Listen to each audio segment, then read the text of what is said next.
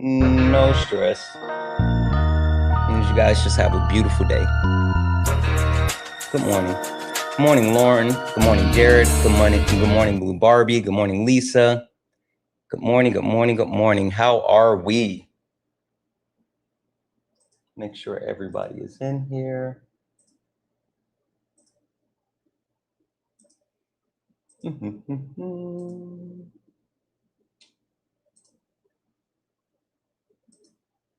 You know, it's funny.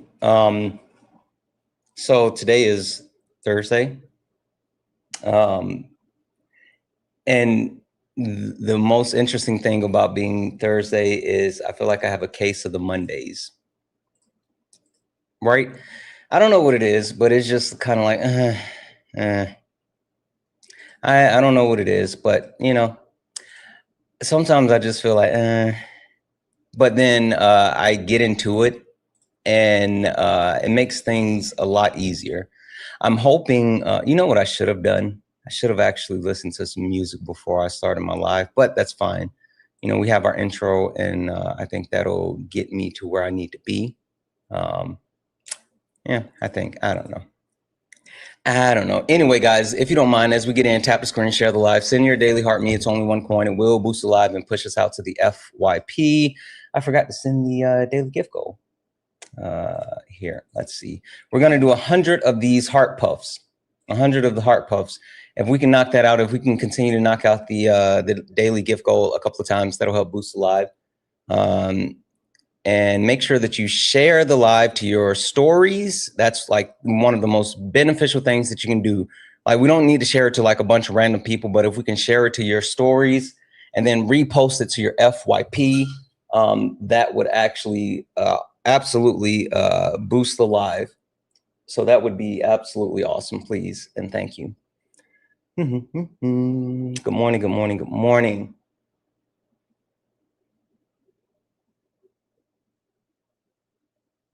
I'm interested to see what today holds.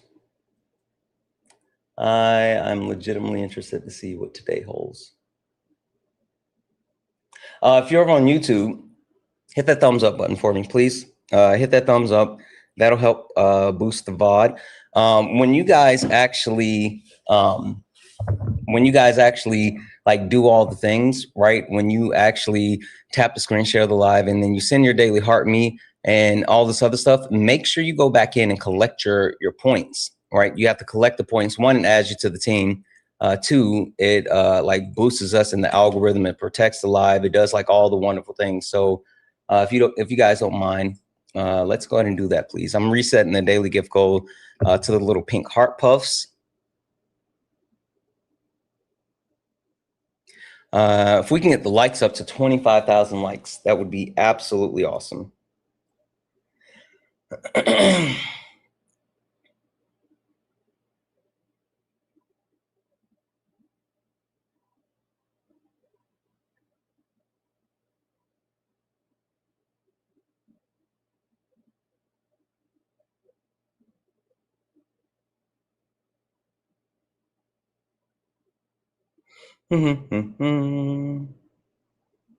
All right, guys, we're going to get started here in just a moment. Only request up if you are a Trump supporter or disagree with anything on the background. We're only looking for some debates. Only request up if you are a Trump supporter or disagree with anything on the background. We're only looking for some debates. If you're friendly, do all the wonderful things. You guys are knocking out the daily gift goal already. That's fucking awesome. Thank you, thank you, thank you. Hello, hello, hello. Good morning.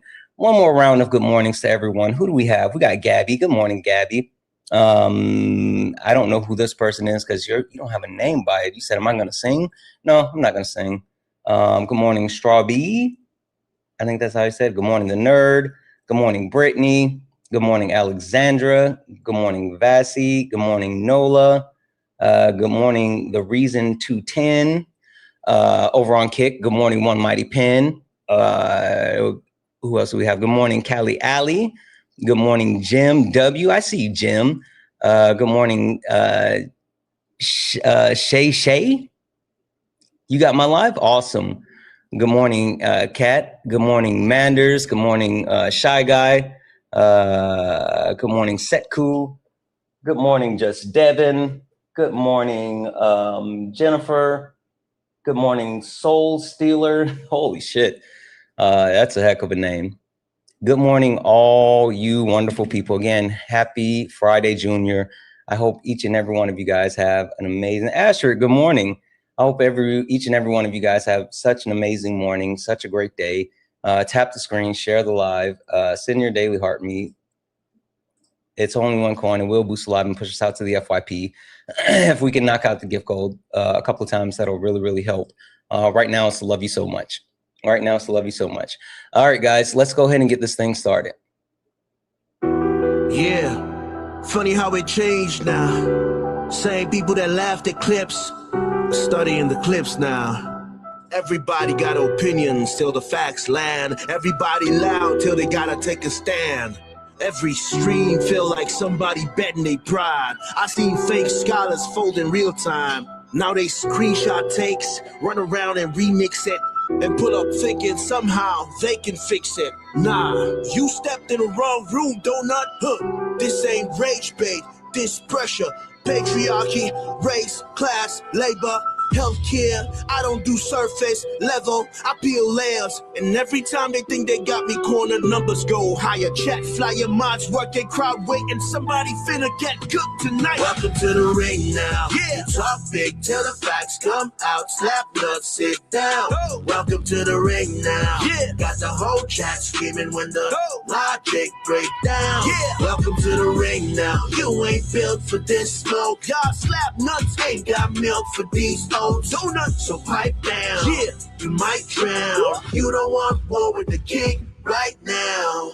I don't debate for applause, I debate for the record. Every false claim get dissected and severed. You rehearsed outrage, I studied the structure. Difference between noise and somebody with substance. You quote tweets, I quote policy. You want moments, I want honesty. You want ego boosts and virality. I want mutual aid and stronger communities. That's the difference between you and me.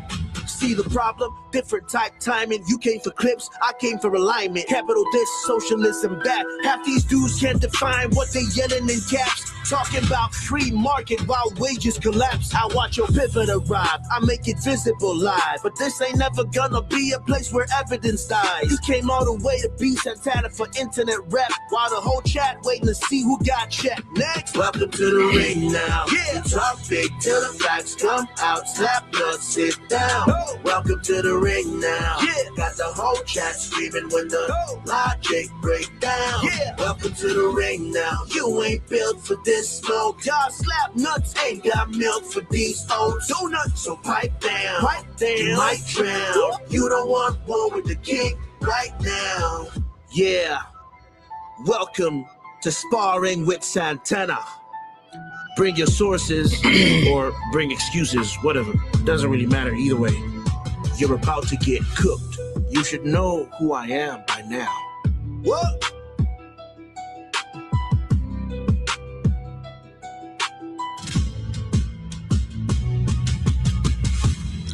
Guys, welcome in, welcome in, welcome in. This is Sparring with Santana, one-on-one debates with Trump supporters or anyone that disagrees with anything on the background. I am Santana. Only request up if you are a Trump supporter, disagree with anything on the background. We're only looking for some debates. If you are friendly, do all the wonderful things. Tap the screen, share the live, send your daily heart meet. It's only one coin. It will boost the live and push us out to the FYP. Hey, Cat Mom, thank you for the heart hands. Also, guys, if you don't mind, please knock out the daily gift goal. Right now, it's the love you so much. If we can knock that out and we can continue to do that, that'll help boost the live and push us out to the FYP. Only request up if you are a Trump supporter or disagree with anything on the background. We're only looking for some debates. Hi, are you a Trump supporter or disagree with anything on the background? Hi, yeah, I am, but I've actually got to go out right now, so I'll jump back in the live in a bit if that's all right. Yeah, that's fine. We're welcome to come back up. All right, sorry, bro. No worries. Have a good one. Only request up if you are a Trump supporter or disagree with anything on the background. We're only looking for some debates. Only request up if you are a Trump supporter. Don, W's in the chat for Don. Thank you so much for the cake. If you're a Trump supporter or disagree with anything on the background, hi. Are you a Trump supporter or disagree with anything on the background? Kay, are you a Trump supporter or disagree with anything on the background? Okay, I'm going to drop you down. Oh, Okay. It sounds like you were just starting to actually speak when I dropped you. I'll send you a request to come back up.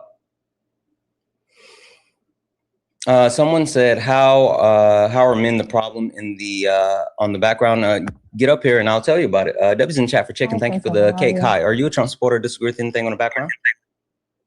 No, I'm not a Trump supporter, but I do disagree with something on the background. Can you hear me? Yeah, I can hear you. Which prompt on the background do you disagree with the most? Where you'd like to start? That the Bible is slavery. I do not agree with that at all. I actually been watching your stream for quite a bit. I'm kind of nervous, so sorry if you hear it in my voice, but No, I you're do fine. respect you. Glory be to God. God bless your stream. God bless you and your ministry. But I do want to say that the Bible, for you to say that the Bible is slavery is an oversimplification. Okay.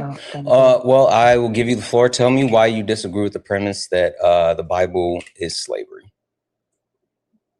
Well, to be clear, Europeans did not invent the Bible. I just want to make that, a clear statement.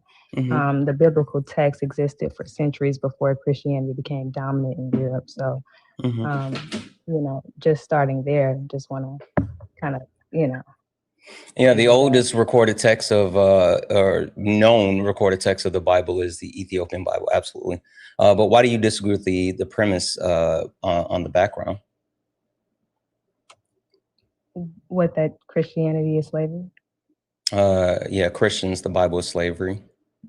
The entire premise overall is that the practicing religion of Christian. I'm sorry.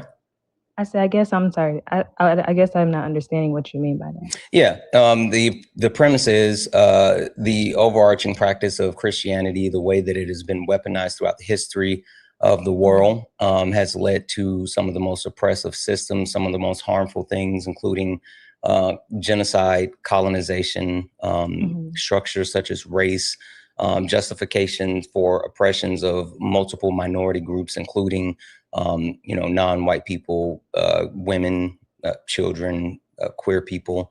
And so people who adhere and hold to the Bible without, one, understanding what's even in the Bible, two, not realizing that the Bible is contradictory, and then three, using the Bible as justification to say that, women shouldn't have rights of bodily autonomy, queer people shouldn't, be able to marry, or, Black people are, should be slaves, or any of these other justifications that's used for like the hateful ideology or bigotry. It's like chaining them to something that not only do they not understand, but it limits their ability to actually interact with people on a human level. Okay. Well, what I would say for that is, if someone wants to argue that Christianity itself is slavery, right? We have to be historically accurate about what Christianity is. So where does it begin, right? Who preserved the biblical tradition?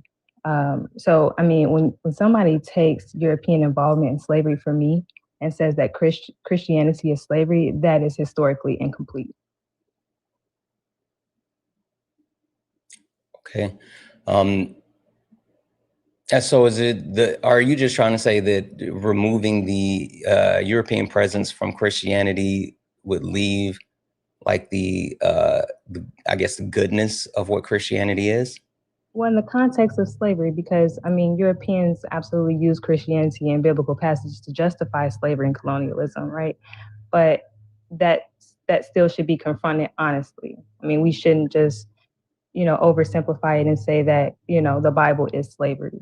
I feel like it's kind of a minuscule point in my opinion. Me saying that it's just a bullet point for the background to get people in here to get the conversation going. The conversation is like the debate, the substance is what you and I are supposed to be engaging in now. So I don't want you to get hung up on the point of it just saying the Bible is slavery.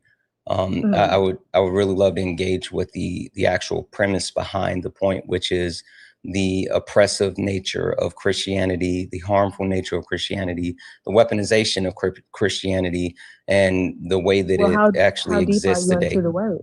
I'm sorry? How deep are you into the word?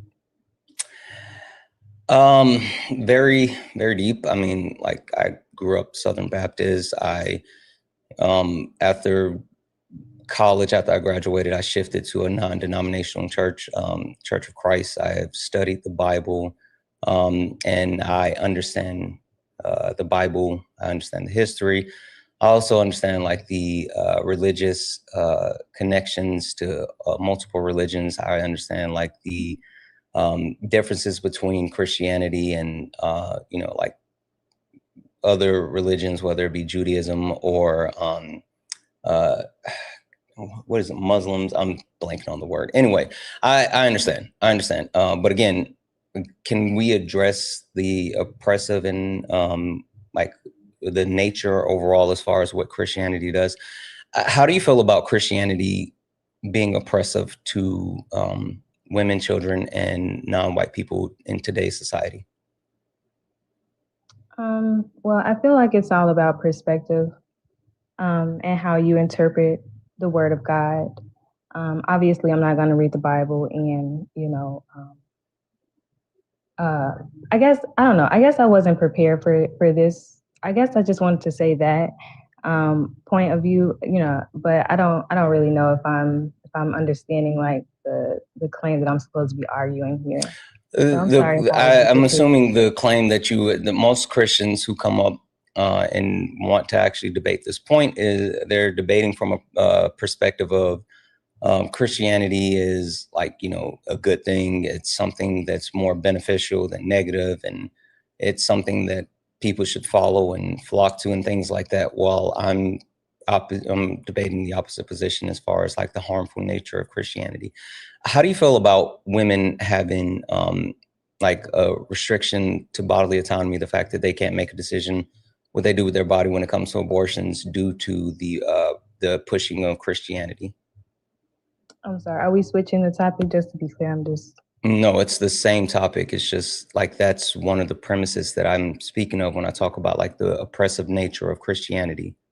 Abortion, women can't access bodily autonomy, and it's been a push based off of Christian beliefs, not anything else. Right. Well, the fact that it's being pushed off Christian beliefs, I would challenge you and say which Christian beliefs exactly. The United States Christians that fought to get Roe v. Wade overturned. Well, obviously, women not having a choice for abortion is bad. I don't think that's a good thing necessarily. I think women should have a choice to choose whether or not they, should get an abortion or not. But then also, excuse me, feel like it should be a cap on it, I guess, because it could be overused in a way where like women are continuously, or men, or well, it just depends on the situation. So let's say that a woman keeps, having sex without, using protection or getting birth control or something like that. It should be a cap on the number of abortions that she gets, because like at that point, I would say that, you should be responsible, enough to make that decision.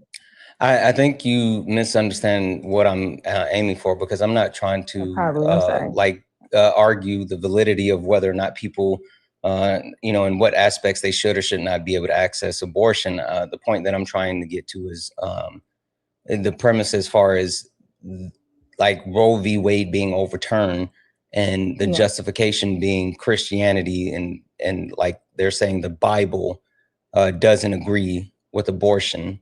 Again, there's nowhere specifically in the Bible where it points out women shouldn't have access to abortion. So the Bible even gives a prescription for abortions. And so since the Bible actually does that, and it doesn't say, people try to equivocate like murder to abortion, which that's not true. And so the Heritage Foundation has been pushing for over 50 years, close to 60 years, to get Roe v. Wade overturned on their right-wing Christian beliefs. And that's where we are. So that's the thing that I'm talking about. The weaponization of Christianity to harm other people, and in this specific case, women. Right. Well, to that, I would just say what I was trying to say is that, like, using a religion to justify like an institution that is like not this, it's not the same thing as like proving that that religion originated from that institution, right? So, I mean, yes, Christianity is being used for that reason, to unjustly push these agendas, but I don't think that, I think we still need to study the origins of Christianity before we say that Christianity or whatever the prompt was, what is it? Christians, Christians, the slavery. Bible is slavery. Yeah. So okay, I feel so like we gotta what study is the your Bible a little history bit of more. the historical text? Where does that derive from? Can you say that again? Your study of the historical text, where does that derive from? Yeah, so my grandfather started me off reading, well, with the Ethiopian Bible, and then You speak Amharic? No, I do not. No. Okay, so was it in English?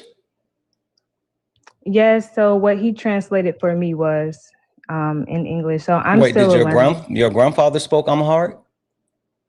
I believe his ancestors did.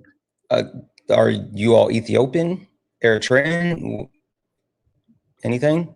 It's complicated, my family, so I'd rather The not. only reason I'm bringing that up is because, like, I mean, I hear what you're saying, but like, unless you're saying that you directly read it in Amharic, then like, one, I think there's already a flaw in the premise of you, like, oh, I studied this, and then two, translating No, I didn't say the I actual said I'm still translation studying it. of I'm not from trying Amharic to to. English. There's a lot of words and sounds in Amharic that don't directly translate to English, and so there's still the possibility of a lot of things lost in translation. And I'm a little confused as far as who translated this and where did they actually get justification for the translation from? Well, that's I guess that's fair. But like I said, I'm still studying it. I just don't agree with the overall that the Bible is slavery. It just How long depends have on you how you're been using. how long have you been a practicing Christian? Well, I grew up in a Christian home, so but I'm 28 years old, so I'm still trying to. How long have you been independently studying on your own to try to understand your belief in your faith? Probably since I was like 22 years old, or 23. Okay, so about 6 years. How well do you think you understand the Bible? Not that well to convince others to become Christian. Like, I'm very humble. I'm not saying that, I know everything, but I was just getting up here to share my opinion is all. No, it's fine. Have you been able to identify the contradictions in the Bible yet? Yeah, those are some things right now that I'm, trying to, overcome. But yeah. So how are you scoring the circle then? How am I? I'm sorry. How are you scoring the circle if you're already admitting that, like, you see the contradictions, you see the holes within the religious text, and you're at least acknowledging that it's there, and you said you're trying to overcome it. Like, how are you doing that? Because it would seem to me, if there's like flaws in what's supposed, do you agree that the Bible is the word of God? Well, to answer your question, I'm going to answer that question too, but it just feels right. I feel like I don't want to give up. It's almost a feeling like I don't want to give up. And then you said, do I feel like, I'm sorry, can you say that? Do you think the Bible is the word of God? Yes, I do. Do you think that the Bible is the complete word of God? No. Well, not, I think it's somewhere out there, but not the version, we have to find that. I'm confused with your statement. Well, because the Bible was translated for over centuries. So it was translated. So that's why I'm saying I don't believe it's the complete word of God, but it is the word of God. Yes. Okay, so at the very least, are you saying that you accept what you have in the religious text now, or like then if you understand that it's incomplete, then how do you know? And you're already admitting that it's been translated. Even like one thing that, did you know that in 1940, I think it was 1946, the company that bought the rights to actually print the King James Bible within the United States made a major change in the Bible? Yeah, I do know that. Yeah. And you understand what that change was, right? If you don't mind, you can educate me. Yeah, it's in Leviticus where they switched the premise behind talking about man shall not lie with man. It was man shall not lie with child. Switched it from the premise of like talking about pedophilia to homosexuality, which was a targeted approach at the queer community. Did you know about that? No, I don't think I knew about that specifically. No. Okay. Yeah, that was like a major shift that occurred in the King James Bible in 1946 with the actual printing company that bought the rights to distribute the Bible. Things like that, right? Understanding that not only there's been multiple translations, right? I mean, it's been translated from Hebrew, it's been translated from Latin, it's been translated like over and over and over. And then there's been things that have been changed, added. There's missing portions. Do you know what the Dead Sea Scrolls are? Yeah, I've heard of those. Yeah. And also they took out the Book of Enoch and just a lot of different things going on. Yeah. So understanding like all of these actual changes and adjustments and things that we're taking out, and just like a plethora of things that have been adjusted when it comes to the Bible, how do you then say that you should live your word by something that is not only, how long after the death of Jesus did they record the Bible? Well, I know that he chose 12 disciples or 12 disciples that he trusted. I forget how long after though. It was about 500 years after the death of Jesus that they started writing the Bible. So that means that there was no one who actually wrote the Bible that was alive when Jesus was allegedly alive, right? So the point that I'm making is there's no quote unquote firsthand accounts. If someone said that's not true, Santana, regarding PDF Leviticus, the hard experience, get in the box, come up here and prove it. I have facts. You can disagree, but I don't care about your feelings.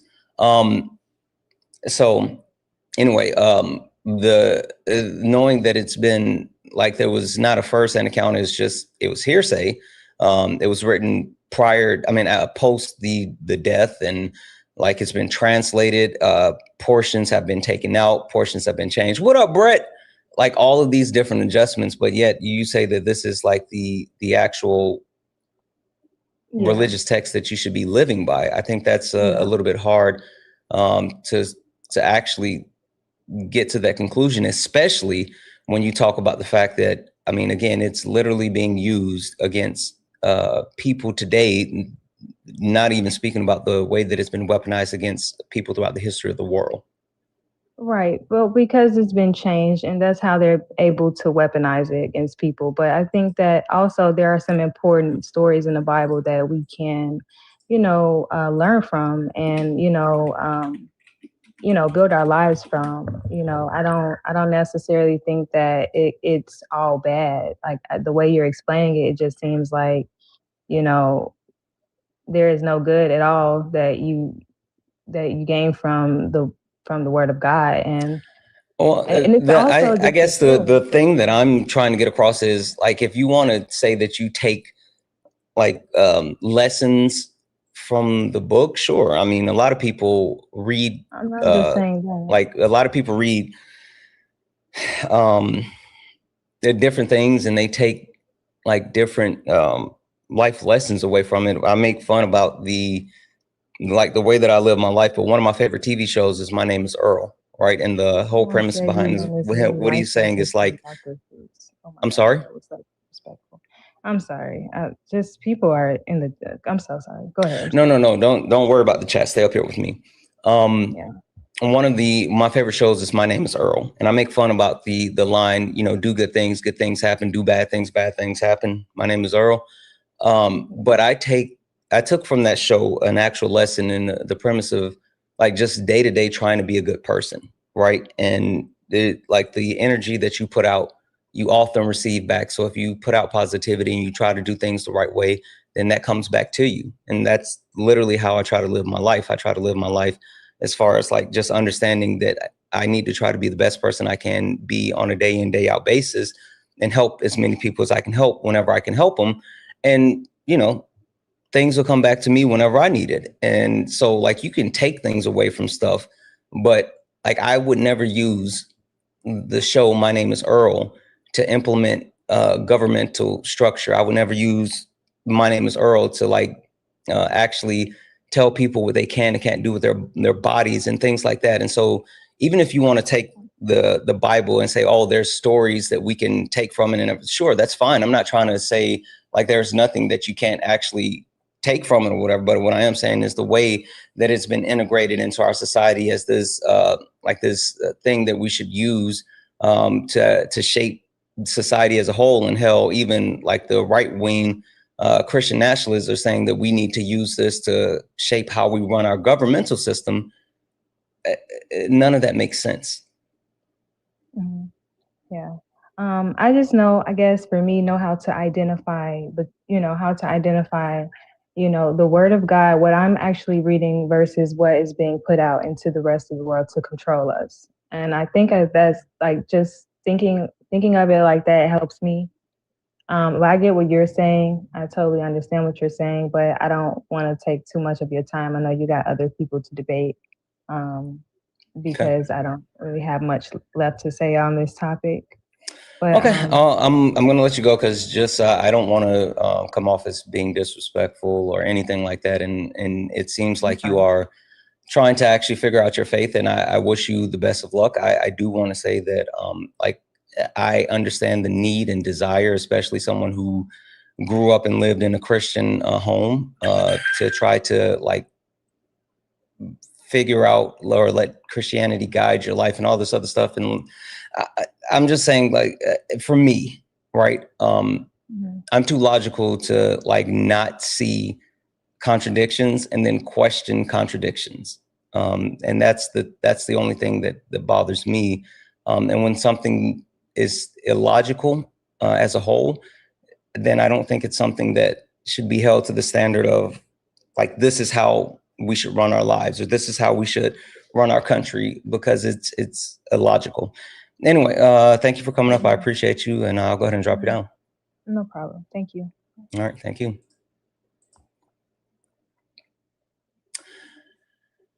Yeah, I don't know. The interesting thing about Christianity for me is the unwavering loyalty. I heard someone say this the other day. I think it was Ari, but said the thing about maybe it was Swan, but the thing about race and racism is, and I kin this to religion and Christianity. It demands blind following, unwavering blind following, because if you start to actually look at it and you start to try to deep dive it and dissect it, you see all the contradictions, you see all the actual things that just don't add up. And if you see that there's so many contradictions and so many things that add up, then there's no way that you can continue to say this is the way to do things, because it just doesn't make sense. Right. That's the issue with that. W's in the chat for a dose for the $9.99 super chat. Say good morning, Chocolate Thunder, and chat. Cook these snowflakes. You know we will. W's in the chat for Cat for the $5 super chat. Say also the Bible is used to keep women from leadership and push a push to keep us from voting. Facts. And that's what I'm talking about. Those are the type of things that I have such a huge issue with. W's in the chat for Pat for the $5 dono. Oh yeah, I know him, Pat. No, not only do I know him, I personally know him. We text. His number's in my phone. Absolutely. Debbie's in the chat for Pat for the $5 dono. It looks like we're all caught up, guys. If anyone else like to support the live, you could do so. Cash App, PayPal, Venmo. Pay links in the link tree in the bio. Santana speaks to you. Santana speaks for you. Santana speaks for you is the best way to support the live. If you're over on YouTube, you can send a super chat, and I will read that out, guys. Only request up if you are a Trump supporter or disagree with anything on the background. We're only looking for some debates. Only request up if you are a Trump supporter or disagree with anything on the background. We're only looking for some debates. America, we have some unpacking to do. And when I say unpacking, I'm talking about a multiple of things. Men, we are the problem. Let's talk about it. Republicans, you hate our country. Let's talk about it. Capitalists, your system does not work. Let's talk about it. White people, racism is your problem. Let's talk about it. And last but not least, Christians, the Bible is slavery. Let's talk about it. Only request up if you are a Trump supporter or disagree with anything on the background. We're only looking for some debates.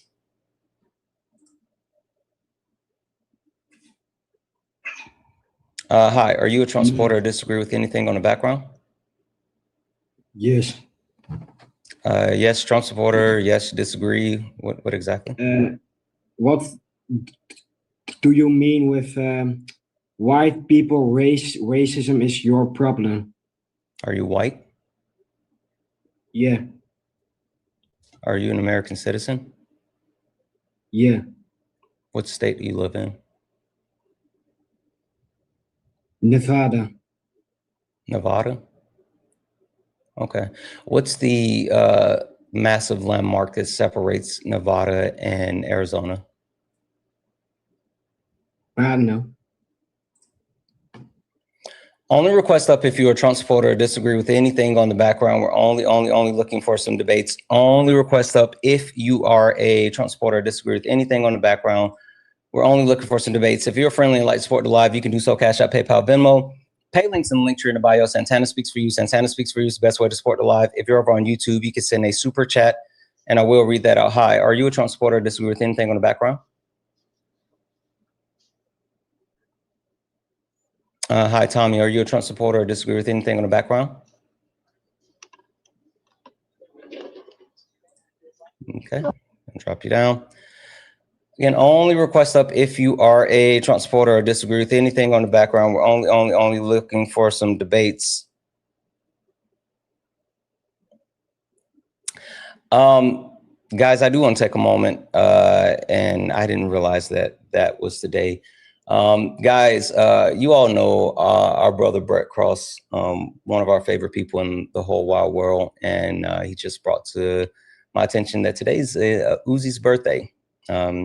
His son, one of the many children that were taken away with what happened in Uvalde, Texas, someone that we all love, someone that we all know for a fact that it was something that was avoidable. We don't talk enough about like how the United States of America, we have this obsessive gun culture, and understanding like the shift that could easily be made that would save so many lives and allow people to actually continue to have their quote unquote guns and all this other stuff. It's horrible. It's heinous, but I just want to say, make sure you guys stop by, show Brett Cross some love. Make sure you guys hug your babies today, right? Appreciate the people around you, because no one should have to live through what Brett has lived through. I mean, I say this often. One, I don't think I would ever have the strength to do what Brett does. And two, the fact that Brett does this in order to ensure that our kids don't go through the same thing. So make sure you guys show Brett some love, and make sure you guys show Uzi some love as well. Hi, are you a Trump supporter or disagree with anything on the background? I disagree with the Bible is like slavery part. I'm wondering, is it okay if I'm not American? So I just want to be like upfront about that. Sorry if my voice is shaking. I'm like very nervous. No, you're fine. For TikTok purposes, how old are you? I'm 19. 19. Okay. Well, I'm willing to hear you out. And you understand the premise of what I'm saying, right? Not actual physical slavery, but what I'm saying when I say that, right? Yeah, I do get it. But I also think that there is like this discrepancy kind of understanding, first of all, what the when we're talking about the Bible and slavery, people often bring up like the laws in like the Torah, like the Old Testament, quote unquote. So I think that that's especially like the argument that those verses are specifically like making a not a point, I mean like a case for slavery, instead of there being like so many different types of laws and like regulations about how like people should treat each other and how long a person can even be held in like indentured servitude. I do I'm not also even understand that it actually has been like talking about weaponized. the actual like premise of slavery. I'm not even talking about like, you know, actual slavery. When I say that, what I'm talking about is the unwavering alliance to the premise behind Christianity that keeps people locked in bigoted beliefs, that has been used to justify racist beliefs, that has been used to overwhelmingly harm and marginalize so many different people. So I'm not talking about chattel slavery. I'm not talking about indentured servitude. I'm not talking about physical bondage. I'm talking about the mental aspect of it that's been used to harm so many people. Yeah, so I did like understand that, but what I'm basically saying is that this is like also that type of mentality, like how people treat each other based on like the Bible and how like Christianity has been weaponized. I do also think that that is, in a way, when you take such a large like mosaic of texts of like commentaries and stuff, and then you just strip it down to the like the very like bare bones of it, and then try to spread it like forcefully. That is also like the kind of natural conclusion of that, in a way. Like it ends up being very violent. But then also I think that this type of like premise is, it's also very like there's a lot of misunderstandings on both sides. But then also like I would like to talk about like abortion, if you're up for it. I've never I have never debated anyone on any of my accounts. Yeah, so I don't debate abortion. Like I'm a Okay. man without a uterus. I don't see any value in me debating abortion. And also, like, I think abortion is a human right and should be left up to like the mother and their doctor. It has nothing to do with me. And so, like, the only thing I advocate is for women to have access to that's bodily actually autonomy. like very valid though.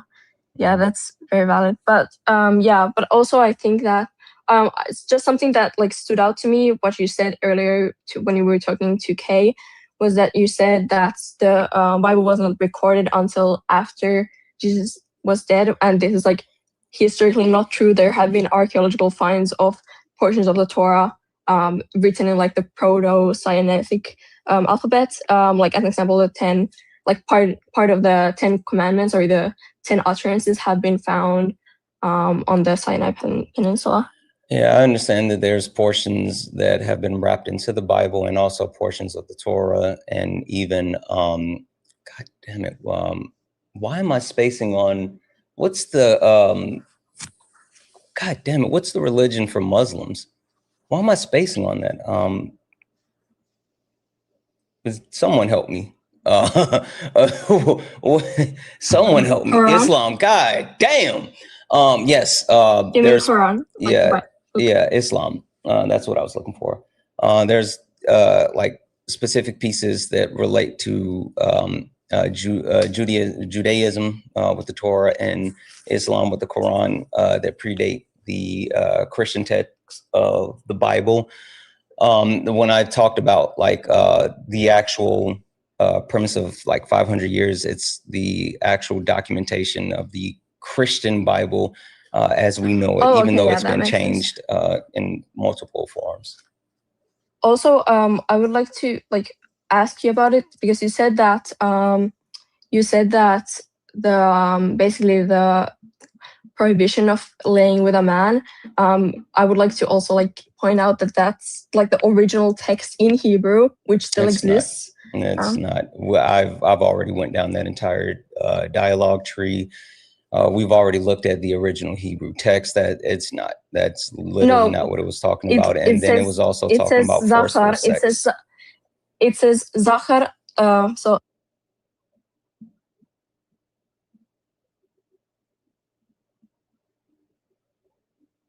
if you're speaking and you're out of the app, I can't hear you.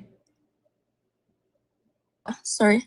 No So Zachar letishkaf mishkovei isha, which, and Zachar it's not the general word for like a man or a boy, because a word for boy is usually bechor, or like a word for like ben, like that's the usual word for a smaller boy.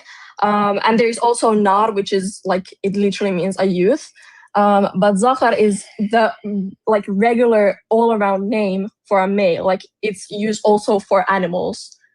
Yeah. And then like for tax collection stuff. I spoke with someone about this a few days ago. We went down the entire dialogue tree, including pulling up like theologians and studying in like historical texts, and we looked at translations and studying that had been done by Cambridge, by I think it was Harvard or whatever.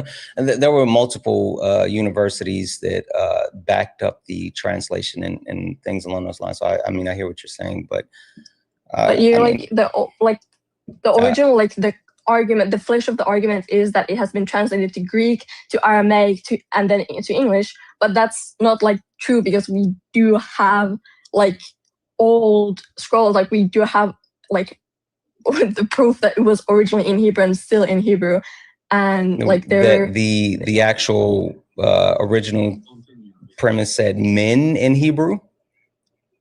No, it says Zachar, which means male. It's just okay, like a right. regular. And again, I mean, like I said, I mean, I hear what you're saying, and I obviously don't speak Hebrew, but I do lean on empirics, and like all of the other case studies that I've seen from academic institutes and theologians align with the actual translation that I'm referring to. So unless you have like some type of peer-reviewed data source that we can look at that would actually dispel what that, is the then translation, like translation?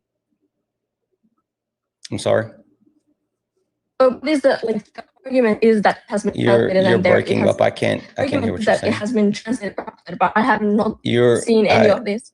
Hi, Leah. Oh, you're breaking up really bad. Also, I can't hear you. Like I'm not hearing anything you're saying. Hold on.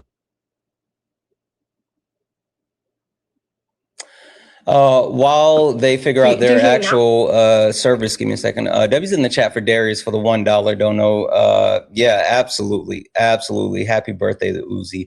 Debbie's in the chat for Lucas for the $1 donation. Yes, this is the right Cash App. Thank you so much, and I appreciate the fact that you're willing to say you learned anything from me. Holy smokes.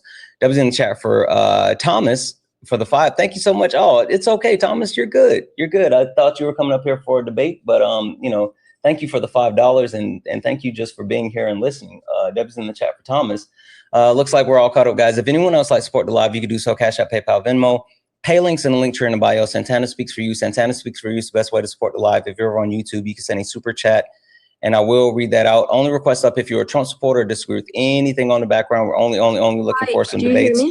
Yes, give me a second. Only request up if you are a Trump supporter, disagree with anything on the background. We're only looking for some debates. If you are a friendly, keep tapping the screen, share the live, send your daily heart me. It's only one coin. It will boost the live and push us out to the FYP. Also, can we knock out the finger hearts? The finger hearts is the daily gift goal. So please, please, please knock that out. Last but not least, if you're over on YouTube, make sure you hit that thumbs up button. Hitting that thumbs up button will help push the VOD out and get more people in here. Speaking of YouTube, if you're over on YouTube, Twitch, Kick, Instagram, and you would like to debate me, guess what? You can do so. You do not have to leave where you are. The only thing you have to do is click that link that's in that pinned message, or you can even, I'm going to drop the link in the chat. You can just follow the link in the chat as well. All right. Are you here? Is the connection any better now? It sounds a little bit better, but you have bars. Is it any bit better?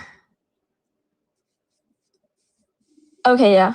So also people in the comments are saying, "Oh, she must be Israeli." I'm Don't worry literally about from Finland. don't worry about the comments. You're up here on the panel with me. The question I had is, do you have any type of any type of peer review sources that would negate the things that I'm saying? Because again, the actual theologians and academic studies that I reviewed don't agree with you.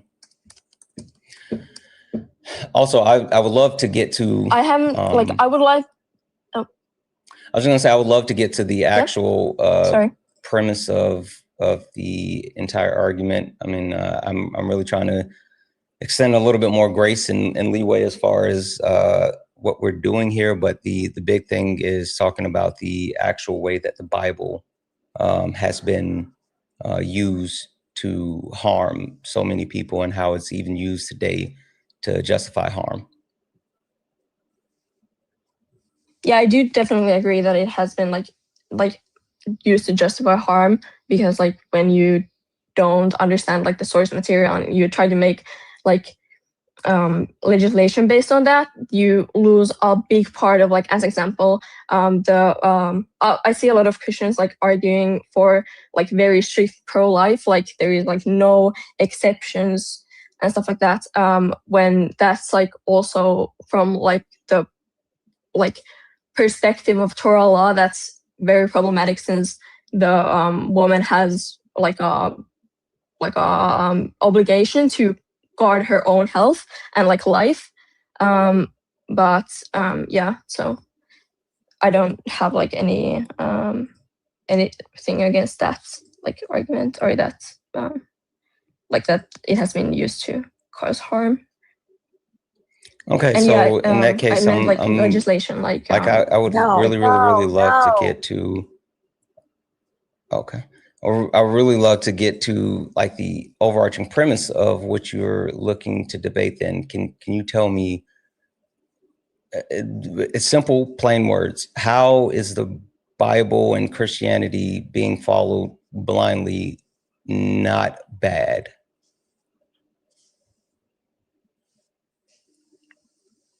That's I didn't really want to like sorry, I'm taking up your time now, but like the main thing was that I felt like you maybe were like misinformed on some things, but maybe I do also have some learning to do from like more secular perspective of things. But then like if you do have any like recommendations of the stuff that you have studied about, like the thing about the Torah being changed.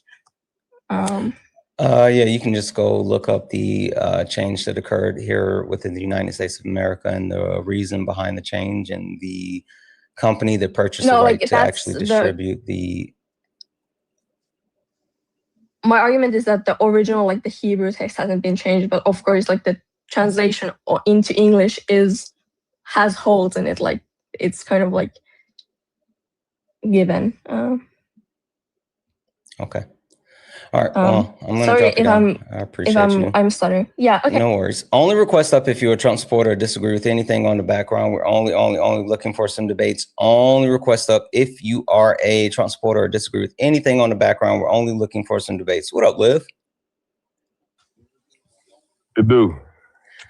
Yeah. How's everything going this morning? If you can get through there, you can pour right here. It's going good, brother. Just PDs and getting ready for doing grade books and all of that stuff. Okay. You know, what's going on with you, brother? Looking for some debates. I don't know. It seems like people are having a little bit of a issue with like engaging with substance this morning. I don't know what's happening. I'm a little confused as far as like how these things are going. It sounded like you were doing something. Did you need a second, or? No, actually, I'm good. I just wanted to say, man, big shout out to you. Thank you. No. I mean, like, did you need a second before you, I kind of speak on a couple of things that I was going to tell the chat? Oh, no, about? Go ahead. Do your thing. All right. Perfect. Well, first and foremost, one more time, guys, only request up if you're a Trump supporter or disagree with anything on the background. We're only looking for some debates. America, we have some unpacking to do. And when we say unpacking, it's unpacking in multiple points. Men, We are the problem. We absolutely need to address the fact that men are the ones perpetuating the most amount of harm while receiving the most amount of benefits. And that's an issue. So we have to address it. Number two, Republicans, you hate our country, period. Now they've been engaging with the substance TP. If that's the case, then come up here and tell me about it. I got you muted and I'm sending you a request, TP. Come up here and tell me how any of them have engaged with the substance. Don't worry, I'll wait.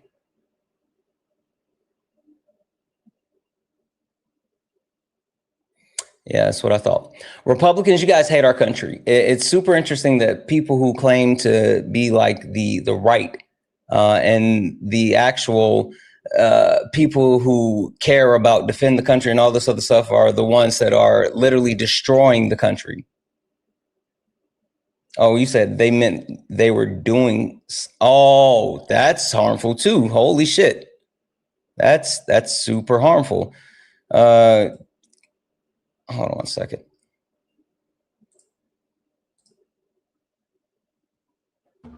Yo, what's good, Santana? How's it going, KB? Did you come up for a debate? I actually wanted to, real quick, a proposition in replacement of debates, doing like some kind of like educational program. Yeah, we do that. We have late nights with Santana. We've been working on our rollout of the things that we're going to be doing.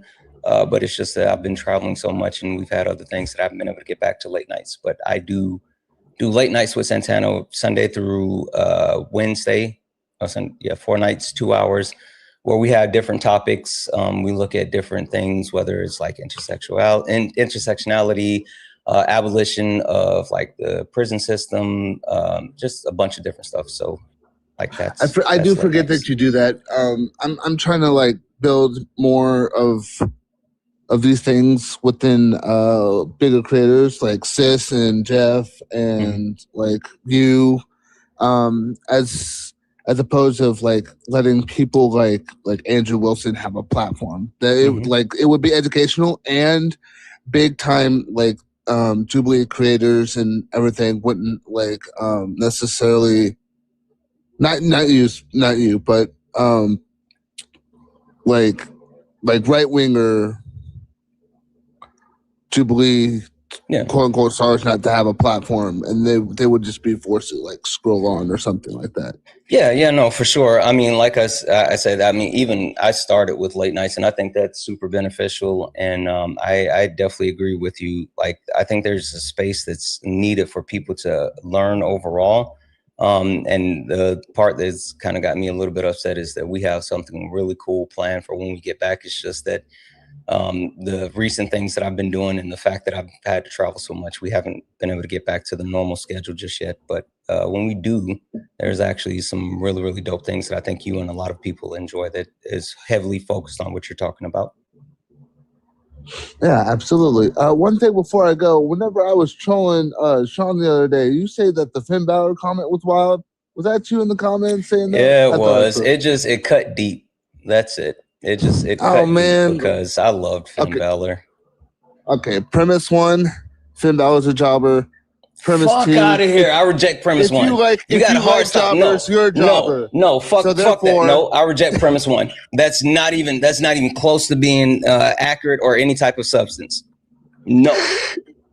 We can save this for another day because I know you got debate to do, but I can smoke you on this one. I can get you on this one. You got me on politics all day, but no, because then we'd have to talk about before he was like Finn Balor, when he was Prince Devlin, and then when he came to NXT as well. Like, there's no way he was a jobber. I mean, sure. I mean, within the transition from New Japan, but can you argue that he did more in New Japan than he is right now? Yeah. With the Bullet Club? That's all I'm saying. Like, yeah, but see, now you're talking about like what happened post-injury, but pre-injury is the inflection point, right? We would have to talk about pre-injury versus post-injury. So, you mean the injury that he had for the Universal title? Yeah, the shoulder injury when he won the title and then had to give up the belt. Oh, it was shoulder injury. Sean was trying to figure that out. Yeah, I couldn't remember either. All right, man. I'll let you. Go ahead, drive me down. Appreciate it. All right. I appreciate it. Yeah, have a good Guys, again, only request up if you're a Trump supporter or disagree with anything on the background. We're only looking for some debates. Only request up if you are a Trump supporter or disagree with anything on the background. We are only looking for some debates. If you're friendly, tap the screen, share the live, send your daily heart me. It's only one coin. It will boost the live and push us out to the FYP. Also, if you'd like to support the live, you can do so. Cash App, PayPal, Venmo, pay links in the link tree in the bio. Santana speaks for you. If you're over on YouTube, you can send a super chat and I will read that out. Guys, FYI, Liv is up here and we're going to talk about it a little bit more in just a moment, but Liv is up here. Liv is a teacher and Liv is doing a back to school drive, which the link, he has a Amazon wish list where you guys know teachers have to come out of pockets to actually pay for those school supplies, which fucking sucks. Like, our country should be taking care of our students, our teachers. They should be well paid because they're literally shaping the future of America, but they're not. And often teachers have to make ends meet on their own. So Liv, who is a teacher who is helping shape the youth of our country, has an Amazon wish list that if we could help, that would be amazing. So make sure you click on the link in Liv's bio and you'll see the Amazon wish list. School starts back for them next week, right? School starts back next week. So if you guys can go in there, I'm going to have Liv talk about it a little bit more, but I wanted to let you guys know while we're doing all the wonderful things, while we're taking care of people, make sure you go check out that link for Liv. And please, please, please, if you can do anything for his students, he's in the classroom right now. Holy smokes, he's in the classroom right now. Please, please, please go ahead and do that. Hi, random guy. Are you a Trump supporter or disagree with anything on the background? I do disagree with one thing. It is racism is white people's problem. Not because, like, you know, we didn't perpetuate it for the most part, but because now I feel like racism is more so like, I feel like it's not that it shouldn't be mainly or focused with humans, but I feel like a lot of other races like on the earth are more so looked down on and seen as lesser than humans when they have similar, if not higher intelligence. And I feel like that's, you know, a problem at least. I was just wondering if you had any thoughts on that. No, I have no thoughts on that. I'm talking about racism as how it exists within our society. The thing that to keep disenfranchising Black people and non-white people, and the systems that lead to the death of people, the actual incarceration of people, the unjust treatment of the people. That's what I'm talking about. I'm not talking about other species and all this other stuff. I don't care about that. My bad. Anyway, I agree with most of the things you say. That was really it. You just have a good day. My bad. Only request up if you're a Trump supporter or disagree with anything on the background. We're only looking for some debates.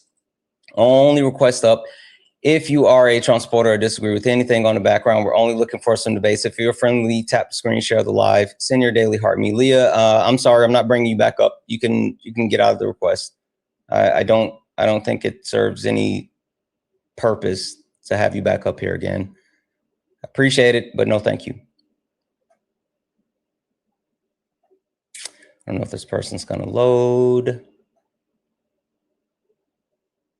Stroop, if you are still here, if you can hear me, you can go ahead and request back up. You did not load in. W's in the chat for Danella for the one. Yeah, I'm not big on saying that. Like, I honestly, I don't care. As long as people are over the age of 18 and they can put together some type of argument, I'll debate them. I don't really care about anything else. XILO or whatever it looks like, you've been yip yapping in the comment section for too long. Guess what? You are muted for the entire live, so you don't get to speak anymore unless, boom, you accept that request I just sent you. Go ahead and accept that request.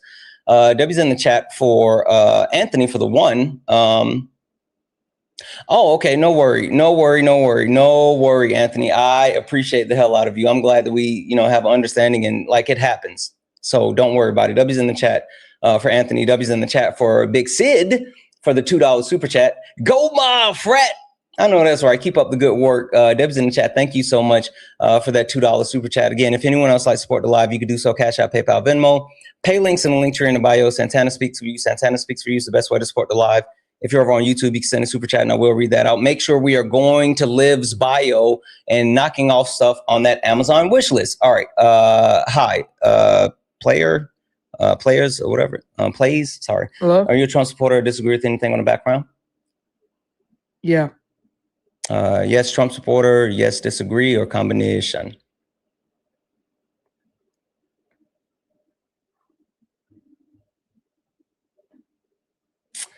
Yeah.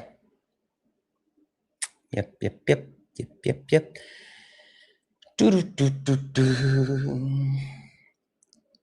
Guys, if you don't mind, keep tapping the screen. Let's go ahead and get the likes up. We aren't even at 100,000 likes yet, which is super interesting. I don't understand that one. Let's go ahead and get the likes up.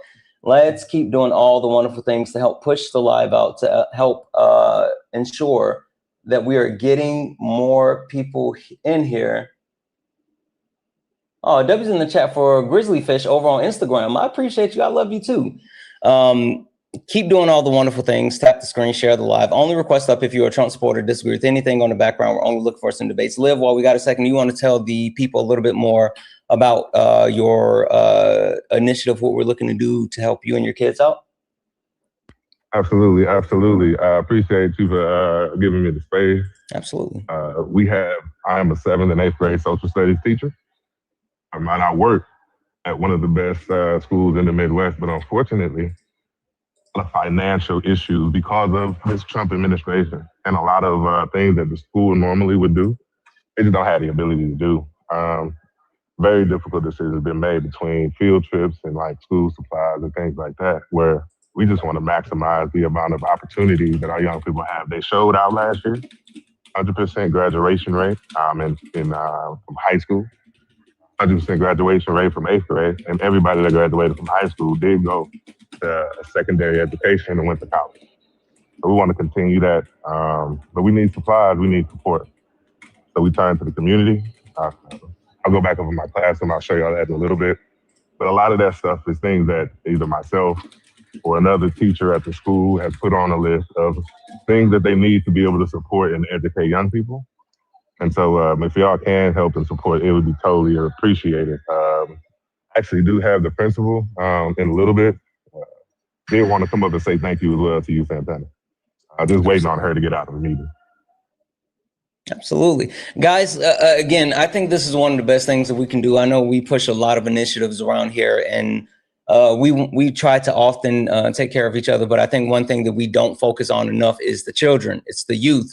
It's the people that are our future. And so I also feel like it's not talked about enough how teachers are underpaid, overworked, and then expected to make miracles happen, right? They're like the parents that all they have are noodles, ground beef, and a couple of seasons, and they have to make 5 different dishes off of that. And so if you can do anything, all you have to do is click the link in Liv's bio. Liv is a teacher. There's an Amazon wish list. If you can knock anything off of that Amazon wish list, that's something that he won't have to come out of pockets to make sure that his children and his classes have. It's something that, you know, the children who may not have, you know, the ability to get these certain things, that's something they don't have to worry about. It's something that'll remove a barrier from children being able to be educated. And I think that's so very important. So if you can do it, if you can knock anything off that Amazon wish list, please do it. Please do it. W's in the chat as well for Catherine for the $10 donation and just sent the love and no message. I appreciate the hell out of you, Catherine. Again, guys, keep tapping the screen, share the live. Only request up if you're a Trump supporter or disagree with anything on the background. We're only looking for some debates. I do want to say this. I know the last guy kind of actually, I'm assuming that he was trying to make a joke about the like white people, racism is your problem. But the thing that I have like a big issue with is when people don't really understand what that actually speaks to. You got to love this guy's grift. David, come up and tell me about it. Oh, David, you're such a fan. You're always here. Dave, I'm sorry, not David. Dave, you're muted, bub. Come up here and tell me about the quote unquote grift that you have to love. You sound like a hater. I feel like that's all it is. You just hate me because you ain't me. But it's okay.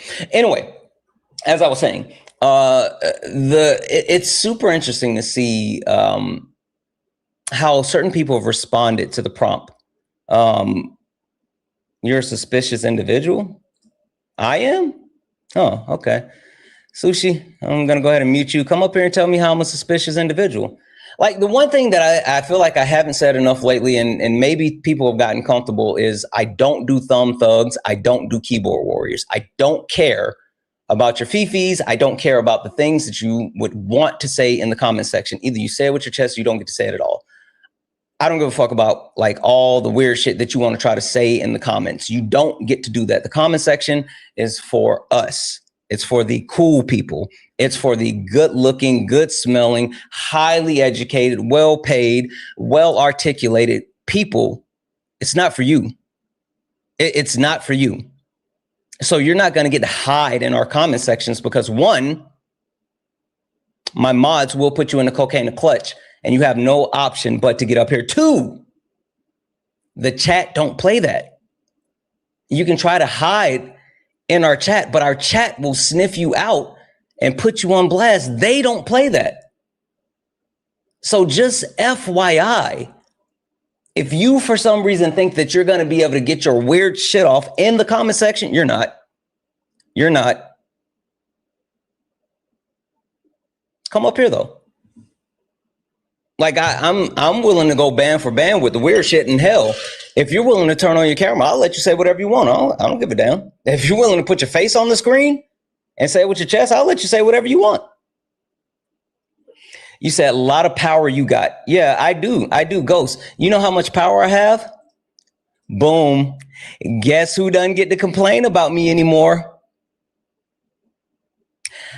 Guess who doesn't get to cry anymore? Don't you cry no more.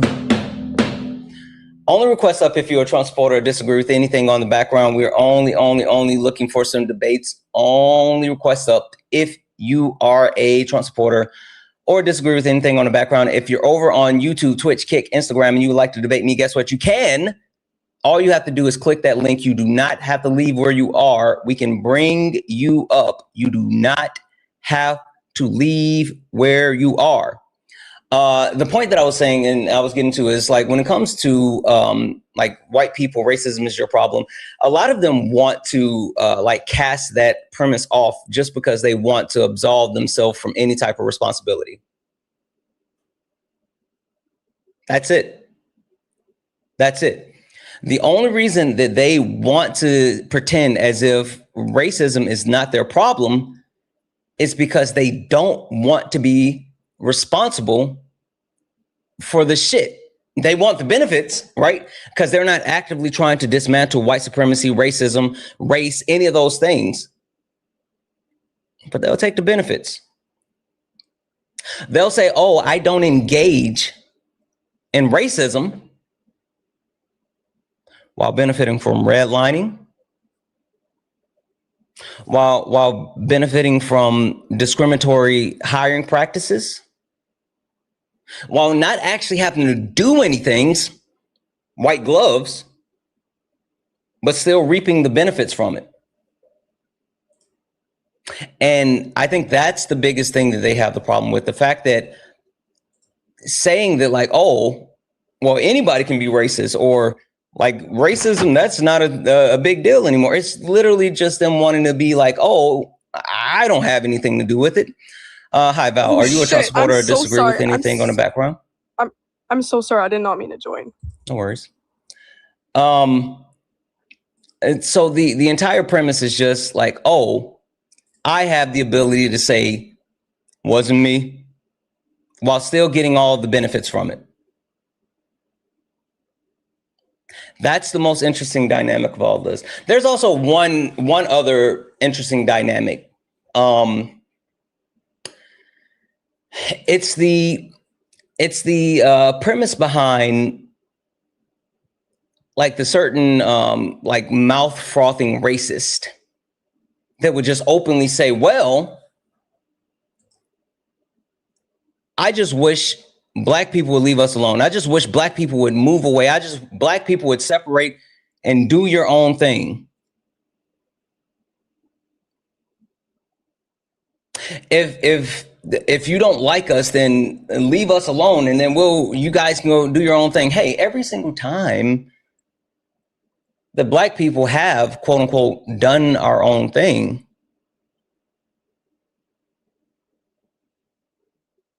Black people have ended up dead. So I just think that's it's so hypocritical.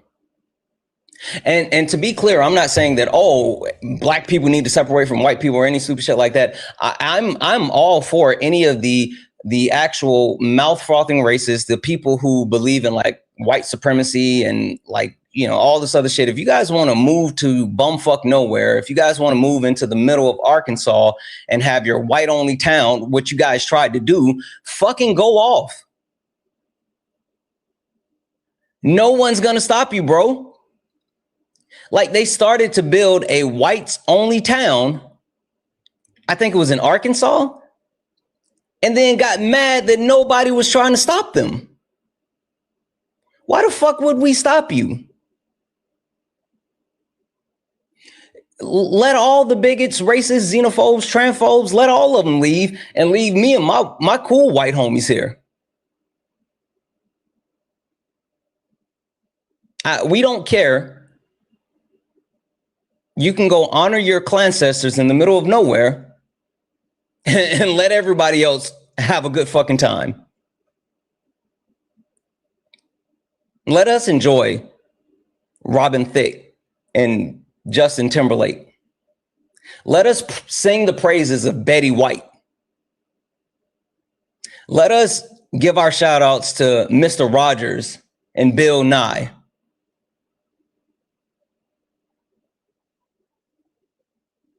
You not JT? What the fuck happened with JT? B? Robin Thicke is problematic too. Holy shit.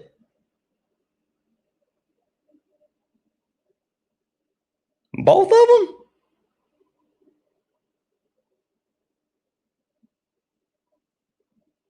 Oh, fuck it. Yeah, Miss Rachel. Shout out to Miss Rachel. Anyway, that's just the interesting part to me, right? It's the interesting part to me as far as like the people who, it's twofold, right? It's twofold.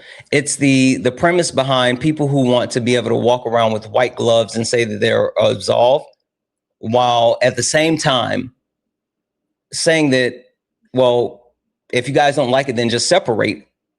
But then as soon as there's any type of separation, then there's a problem. Also, I do want to talk about Miss Rachel for half a second.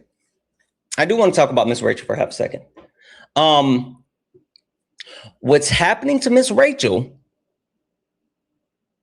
in case you don't know, Miss Rachel called out multiple injustices that are happening to Black and brown people, right?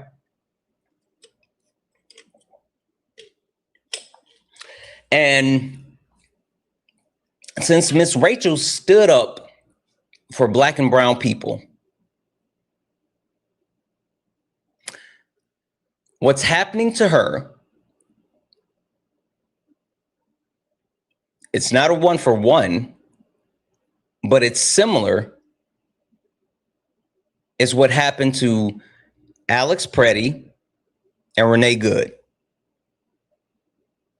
And you guys may be saying like, Santana, what are you talking about? That's a weird statement. Alex Preddy and Renee Good got murdered. They were killed by ICE. No one's threatening Miss Rachel's life. Don't worry, I got you. Don't worry, I got you. Understanding what's happening to Miss Rachel and understanding what happened to Alex Preddy and Renee Good is understanding whiteness and white supremacy. See, the thing is, white people have white privilege. And when I say white privilege, I don't mean that they are, just blessed with gold and riches. They're not just blessed with the ability to, break laws or any shit like that. The only thing that I'm saying is what white privilege is the ability to move through society without the additional barriers of race. All right. They don't have to fight through the additional barriers of race. Life can still be hard. Hell, life will still be hard, but it's not going to be due to race. That's why when people try to say, well, I grew up poor in the quote unquote hood, well, that's class reductionism. And there's still a difference between being poor and white and poor and black, right? There's still a huge difference, but white people have access to white privilege. And one of the key tenets of white privilege is not knowing that you have white privilege, right? That's one of the key parts of white privilege is not even knowing that you have it. Now, what happens is when anyone with white privilege tries to interfere with the upholding of whiteness. And if I'm losing you on this one, then you got to go back and study. You got to understand what I mean when I say whiteness, because race is a social construct. Whiteness in the hierarchical system sits at the top end. There's always been the maintenance, as Sala would say, to ensure that whiteness stays at the top of the hierarchical system. And the way that they ensure that whiteness stays at the top of the hierarchical system is through white supremacy. Right? Right? So anytime anyone tries to come between keeping whiteness at the top of that hierarchical system, white supremacy is weaponized against them. So when we talk about Alex Peretti, Renee Good, Miss Rachel, they have white privilege. But when you are someone with white privilege and you put yourself between upholding whiteness in marginalized communities, if you are white and you are stopping the upholding of whiteness at the top of the hierarchical system, then you lose access to white privilege. And when you lose access to white privilege, it does not matter if you are a blonde hair, blue-eyed white woman, they will shoot you in the face in broad daylight. It doesn't matter if you are a registered gun owner that's a white man, they will shoot you in the back multiple times. And it does not matter if you are the bastion of education, the bastion of youth, the bastion of teaching our future rightness, they will strip away every bit of access and voice that you have. And I need to make sure that people who want to be accomplices know this, and accomplices, this isn't just speaking to white people. Because to be accomplice to a marginalized community means that you're willing to actually use your privilege to protect marginalized communities and uplift their voices. And so to be an accomplice is to be willing to give up your privilege at any point. So white people, if you want to be an accomplice, just understand that to continue to uphold whiteness, they will try to strip you of your white privilege because you're either allowing the continuation, the structuring and maintenance of whiteness, or you're one of us.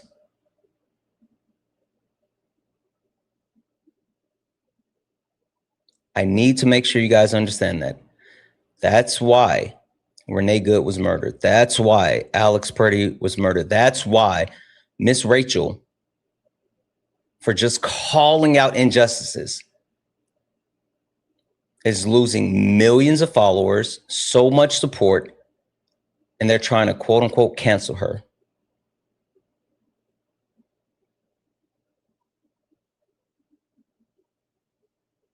Because she used her privilege to stand between whiteness and the marginalized communities that have to be disenfranchised to uphold whiteness.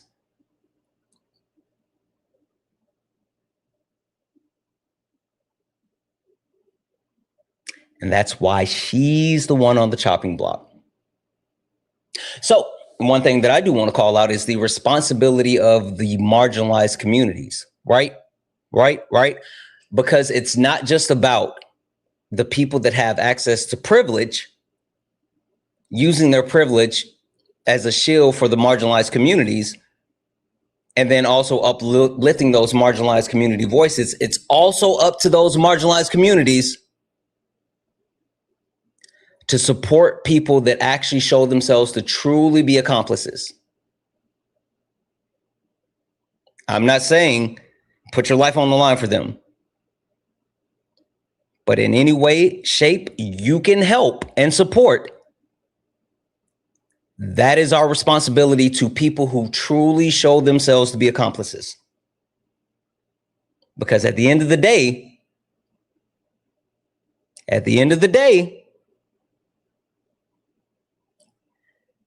it's about solidarity. It's about solidarity. It's not about race. It's not about gender.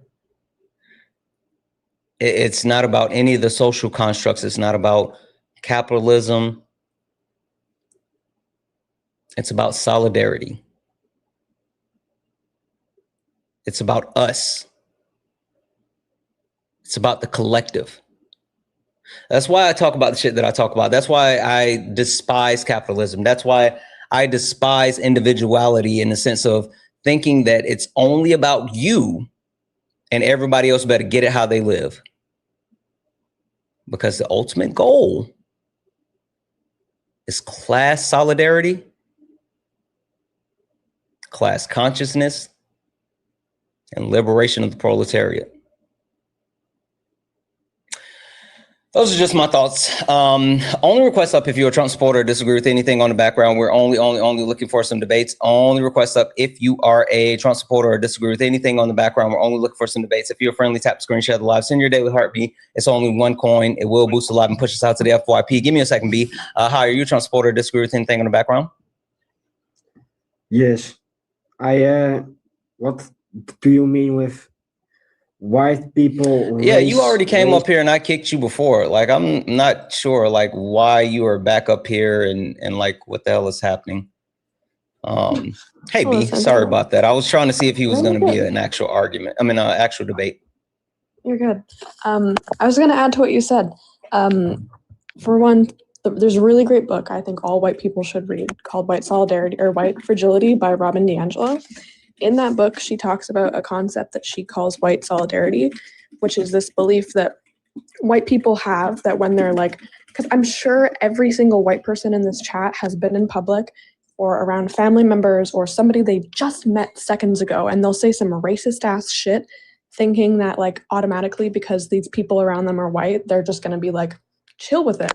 And one of the things that I need like everybody in the chat to commit to is when someone like that, a family member, a stranger, someone you just met, one of your friends, does something like that around you, like says some racist thing, just thinking that because you're white, you're going to be fine with it, make them uncomfortable. Make them as uncomfortable as you possibly can.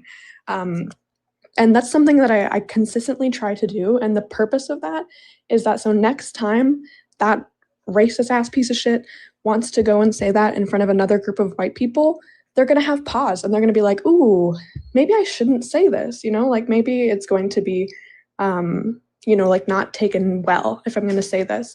And then maybe they might even, like, if they have that part of their brain unlocked, maybe even start to like introspect on that, but that's asking a lot of them. But make white people, when they say that foul shit, uncomfortable. And that's like even a bigger reflection of what Miss Rachel is doing. She's speaking out as a white person, making, white people that think that Miss Rachel shouldn't be talking about racism uncomfortable. Do that in your everyday life. When you just have some person come up to you and say something, like, I don't know, I was sitting on a plane one time, and it was like to a city that has, a large racial minority population. And I was sitting beside another white person on the plane, and they're like, did you notice we're like the only white people on this plane and we get sat beside each other? And I was like, what a weird thing to say. Like, I didn't even, you notice that? Like, it's just the strange things that white people like that do, make them feel uncomfortable about it. So it'll give them pause next time they go and do it. And they might get mad at you. There's a very good chance they will. But, we can take that. We can handle that. So that's my message. Yeah, no, and like to kind of double down on what you're saying, B, like, I think that's important for anyone who wants to claim that they are seeking to be an accomplice, right? Anyone. That's why, like, when it comes to like certain things that I do, and I'll give the example of like twofolds, right? When B's live, I try to like be respectful, and I don't like to request up on any of my like women or femme presenting friends' lives without their permission, right? Because fuck it, I'm just gonna say it. When I do, you guys kind of, not you guys, but some people do like weird shit. And when I say weird shit, I mean like me being on someone else's panel and then you like spam shit towards me. Like, that's weird. It's about the person who's live I'm on. But it turns into like this weird thing, and I never want to actually take away from the person whose panel I'm on, especially if it's a woman or femme presenting person. And so when there's an opportunity for me to come up, whether it's like B or Ari or Sean or Kinsey or whoever, and I get to actually like directly in real time correct another man.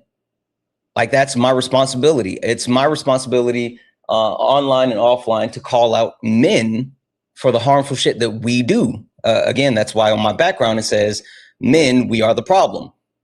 But that's my responsibility. I have to do that. I have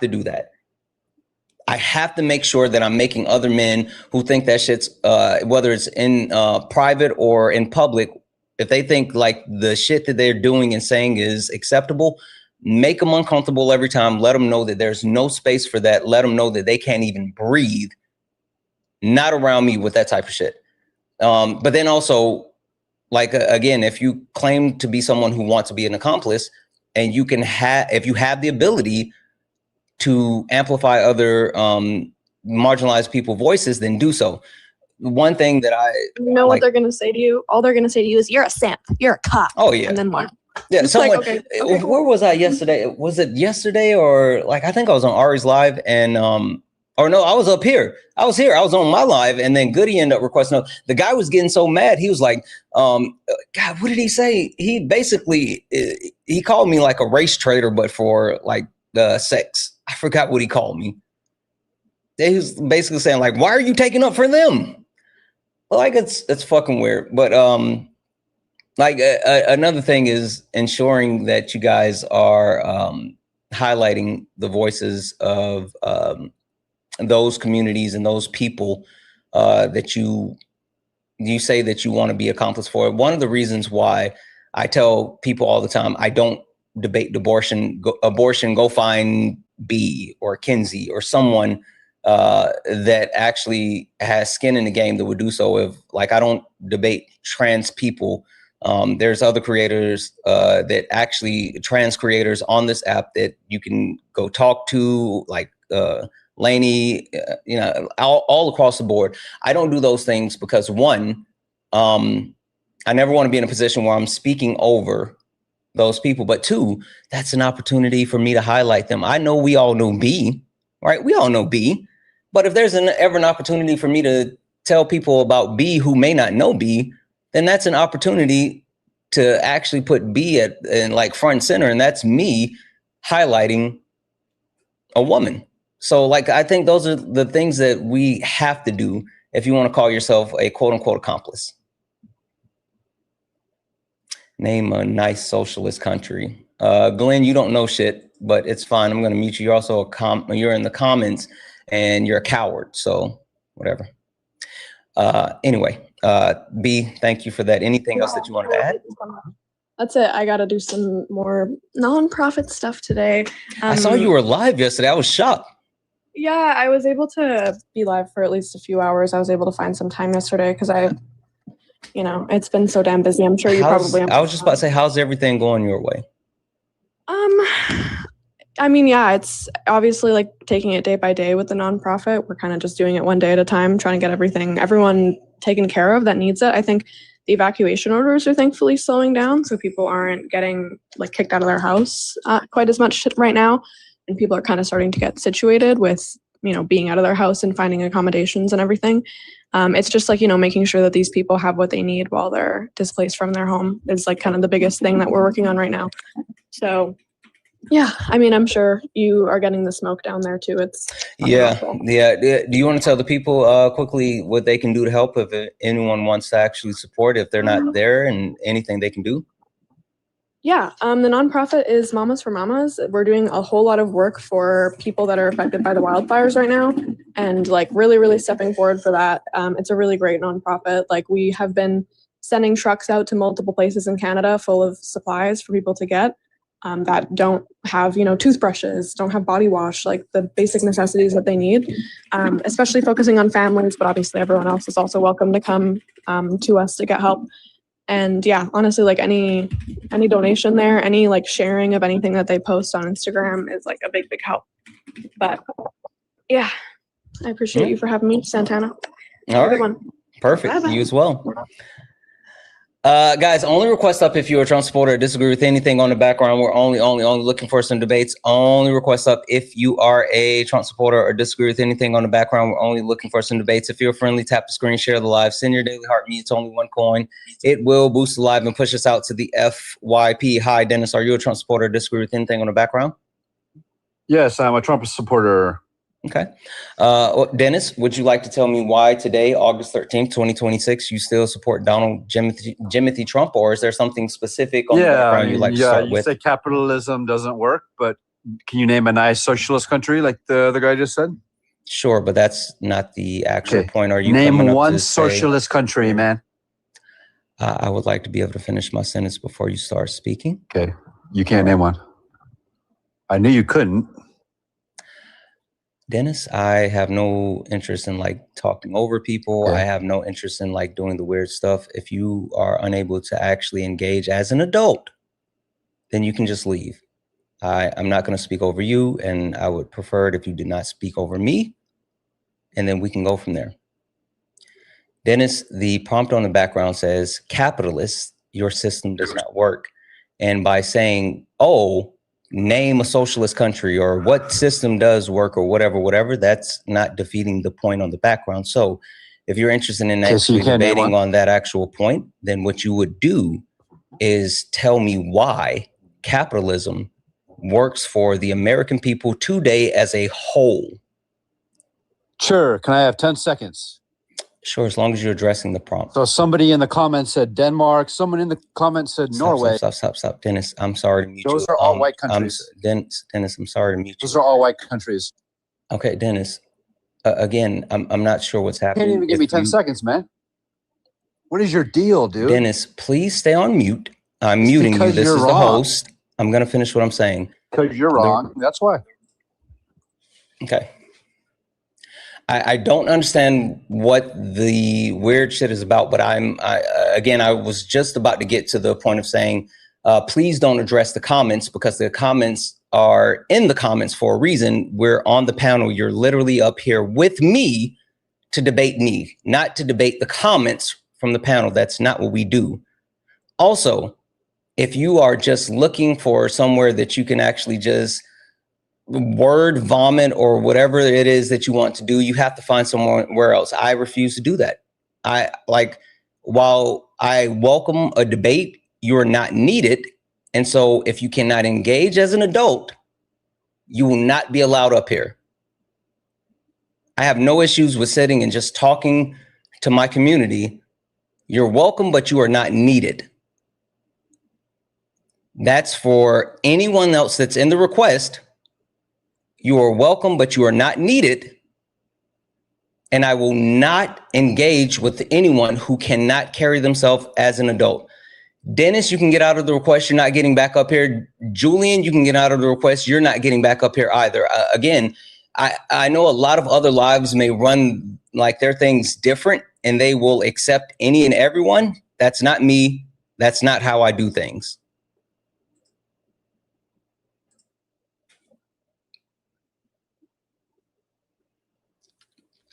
Hi, are you a Trump supporter or disagree with anything on the background? Hi, Kitty, are you a Trump supporter or disagree with anything on the background? Okay, I'll go ahead and drop you down.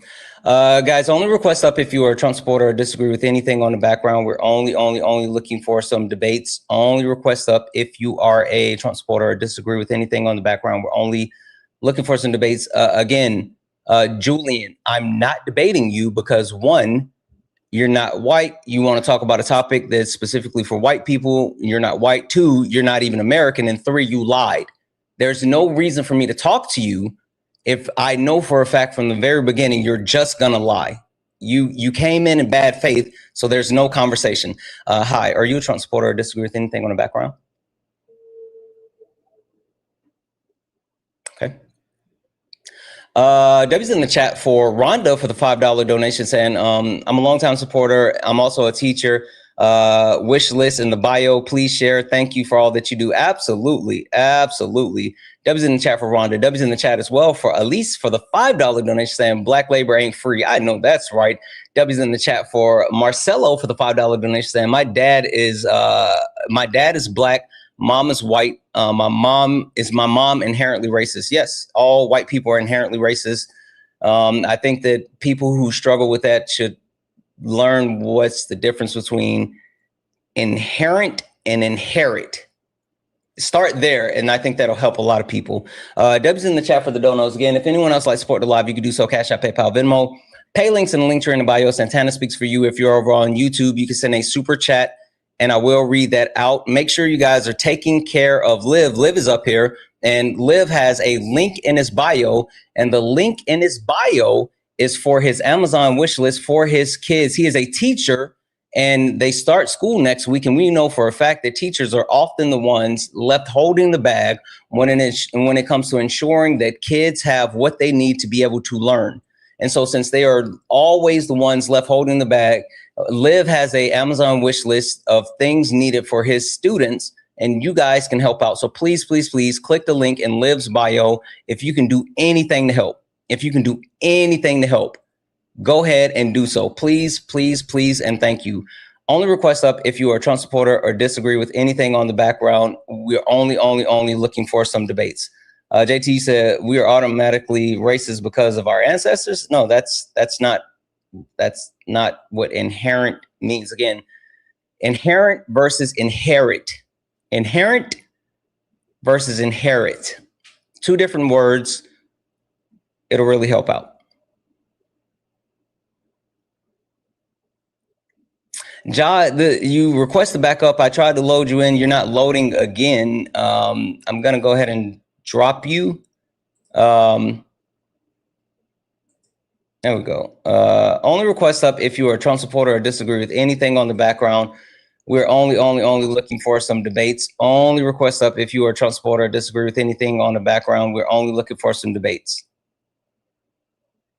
I don't think this person's gonna load. Plus, I like they're a troll, I guess. I don't know. I don't know, guys. I don't understand why people want to be weird today.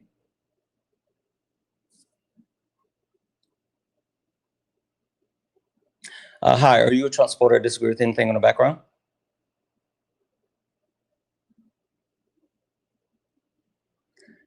Cal, are you a Trump supporter or disagree with anything on the background?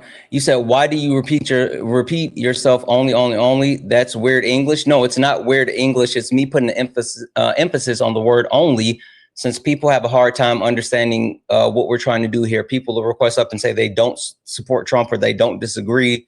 They'll request up and like want to talk about other things that have nothing to do with the debate. And so I am putting an emphasis on only, meaning that's the only reason for you to request up. It's not weird in English. It's just me emphasizing the point. Cal, are you a Trump supporter or disagree with anything on the background? Okay. Drop you down. Cal Carter, if you are here, no, I couldn't hear you. You can request back up. Like I couldn't hear anything that you were saying. You can, I don't know if you're connected to some type of headphone or Bluetooth or anything like that. I'm trying to load you back in, but no, we could not hear you. W's in the chat for Kelly.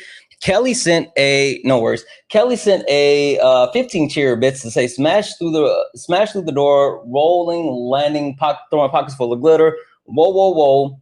Take a mental minute, get your snackies and hydrations, cuties and beauties. Okay. Hopefully everyone is having a wonderful, thickalicious Thursday, and always remember to stay amazing. Give me a second. Stay amazing and much love from the best chat, Twitch chat.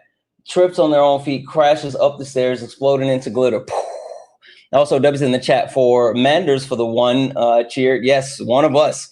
W's in the chat for Kelly for the 5 cheer bits. To say, hey, caller, if you're going to crash in, at least use glitter or pizzazz. Like, Kelly, that's too much. You know they don't have glitter nor pizzazz.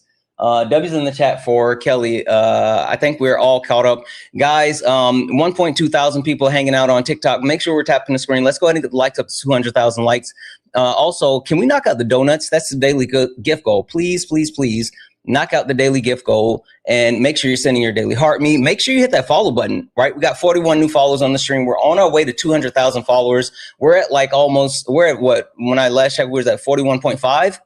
So we're on our way to 200,000 followers. So go ahead and hit that follow button, turn on notifications so you guys know when we go live.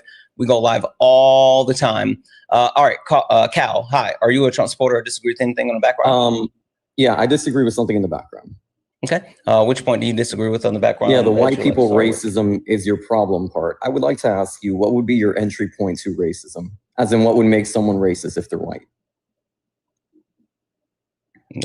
There's a lot to talk about there, but would you like to tell me why you disagree with the premise as far as white people racism is your problem, and then we can go from that point? Yeah, because do you view racism as something immoral? Because I do. I don't care about morals. I care about tangible effects. Yeah, but would you consider those tangible effects to be immoral? Again, I don't care about morals. I care about tangible effects. I care about people dying due to race and racism. Again, you keep bringing up morals, and I will repeat it again. I don't care about morals. You saying morals doesn't mean shit to me. Yeah, but you have to, because it's a morally charged term. I don't. You want me to, so I can engage in the type of debate that you want to debate in, and I don't care about. I don't. You don't tell me what I have to do. No, you don't. I don't want to hear you tell me. No, Cal. I don't want you to tell me why I have to care about morals. I don't. I care about substance. I don't care about. I don't care about you trying to set up some type of Phil Bro debate. Yeah, I don't care about. Can you please stop interrupting me? Yeah. Okay. Speak. If you're looking to actually just get your jollies with like actually just debating for the aspect of debate, then you are in the wrong place. I'm here for a substantive debate, a substantive conversation, a substantive argument. Me too. And so the premise behind my live and what we're doing is to address the actual issues and hopefully educate people on issues and maybe change some minds, but it's not to dissect premise by premise to see who has the best terminology. Got it. No, that's fine. That's fine. It's a practical debate. But what I'm going to ask you is, you believe when somebody says somebody's racist, right? That's colloquially just a morally charged term. Like if somebody says somebody's a rapist. No. Wait, when somebody says somebody's a rapist, they're not we're not talking about rape. We're talking about racism, and stop trying to actually equate the two. Who created race? Yeah, but that doesn't answer the question. Who created It was created race? to establish a racial hierarchy by the white No, race. I didn't say why. I said who. The white race. No. Who created Specifically white who? people? Yeah, white people. No. Who then? Question for you. How could a white person create white people if white people wasn't a thing when they created it? Because they can assign themselves a designation of white. Yes, but that would be after the creation, right? Yeah. So at the point of creation, then they wouldn't be white, right? Yes, they wouldn't be designated. Okay, so yes. who, and I'm talking about specifically who? I don't know who specifically did it, like the first person to do it specifically. Yeah, the first person that's attributed the construct of race is Gomez Inez de Zurara. Do you know who commissioned him? No, who did it? The Catholic Church. Okay. Do you know what the justification was for? Yeah, to justify a racial hierarchy for the form of exploitation of the black race, right? Almost, yeah, chattel slavery, to uphold chattel slavery and to keep the we can move on actual. from this. This has nothing to do with my point. To keep the actual hierarchy in place, so they can always have a free and cheap labor class, and that actual the etymology maintenance of the bearing on the fact that racist, like when somebody accuses somebody being racist in modernity, the maintenance of said hierarchy is something that has been persistent throughout the history and since the creation of race. So when we talk about like race and racism, it's not about assigning morality. It's not about saying like this person is doing this specific thing. It's bigger than that. That's why, like, when you talk about racism, I don't highlight like individual racism. I don't highlight like a specific systemic racism. I highlight racism because it's a whole, a system that's a whole. Got it. Can I speak? Yes. Got it. Yeah. So you're giving me a sociological analysis about the etymology of racism. What I'm telling you is that racism in modernity would be a morally charged term when used against somebody. It's not simply a descriptive claim. Yeah, but people do. You have to want, if you have a practical debate, you have to. People, this is not people's life. This is my life. I'm sorry. If you're trying to convince me to actually care about the shit that you want me to care about in a debate, that's not going to happen. Sure. That's a blunder. Then why is it bad? Sure, that's a blunder. No, the blunder is you coming up here thinking that you're somehow going to get me to debate the way that you want me to debate. So then why is racism bad? It's because it's literally leading to people dying. So it's immoral, right? Never said anything about morals. I don't want people dying. I don't want people actually being disenfranchised. Why if it's not immoral? I don't want black people suffering. And at this point, why if it's not immoral though? You said it's not immoral. Yeah, I don't want people dying. Yeah, but Liv, why? if you hold on one second. Hold on one second. I almost was. I know you want to, and I would give it to you, but now I just don't want to give him the satisfaction. You want to run from the debate? Shut up. I don't want to give him the satisfaction, Liv. You're easy, by the way. Super Solid is way better than you. I know. I am kind of easy. My wife, she tends to actually give me a good dinner and, like, you know, says some nice things to me. I'm pretty easy. I'm saying that easy. But with that being said, hey, Cal, this is my life. Yeah, but this is I know. But you came to see me. See, that's the thing. That's the interesting point about this, Cal. You came to see me. You suck. And now you're crying because I won't give you what you want. Oh, now you're gonna run. You're gonna run back to the Discord and say, he wouldn't let me do the field bro thing. Oh, I hate this guy. Why wouldn't he let me use the shit that I think I know? He doesn't even know how to leave. He's so mediocre. Weird. Yeah. It is. It's like, if racism was actually morally wrong, then why does it still exist today? Yeah. Wouldn't that just make white people immoral and this whole conversation immoral? Yeah. Yeah. The one reason why, like, I don't like to boil things down to the idea of being like moral is because then they find justification within saying, well, this is or is not immoral, and so this should or should not stand. It's literally trying to find justification. I refuse to give race and racism justification. I also do think Solid is better than me. So, like, I don't know Santana, why is your ego so fragile? It's not. It's not. It's not fragile, but you know what's also fragile? Boop.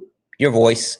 No one can hear you anymore, Nugget lover. Solid is better than me. Solid is a way better debater than me. He's also way more patient than I am. So I don't know, whatever. You bringing up one of my friends would never, ever, ever, ever make me feel bad because I want to see all of my friends do well. Hi, Ja. This is like your third or fourth time trying to get up here. Are you a Trump supporter or disagree with anything on the background? Yes, I'm a Trump supporter. I disagree with a couple of the topics in the background. Okay, perfect. Ja, would you like to start by telling me why today, August 13, 2026, you still support Donald Jimothy Trump, or is there specifically a point on the background that you'd like to start with? I support Trump today because he has a track record of loving America that spans all the way back to the 80s.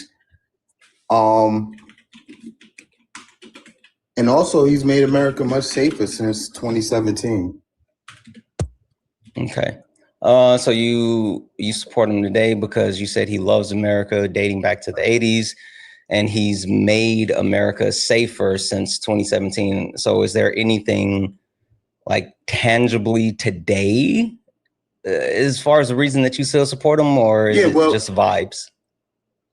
Yeah, so tangibly today, he's continuing making this country safer due to his policies regarding immigration and also his interest in taking down trafficking rings abroad and domestic. Okay. All right. So you say that continue to make it safer due to his policies with immigration and trafficking rings abroad and domestic.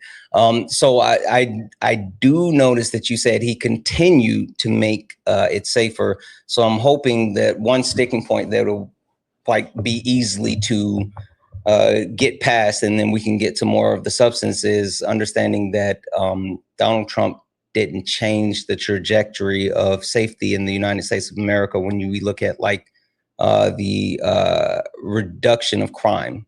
Can we agree on that one? I would say that in major cities across the United States, crime is actually down. I'm not saying that. I'm saying Donald Trump didn't change the trajectory of the decline in crime. No, I would say that he absolutely has impacted. Okay, so then quantify that, because when FYI, what I'm saying is change the trajectory. What I mean is that if you take a look at the actual crime data and you take a look at like murders across the country, the only thing that it's happened is it's continued the recent trend since 2020.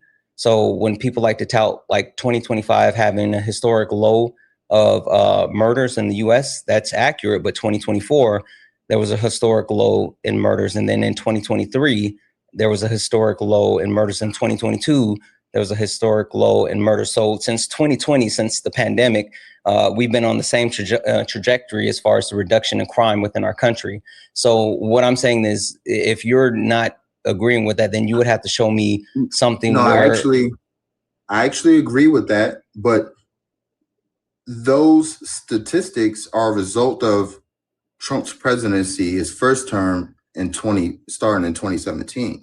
Well, that's actually kind of funny because crime was trending upwards at that time. Again, that's why I said since 2020. Right.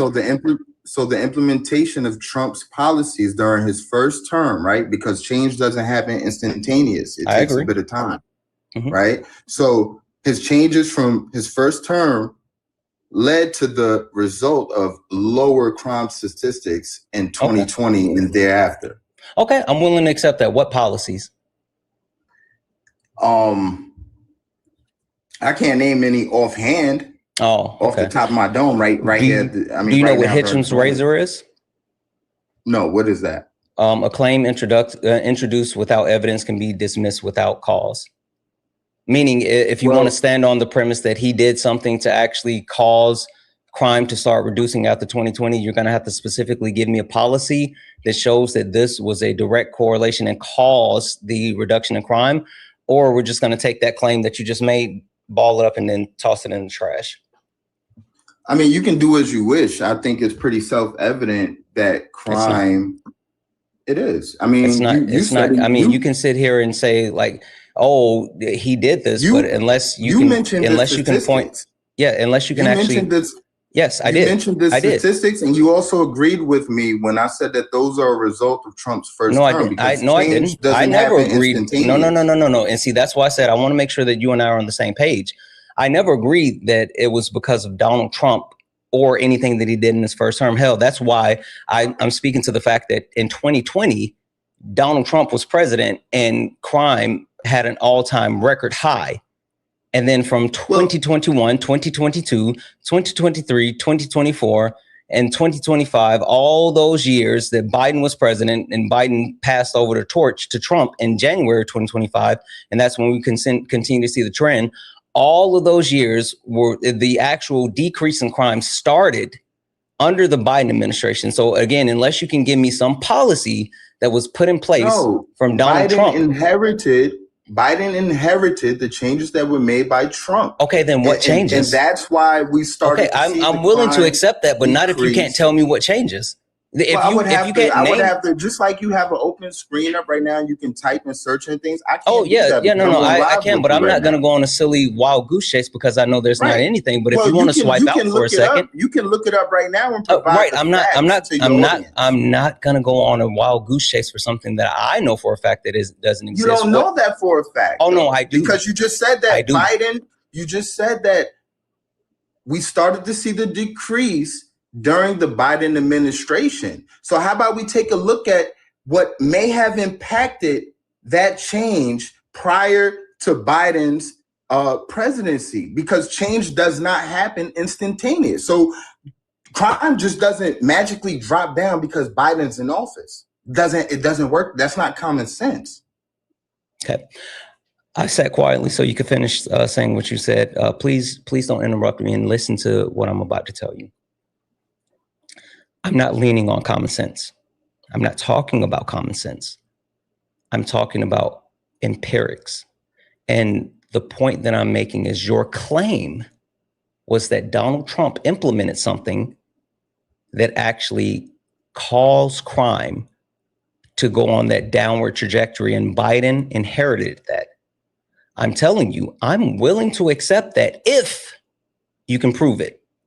And while you're sitting here saying like, oh, you have a screen and you can look it up. Yeah, but it's not my claim. Why would I go look for a source for something to prove you right? Because I'm going to finish. I'm still going to finish what I'm saying.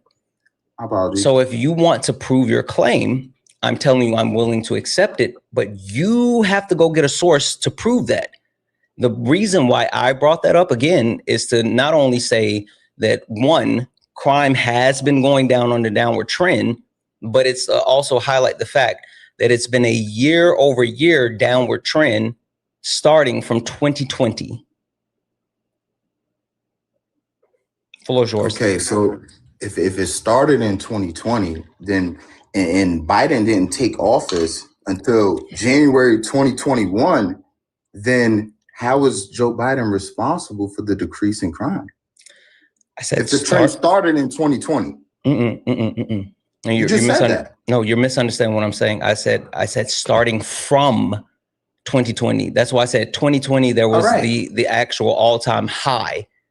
And so when you compare 2020 to 2021, looking at 2021, it starts to tick down from 2020 to 2021, from 2021 to 2022. So 2020 is the high point, and then the downward slope starts in 2021. Okay, so let me ask. Everybody likes to accredit blame for hyperinflation or the inflation situation here in America to Donald Trump. So when I'm not sure who's doing that or why you would bring that claim up here, because I never made that claim. Well, I'm just saying that's a general consensus among the country is that Donald Trump is destroying the economy. Oh, he is. But when you talk about hyperinflation, that's not something that I'm attributing to Trump. So I'm not looking to defend that claim. That's not accurate. I'm sitting here telling you, anyone that's saying that Donald Trump somehow caused hyperinflation is absolutely false. Okay. Okay, at least you agree on something in regards to Trump. Oh, that's not about Trump. That's just about understanding like how the economy works. Like that literally has nothing to do with Trump.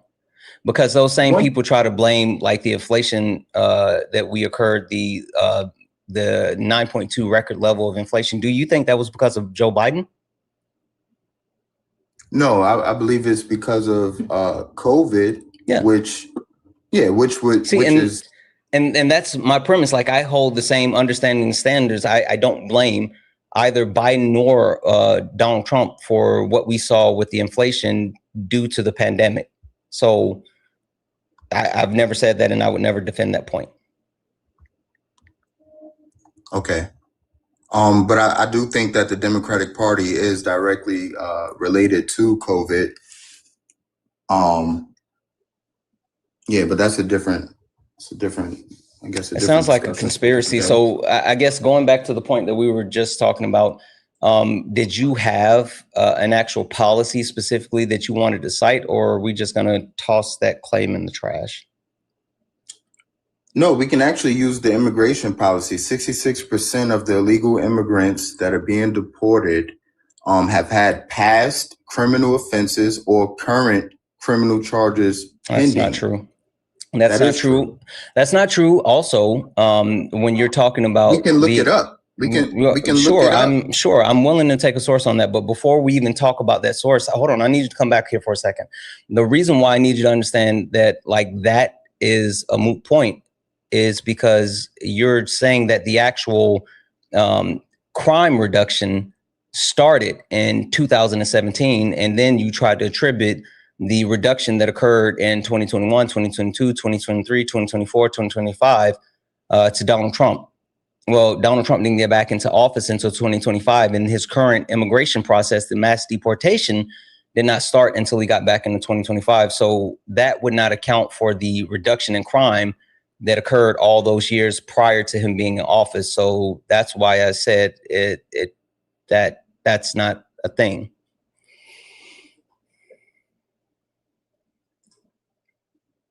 W's in the chat for Bradley. What up, Bradley? W's in the chat for Bradley for the $5 donor said, defeating the crack ganda. You fucking know how we do it. W's in the chat for Bradley, guys. If anyone else like to support the live, you can do so. Cash App, PayPal, Venmo, pay links in the link tree in the bio. Santana speaks for you.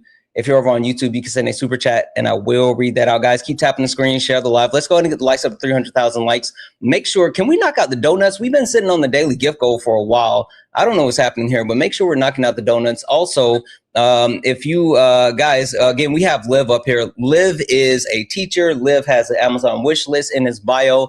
Liv is trying to ensure that his students, class start next week. He's literally in the classroom right now.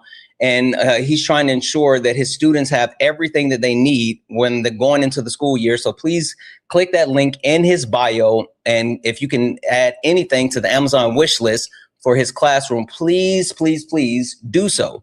Last but not least, only request up if you're a Trump supporter or disagree with anything on the background. We're only looking for some debates. All right, Ja, did you hear what I said as far as the actual reason why I talked about his actual immigration policy? Yeah. It's not pertaining to his first term, but it definitely has impacted America currently.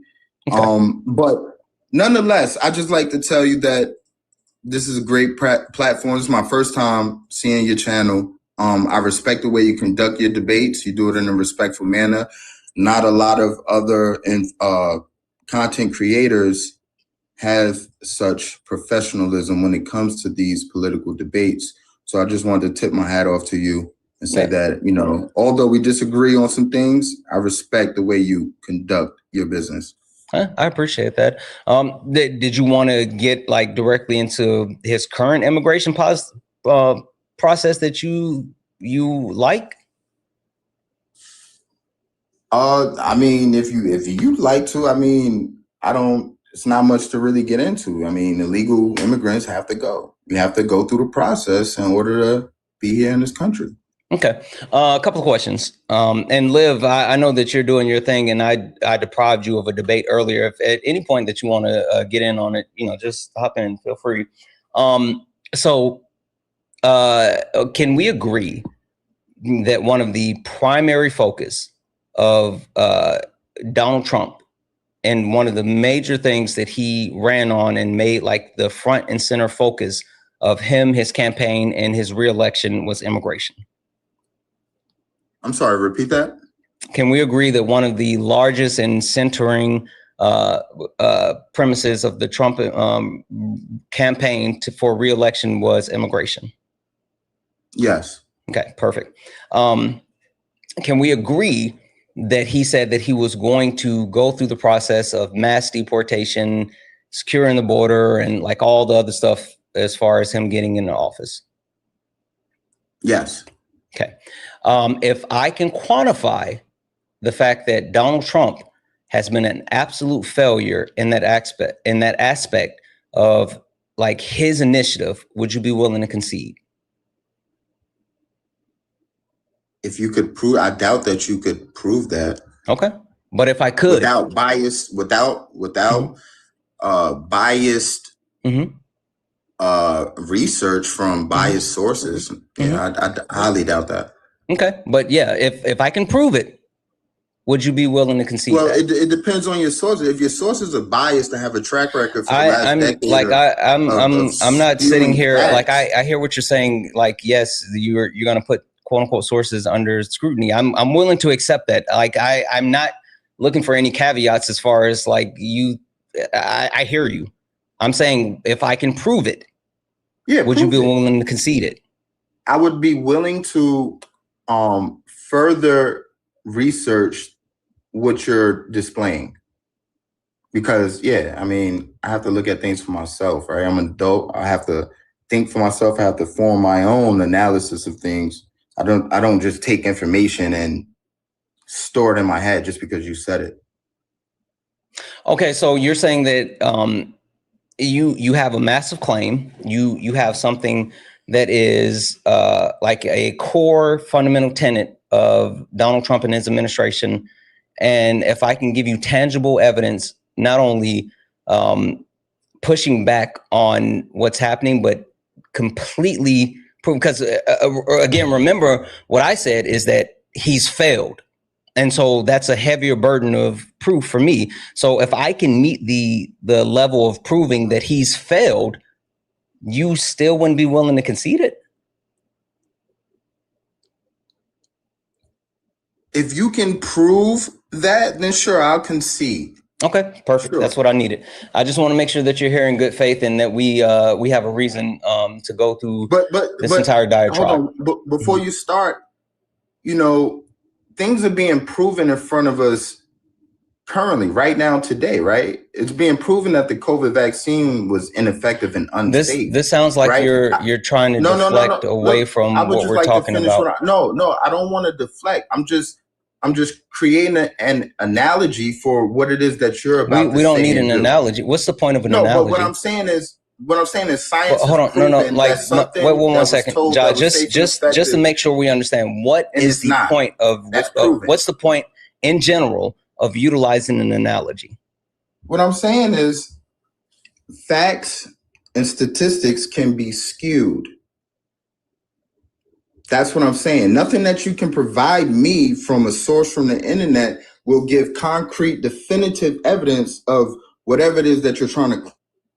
You're bad faith then. I have no interest in engaging with you. If you're sitting here trying to poison the well and saying that if I give you empirics, then the empirics can just be wrong, I think you're confused as far as how debates work. I think that's silly to sit here. And that's why I tried to assure that you understood that if I give you empirics that meets the actual massive threshold, then that should be accepted. But you're sitting here saying that if I give you empirics, then it can be skewed. You're a conspiracy theory, Bob. You're a conspiracy theorist. No, thank you. You're very bad faith. There's no reason for, and like, that's the reason why I try to check with these people before I actually go through this process, because I'm not going to sit here and waste my time going through like all of this information and then dealing with someone who at the end of like being given empiric says, nuh-uh, I have no interest in that. I'm not going to go through all of this just to hear you say nuh-uh. I'm okay. I'm okay. I don't know if this person's going to load. Guys, only request up if you are a Trump supporter or disagree with anything on the background. We're only looking for some debates. Only request up if you are a Trump supporter or disagree with anything on the background. We're only looking for some debates. If you're friendly, tap screen share the live, send your daily heart me. W's in the chat for too bad. For the $5 super chat to say happy butt banana Tuesday or Thursday. Holy fuck. W's in the chat for too bad. Again, if anyone else likes to support the live, you can do so. Cash App, PayPal, Venmo. Pay links in the link here in the bio. Santana speaks for you. If you're over on YouTube, you can send a super chat. I will read that out. Hi, I remember you. I know you're not a Trump supporter. Is there something specifically on the background that you're looking to debate? Yeah. Capitalism, it doesn't work. Okay. Didn't we have this debate before? We didn't really get anywhere. Like, we didn't really go anywhere with it. Like, we were stuck on one thing. I'm not sure what it was. We were stuck on? It was like defining something. We didn't get any substance. Okay. I guess I'm willing to give you the floor for us to try again. Can you tell me why you disagree with the premise that capitalists, your system does not work? Yeah, I think it works. Mainly, I think it gives a lot better price signals. I think socialism destroys price signals in a market. I think it breeds innovation, practical innovation. Okay. But hold on one second. I was about to do something right before you added me up. If you could give me just 1 minute. Okay, that's fine. Actually, take this with you to think about it, because I want you to kind of like reshape what you're saying, because I want to make sure you understand. I'm not looking to talk about the theory of capitalism. I'm looking to talk about the practicality, like how it exists within our society today and the tangible effects of our society today. And so when I say it doesn't work, I mean it doesn't work for the majority of Americans today. That's what we're looking for. So you're talking about like equity and like equality, right? No, I'm talking about like how people are actively living within capitalism today. Like, yeah, like their deserved equity or equality, right? No, I'm not talking about deserved anything. I'm talking about the discrepancies that we see within our societies and the fact that people can't meet their basic needs. I think that there's other reasons for that. And I don't think that socialism or anything that you're understand why you keep talking about advocating for socialism. actually fixes these things. Well, I'm not exactly sure what you advocate for, but I'm pretty sure it's a form of socialism. No, the point that I'm trying to debate is whether or not capitalism works for the whole of Americans today or not. That's what. No. Yeah, and I think it does. Yeah, I think it addresses. And so, just FYI, the burden for you is going to be to prove how it works for the majority of Americans today. Okay. Okay. Yeah. Mm-hmm. I'll be right back. I gotta change my laundry real quick. Yep. Let's see. While we wait for him to do whatever he's doing, let's see. Hi, are you a Trump supporter or disagree with anything on the background? Yeah, I disagree with something on the background. Okay. Which point do you disagree with, or where you like to start? Men, you are the problem. Okay. All right. Floor is yours. Can I call you Rox? I don't want to call you Trump. Or is there something else I can call you? Yeah, Rox works. Okay, Rox. Perfect. Rox, floor is yours. Tell me why you disagree with the premise that men, we are the problem. Well, I definitely agree that you are the problem. I don't think I, as a man, am the problem, and I'll explain why.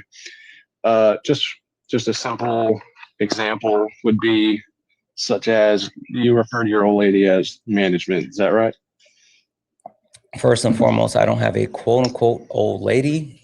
Second of all, that's super weird that you would try to use me and my wife and the relationship that we have as the quote unquote example. Third of all, that doesn't actually address the prompt. So you go into an individual aspect of whatever you think you may be trying to do, doesn't actually address that. So I would love to hear your argument disputing the whole, which is men, we are the problem, not you for some reason want to talk about me individually. I don't care what you think about me individually.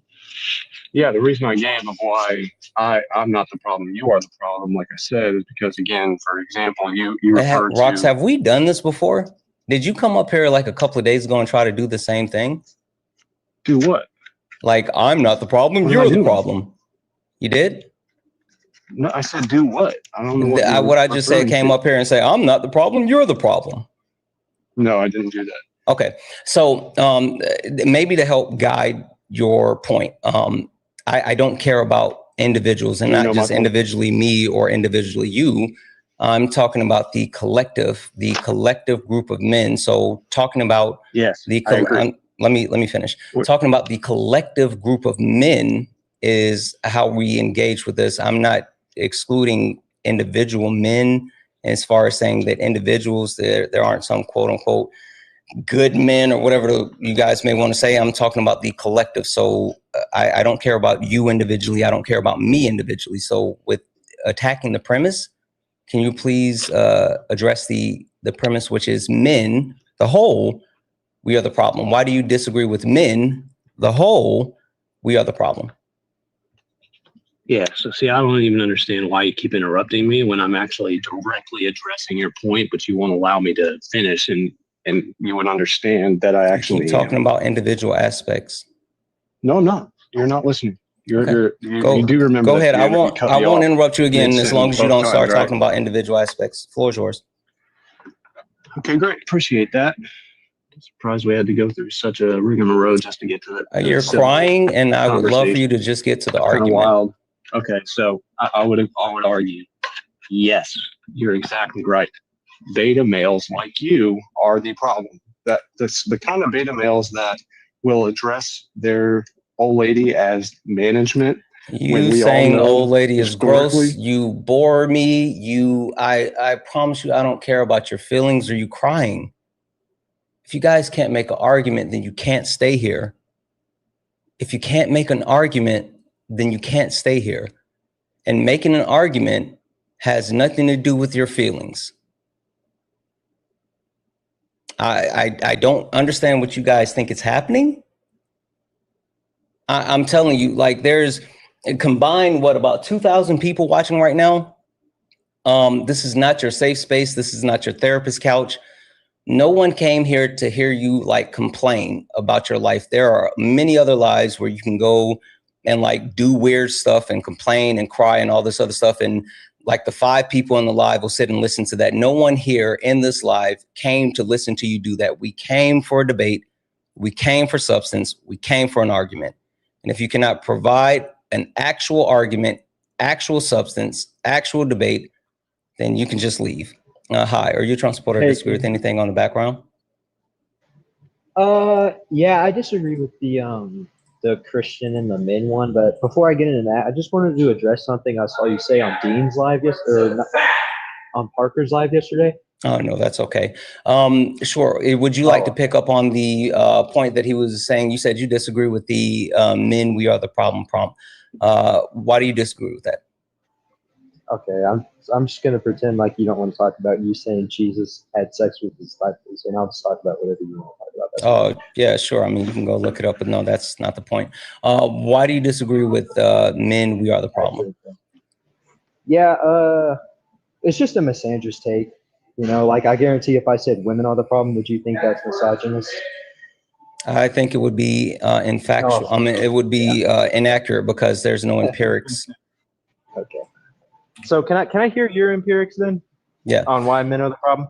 Sure. Men are the problem because collectively men make up the most violence towards everyone. Men, women, children. Men also hold the monopoly on violence and coalesce the power as a whole. Looking at the 250-year history of the country, 90% of all power, House, Senate, and presidency has been coalesced specifically under white men, but men in general. So when you take a look at the structures that exist within society due to the patriarchal system that we currently live in, it's all geared to benefit the anyone who engages in the gender norm of man.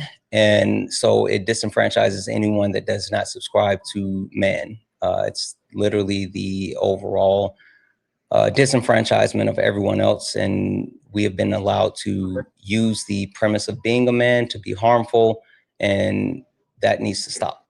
We're the problem. So do you think that this kind of, obviously what you're talking about is violence. You said the statistic you just brought up, like men make up about 90% of all the violent acts that are committed in this country.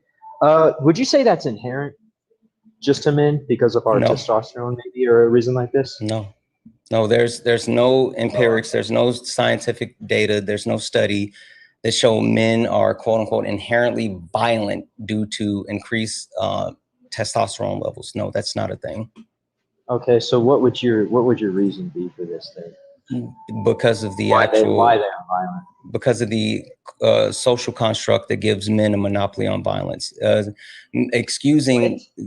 Yes, the social construct that gives men the monopoly on violence, excusing violence by men, justifying violence by men, like literally saying men are, they're hunters and they are like dominant and they're quote unquote alphas and all these other things that are used as like justification for men, for us being able to not like emotionally regulate ourselves or engage in like positive and productive conflict resolution, things like that. So like it's all derived from the way that society has deemed the performance of man. Well, sorry, I just don't, this really isn't making any sense for me. Is there any way you could demonstrate that this is the case? What do you mean? Like, just give me an example of when that would happen. Can you be specific? I'm sorry. That's when I say, what do you mean? I don't understand specifically what you're referring to. You have to be specific. No, I'm saying, can you be specific as far as what you want me to give you an example for? I said a lot. That's what I'm trying to say. What specifically do you want an example for? Demonstrate that masculinity and the culture around masculinity makes men or excuses them for being more violent. Just demonstrate that for me. Sure. Have you ever heard of what is deemed to be a crime of passion?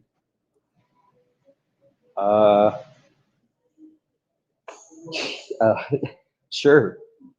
Okay, so what's a crime of passion? Why do I have to answer your question? You tell me what a crime of passion is. If you don't know, you can just say you don't know. I'm literally just trying to actually get through this example with you, and I'm trying to make sure that you're tracking it. Why do I need to tell you about your example? You have to explain. Hey, Grizzy, I'm not getting you to I'm trying to get you to tell me about my example. I'm trying to make sure I'm not speaking over your head. And again, if you for some reason let me stop you here for a second. I'm gonna mute you just for a second. I don't want to just keep muting you, but I do want to mute you for a second. This is not a gotcha. I'm not sure what's happening right here. You wanted a specific example, and I wanted to give you a specific example, but I wanted to make sure that I wasn't talking past you. I'm literally not trying to trip you up or trick you. Like, there's no sleight of hand. I just wanted to know, since you said, yes, you knew what a crime of passion was, I was saying, go ahead and tell me, because I want to confirm that I'm not talking past you or talking over your head. If you got an issue with this, then that's a you thing. And if this is how you want to actually engage, then again, I'm willing to move off of you, but I'm trying to make sure that the things that I'm saying is being understood. Sure. I could give you an example of a crime of passion. I don't need an example. I just need to know you understand what it is. I'm not looking for an example. Crimes made out of emotion, dude. Sure. Okay. Yeah. Usually crimes of passions are crimes that are deemed like in lover situation and things that are done for emotional or passionate reason. Yeah. Yeah, I got you. That are done for emotional or passionate reasons. Now, the excuse of this is in that very premise crime of passion. That's usually subscribed to domestic violence situations where overwhelmingly you see men engaging in domestic violence, and at times it's looked to be justified, even when the case may be something as extreme as murder. The domestic violence situation is labeled a quote unquote crime of passion to say, well, while this was a crime, this was understood because the man was dealing with love, right? That is a direct instance of like the justification of manhood and the justification of violence. He was a man that was in love. He was passionate and he didn't want his wife to leave him. And so that's why he killed his wife. It was wrong that he killed his wife, but he was so madly in love that he couldn't live without her. Okay. Well then, I mean, I guess I could grant that, but wouldn't you also see that women have more emotional intelligence than men? Yes. So then why on average, women have higher EQs than men? Yes. Emotional intelligence, yeah. So then why aren't they held for, to the same standard whenever they engage in passion crimes? One, I'm a little confused as far as like what women have to do with this situation with men. Two, again, over 90% of all violent crime is committed by men. And three, you specifically wanted an example of how that actually works. And so that's the only reason I brought up like crimes of passion. I'm not here to talk about that. You just wanted to understand how that actually exists and the justification as far as men and the weaponization and the monopoly of violence that we have. Well, I just wanted to demonstrate to you how you hold uneven standards for men and women. It's not. But I do want you to understand that like debating this point isn't saying, what about women? That's not how we debate this point. This point has nothing to do with women. This is an in call. This is a call in. This is a call in situation. I'm talking to men about men and problems that we as men have. I don't want to talk about women because this has nothing to do with the problems that women have. I'm not absolving women of anything, but I'm saying that the problem that men have is a laundry list of things, and I'm looking to talk to other men about our problems. I don't care about you bringing up women. Well, I mean, you'd agree that there's only two sexes, right? So how can you say that what these men are doing is even bad? And look at, maybe women. First of all, you haven't. Hey, really quick, Santana. You got it. I only got like 60 seconds. No, I didn't want to jump in on this, but I am here with our amazing principal. Just wanted to say thank you for all those that have. Grizzly, give me a second. I'm going to mute you. Sorry, go ahead, Liv. Yep, sorry about that. I got our principal here. Here you go. Hi, good morning. I just wanted to express my gratitude for all of the donations for the wish list for our teachers as we launch this year strong for our scholars coming in this year. We are greatly appreciated. As our funding continues to get cut, we really, really needed additional support launching this year. So thank you so much for everybody who has contributed to those wish lists.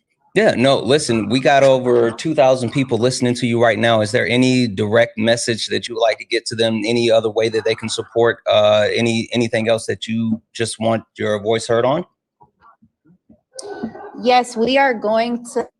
Our primary focus this year is parent engagement. We know it's an equity issue when we don't clearly communicate to parents or make assumptions that parents do not want to be engaged in student achievement. And so this year, our focus has been having more activities for our parents to come see our kids shine. And so we do have some giveaways, some incentives to get our parents in the door to also just to see our kids. And so we'll be sharing that calendar and the incentives that we have rolling out for this school year with our person here. I don't want to say names, but so we'll be sharing that, and that has been our first, our biggest initiative that's changed this year. And so we do want to celebrate our kids, and so we'll share that list as well. But mainly, they just have given us a cut for celebrating our kids. So we'll share some incentives this year for our field trips that they're going to be earning, that keeps our kids locked in, so that we can get the achievement that we need. Okay. Well, hey, listen, I know you got to go. I just want to say thank you for sharing with us. And, you know, Liv knows how to get in contact with me. If there's any other initiatives, anything in the future that you would need support from our community or anything, you know, feel free to reach out and we'll definitely be here. In our academy last year, due to just the support from last year, we had the highest number of achievement, just again, due to the support that we've gotten from this group.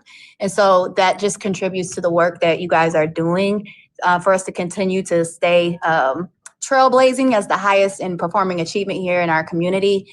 We will definitely stay connected. And just again, thank you so much. Absolutely. Thank you. I appreciate you. Guys, one more time while I have the floor, please go to like Liv. This is his profile right here. Go to his profile. The link is in his bio. He is a teacher who is looking to actually continue to ensure that his students have what they need. There's an Amazon wish list. Again, I've said this over and over and over a lot of times. When it comes to like teachers and children and our youth in the future, teachers are often left holding the bag and having to try to make ends meet for the students, and which is unacceptable.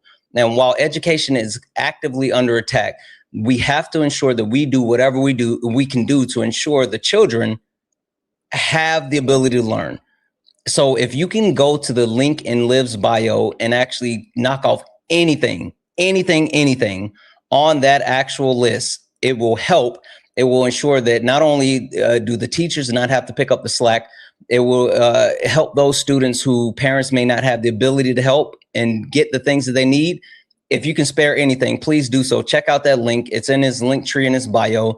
Please, please, please do so. All right, Grizzly, I'm sorry. I'm sending you a request to unmute. You were telling me about your actual pushback and why you wanted to, for some reason, talk about women. Yeah. So I don't think, listening to you, I don't think that you probably don't hold uneven stand. I've heard you hold women accountable before, but I would just my argument is every time I hear something like this, for men making up 90% of the violent crime, what I always do, and no one's proven me wrong on, is I blame feminism for that. The feminization of schools and young boys, how young boys are raised. They're raised to say that their masculinity is what makes them violent, like you're saying up here, and they're just really, it's really just a misandrist view that men are violent because of masculinity. It just doesn't make any sense, and it doesn't hold any water. Okay. Question for you. What's masculinity? Masculinity would be the virtues that are tied to males inherently that better society. Where did you get that from? I came up with that myself. Oh, okay. You're wrong. Question. Okay, if like you wanted to actually hold to this premise, why wouldn't you like ensure that you had empirical data or like looked at some type of sociology prior to making a determination about what like masculinity is, and then like how feminism has impacted masculinity? So what do you want what do you want me to answer first, my feminism argument or my claim of masculinity?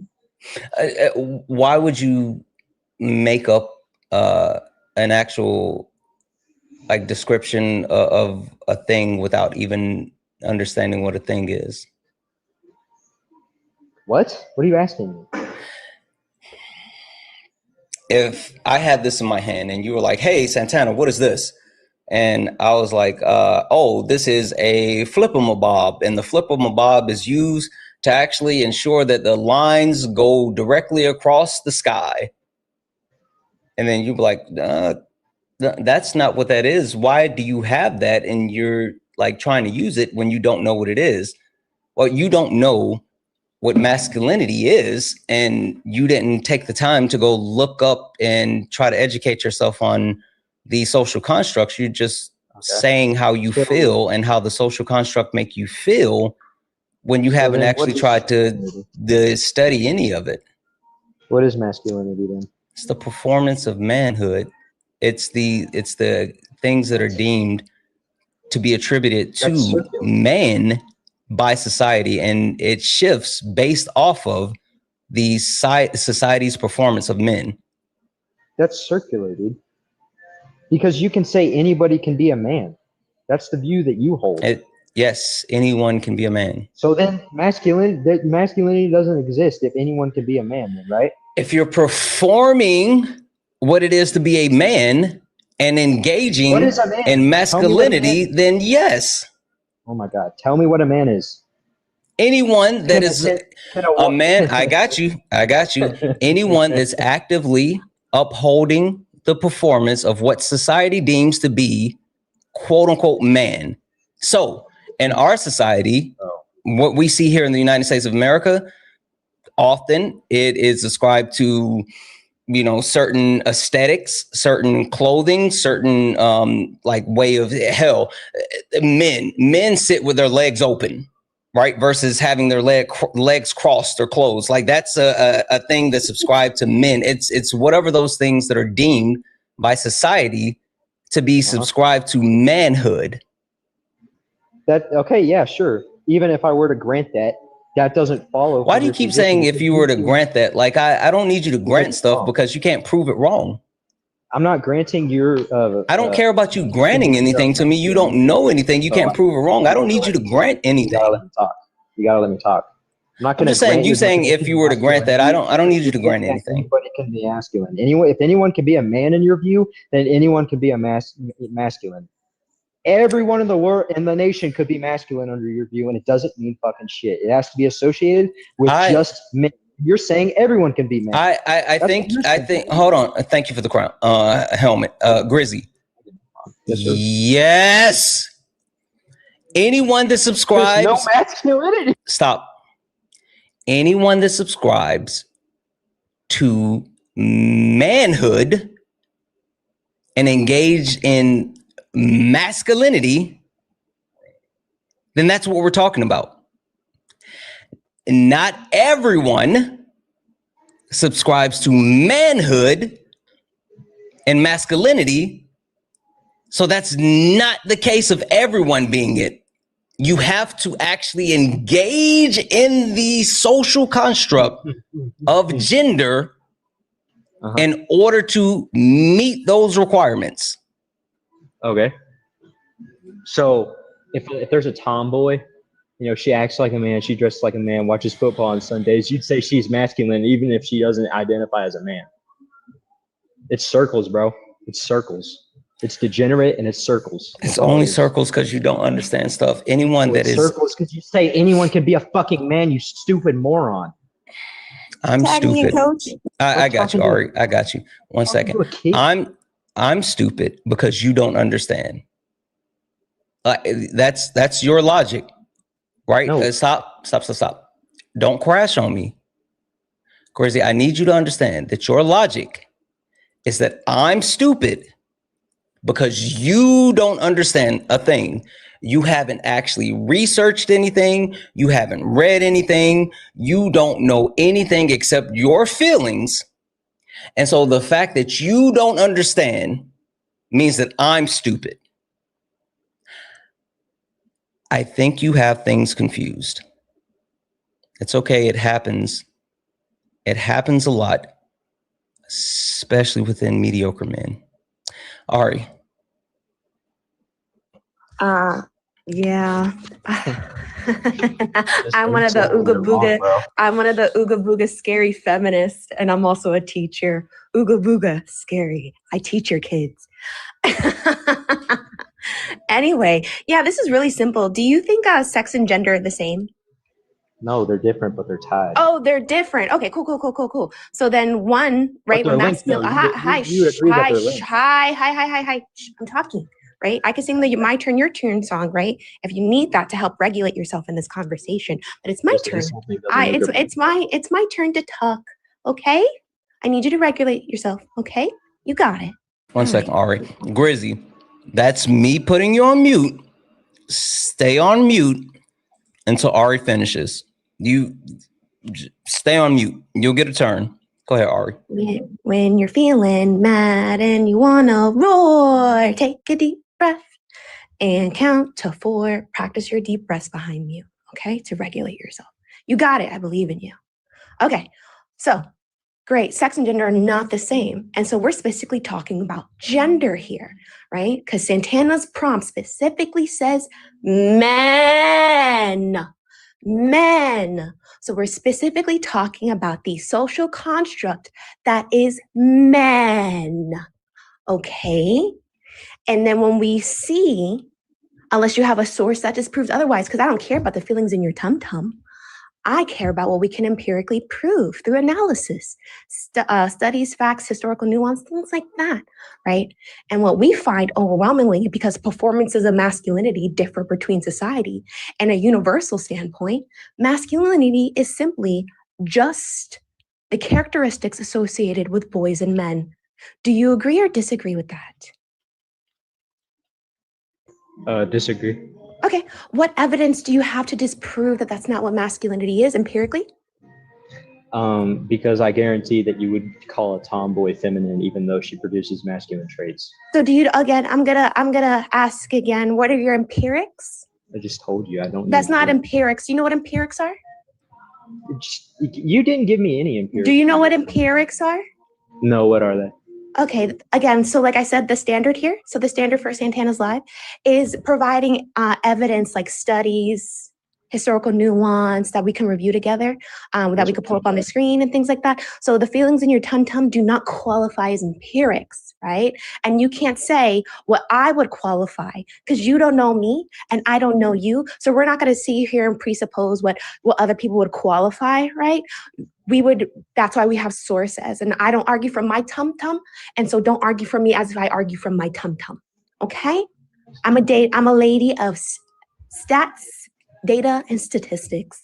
So, and I'm also, like, I do not care about the feelings in your tum-tum, so either give me empirics. Do you have empirics here to disprove that this is what masculinity is? You don't have empirics to prove masculinity, bro. Hi. You disagree, so that means you have other information, right? It's not my claim. You have to provide that, not me. Great. I'm okay with this, but also like we can go through other sociological understandings. I can give you a whole sociological study on masculinity, Okay, go ahead. or if you feel comfortable, we can go with the simple, which I know you would probably look at, the simple dictionary definition. Also, FYI, Grizzy, if you say go ahead with the actual study, I'm willing to do that, but you will be pulling it up and going through it. I'm not going to sit here. One second. The reason why people say like, give me proof is so they can look at the proof and dissect the proof to actually critique the argument. So when I tell someone, what's your source for that? I take their source, I put it on the screen, and then I go through it. So if you're sitting here saying that you want the study, just so you can know if there's a study, that's pointless. So if we give you the study, I'm going to need you to pull it up and actually look at it so we can talk about it.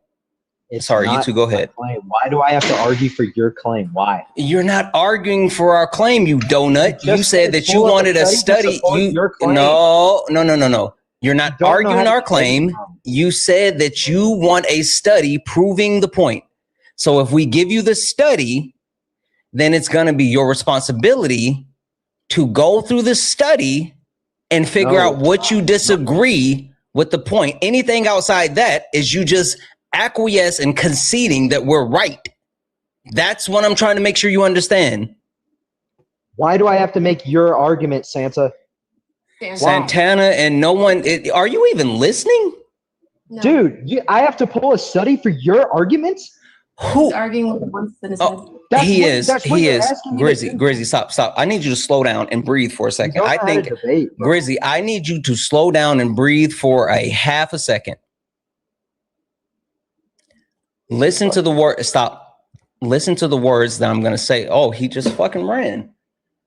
Holy fuck. I want to be clear to everyone. If we make a claim and you say you want a source, I'm not going to make you go find our source. I will give you the source, and then your responsibility is to take the source, look at the source, and then tell me what you disagree with the source.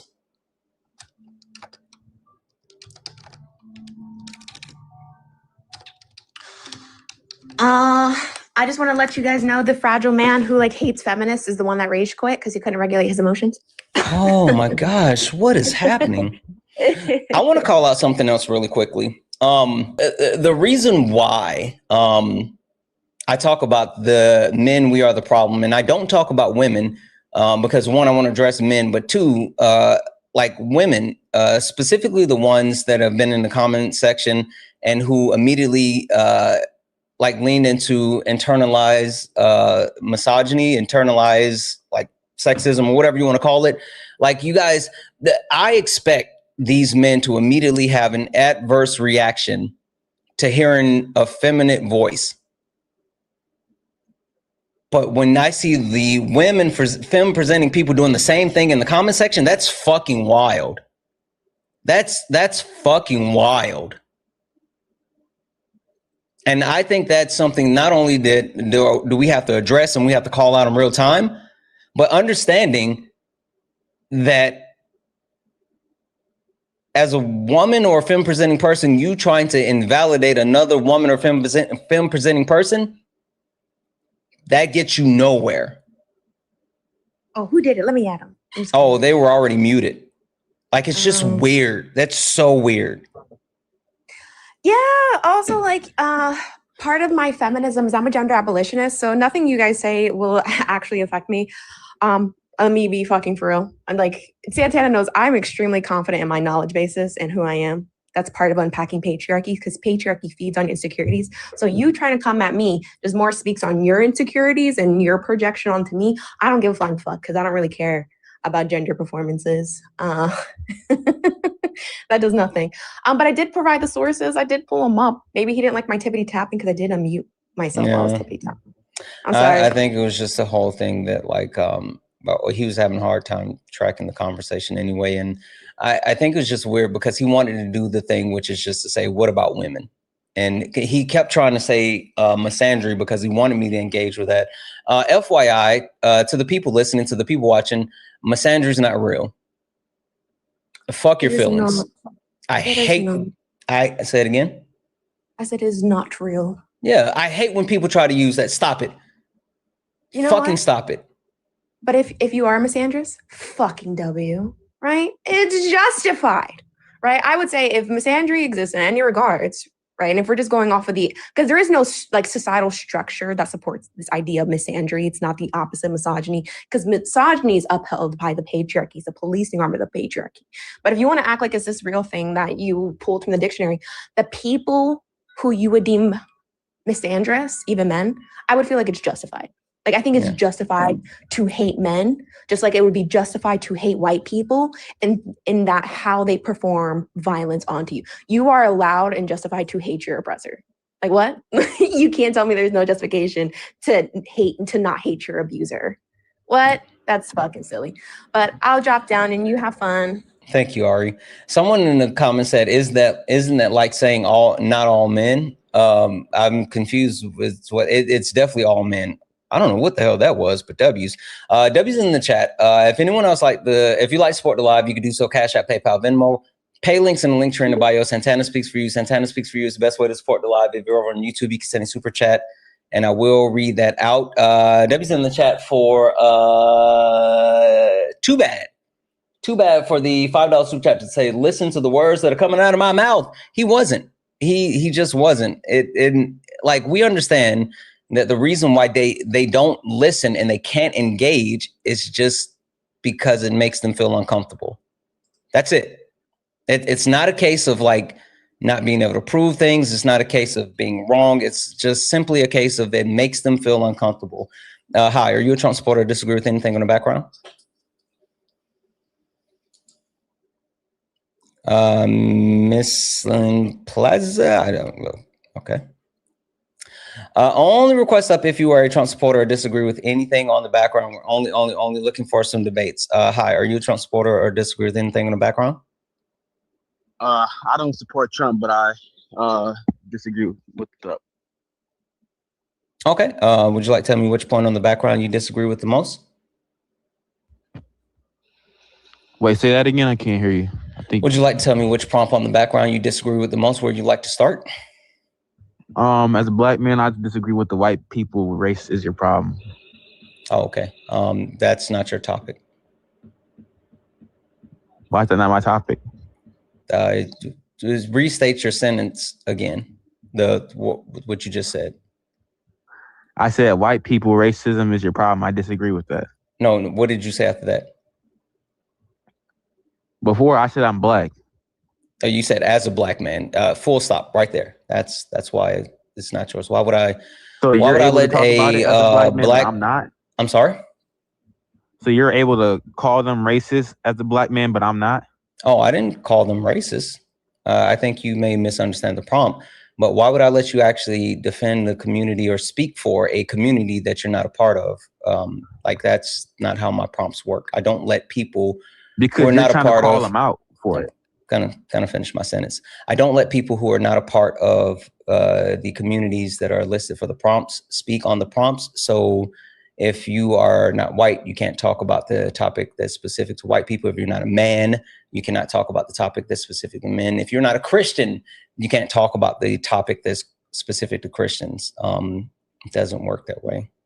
I don't allow that in my space. So if you disagree with something else, then we can talk about that, or hell, we could even have a higher conversation as far as like racism and like those things if you want to, but I mean, like, I'm not going to let you debate that topic. I disagree with the race thing. Okay. Without talking about the prompt, because I don't care about whether or not you think white people are culpable and responsible for race and racism. What do you disagree overall with my stance on race and racism? Well, from what I've heard from you, it sounds like you try to, make it sound like that white people set up this system for black people that's racist. And I don't believe in that. I don't care what you believe in. Did you go look any of it up? Are you going to let me finish? Well, I just want to be clear. I just want to be clear. I don't care what you believe in. Did you go look it up? Yes. Okay. Then what did I say that was incorrect? The fact that there is no systemic racism, and the fact that if you work hard and you don't victimize yourself, anyone can be successful. I never said that. But again, when I said go look at, you said you disagree with white people set this up. I said, you said you don't believe that. I said, I don't care what you believe. I said, did you go look it up? Meaning, did you go look up the creation of race? That's what I was talking about. Did you go look that up? What the Officer Tatum? I don't give a fuck about Officer Potato Head. He doesn't know anything. I've seen that debate. You talk about the topic of creating race. Yeah. Did you go look that up? Did you go look up the creation? What about it? Didn't some Portuguese man create it?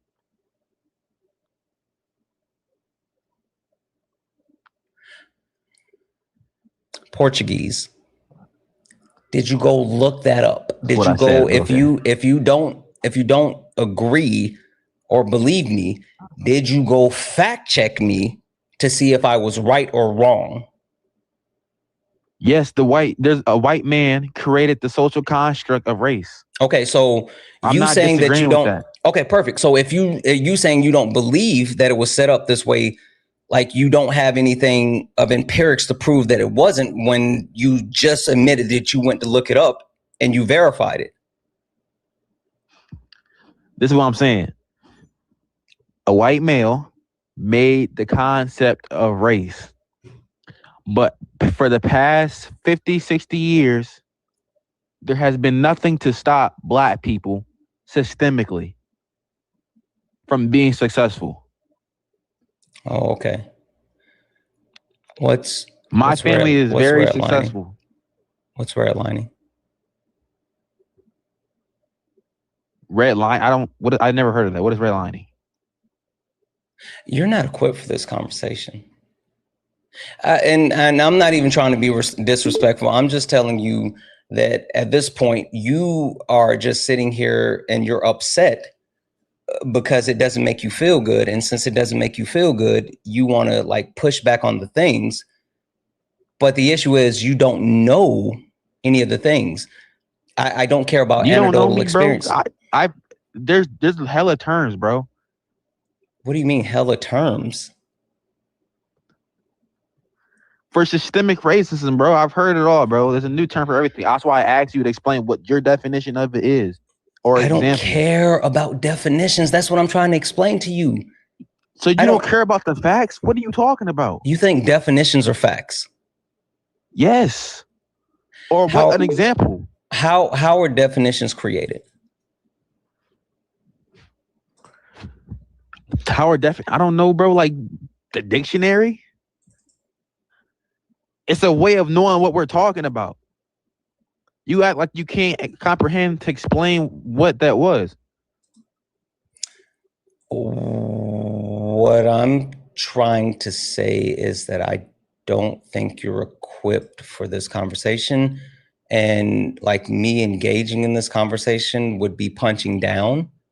It feels like you heard something that made you like not feel comfortable and maybe like push some type of feelings. Engage in anything that you don't believe in, but I need to engage from a place of empirics, not from a place of feelings. And so if you don't know like not only history, you don't know functionality, and you don't know how these things actually exist in society today. What up, Nessa? Then well, I definitely know history.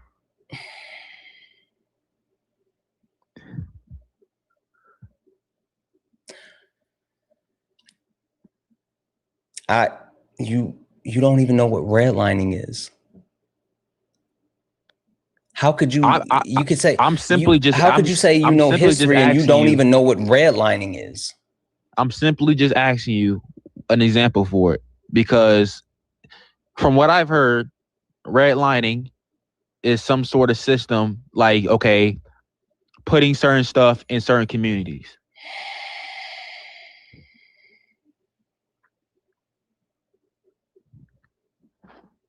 Hey, Liv, are you there?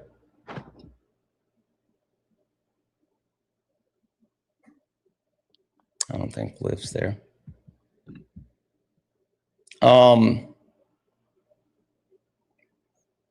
Okay. If you wanted to talk about definitions, right? That's fine. Okay. If you can get through this full example correctly, then I'll engage. But if you can't, I'm going to move off of this and tell you to go do some studying and learn a few things, and then you can come back. Is that fair? That's fair. Okay, perfect.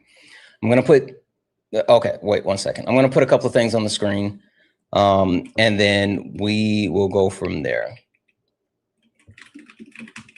And just for an understanding, how old are you? 20. 20. I was born in 2005. Yeah, no worries. All right. So would it be fair to, are you in college now or anything along those lines? Yeah, I'm in university. Okay, perfect. Are you taking calculus or have you taken calculus? In high school. Okay. All right. So, but you have an understanding, some level of calculus. Would that be a fair statement? Yeah, sort of. Okay, perfect. All right. I'm going to put a couple of things on the screen and then I want you to be able to go from there. Can you see the screen? Yeah, I see it. Okay. What does that word say? Calculus. Perfect. And this is Merriam-Webster. Do you see that at the top? Yeah, I see it. That's the dictionary, okay? Can you read the definition of calculus for me? A method of computation or wait, let me say You said it right. computation or calculation in a special notation. It's kind of like cut off at the end. Oh, I don't know yeah, if that's sorry. the full. Yeah, it's because it's slightly shifted while you're up here. Can you see it better now? Yeah, and a special notation as logic or symbolic logic. Okay, perfect. All right, so you have the definition. You see the definition, right? Mm-hmm. Ghost, absolutely not. Absolutely fucking not. You get muted. We don't like that's fucking weird and gross for people to try to pretend as if they want to make fun of the way that anyone reads. Like, fuck out of here. All right. So we have that. So I'm gonna put something on the screen. Let me get it over here to these guys so they can see it. Oh damn! My bad. I wasn't sharing. I didn't realize I wasn't sharing. All right. Let me put this over here.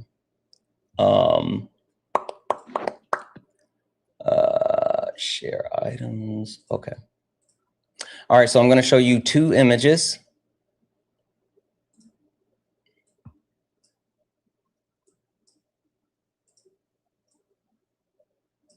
And then we're going to put this definition back up here again, okay?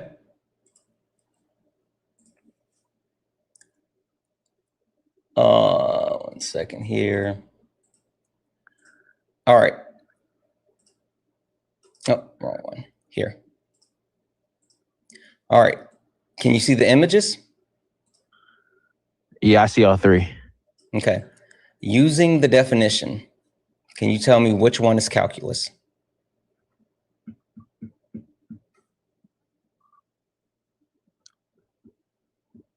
Between the equation and the gas and in the definition?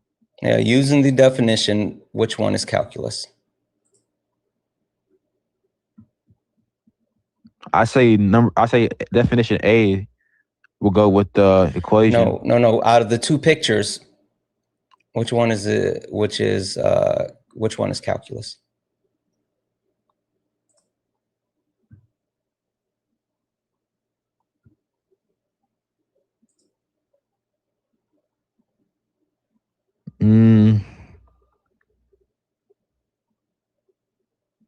The gas. Okay. They're both calculus.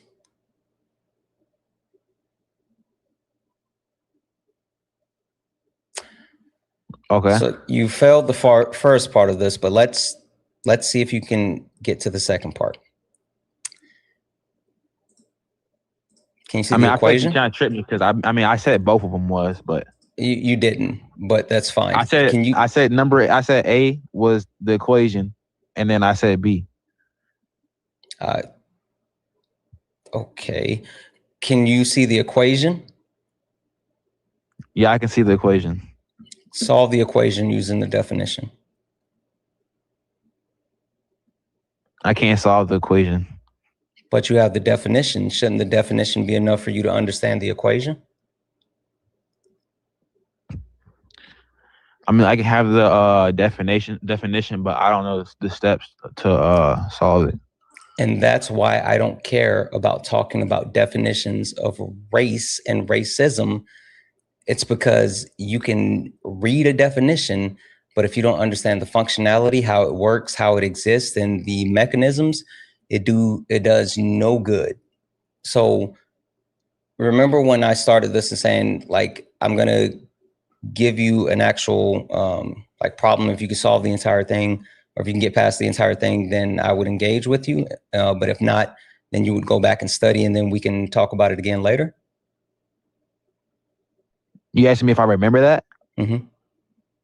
Yeah, I remember that. Okay. So you didn't meet the threshold in order to be able to engage based off of like just a definitional purpose, in which I'm telling you it would do no good for you anyway. If you disagree with the premise that I lay out behind race, racism, and all this other stuff, I'm willing to debate you on it, but I would say go educate yourself first and then come back, and then you and I can debate on it. Is that fair? I mean, if that's what you want to do, that's fine. I mean, I disagree with that. I know, but that's all feelings. I don't think that really all matters because of a definition. What I'm telling you is that the only thing that you could possibly lean on would be reading the definition, and you still wouldn't have footing to actually debate anything. You would be able to speak to the definition that you see and then your personal experiences. What type of empirical data, what type of studies or like peer-reviewed documents do you have to disprove racism? There's nothing to disprove racism. It's a that's what racism. You're sitting here trying to, like, that's where you're coming from, is you're trying to disprove the premises of what I'm talking about, but you don't have empirics. No, what I said, I'm not saying that I agree that there's a racism in America, but not to a point in any kind of system is it set up for people like me and you to not be able to because succeed. You don't even know what redlining is. That's what I'm saying. There's financial racism, there's medical racism, there's educational racism. Like, there's all these different parts that make up racism as a whole, and there's empirical data that goes behind all of that. And I'm telling you that if you're trying to actually disprove any of it, then you're going to need empirics, but you haven't actually studied, looked up, or even tried to fact check any of the stuff. You're just talking about things that you think. I've heard about the medical racism thing. I don't care about you hearing it. Did you go look it up and study it? Yes, bro. You're not letting me finish, bro. I'm saying, what have you learned about medical racism? How like black patients are more likely to receive like worse treatment and shit like that. No. But what I was trying to say, no. Oh my. No. Give me your source on that. I don't have my computer on me right now. That's because you saw my video and you're trying to repeat the video that I said, but that's not even what I said. Black patients receive less pain medication due to not being believed, due to an actual racist trope that exists within the medical field, with black people having less nerve endings and experiencing less pain. There's a study that was completed. It's on the National Library of Medicine that talks about the pseudosciences that are still believed and perpetuated within the medical system today, and how that directly correlates to misdiagnosis and mistreatments of black people. So you trying to somehow paraphrase something that I said and saying, well, I researched that, you're wrong, you're lying, and you're not equipped to have this conversation. I promise you, I'm trying to be as respectful as I can. I've been trying to be super respectful to everybody today. You're not able to actually have this debate with me. And it's not because you don't have some type of points or whatever. I'm sure I will, whatever, but you don't have anything to back up the things that you want to say. And I don't care about arguing with your feelings. You're not trying to hear what I'm saying. That's the problem. You're not trying to hear what I'm saying, and you're trying to make it everything a victimized problem. And you're trying to shift these problems as a thing that, oh, white people are out here to try to get to black people. And it's not, bro. I live in an all-white community, bro. This shit is... I don't care about your personal experiences, you fucking donut. I've said this over and over and over. I don't care. I don't care about your personal experience. I don't care. I don't care. Your personal experience means fuck all to me. You and your personal experiences and where you live doesn't mean shit to me. It's not indicative of black people as a whole. And you sitting here saying, well, this is what it looks like in my community. This is what it looks like in my family. Does not mean that that's how it works. And for you to say that you're 20 and to come up here and pretend as if you've done anything to put yourself in the position that your family is in. You are an entitled Nepo baby. Shut the fuck up. I don't care about your quote unquote experience when you're 20. You talking about your family is not anything that you did. I tried to be as kind as I possibly could, and I tried to explain to you, you are not qualified for this conversation, but you think that your feelings need to be heard. Fuck your feelings. Go get facts and then come back and debate me. You need to get.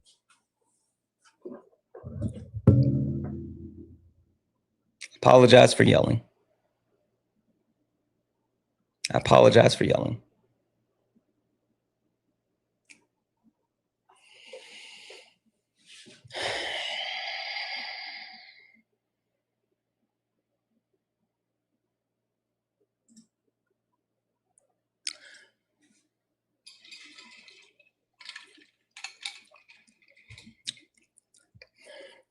Only request up if you're a Trump supporter or disagree with anything on the background. We're only looking for some debates. W's in the chat for Phoenix Eyes for the $5 super chat to say, I don't know if it's just me, but the last week of guests have been less capable of tracking than usual and more rotten in their statements. Yeah, you know what I think it is? It's the fact that like a couple of the videos I posted and other people posted of me, they went viral. And so like we're getting a brand new crop of people who've never been in our space and they don't understand how we do things here. And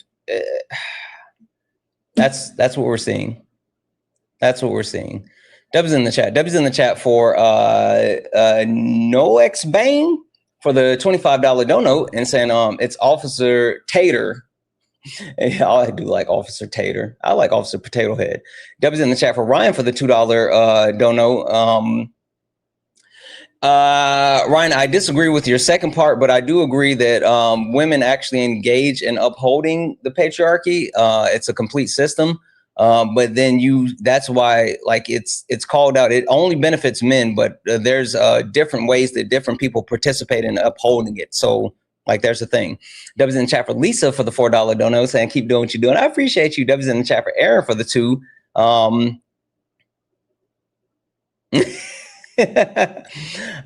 Thank you so much. Thank you. W's in the chat for Aaron for the $2 donation, and W's in the chat for Nessa.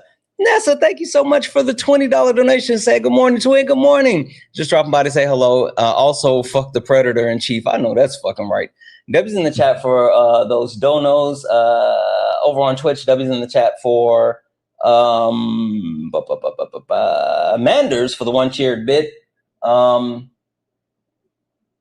Yeah, exactly. And fighting to be anti-racist is something that all white people should try to do on a daily basis. Like that's a requirement. That's absolutely a requirement. W's in the chat for that. If anyone else likes to support the live, you can do so. Cash App, PayPal, Venmo, pay links in the link tree in the bio. Santana speaks for you. Santana speaks for you. It's the best way to support the live.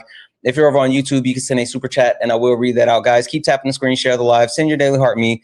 It's only one coin. It will boost the live and push us out to the FYP. Only request up if you're a Trump supporter or disagree with anything on the background. We're only looking for some debates.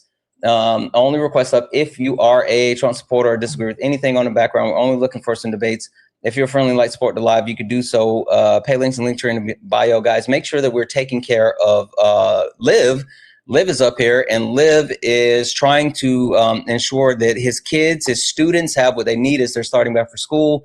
Please check the link in his link tree, and it's there. Please, if you can add anything from the Amazon wish list, please do so. Russ, over on YouTube, I don't think that you loaded in correctly. Are you there? Russ, over on YouTube. All right.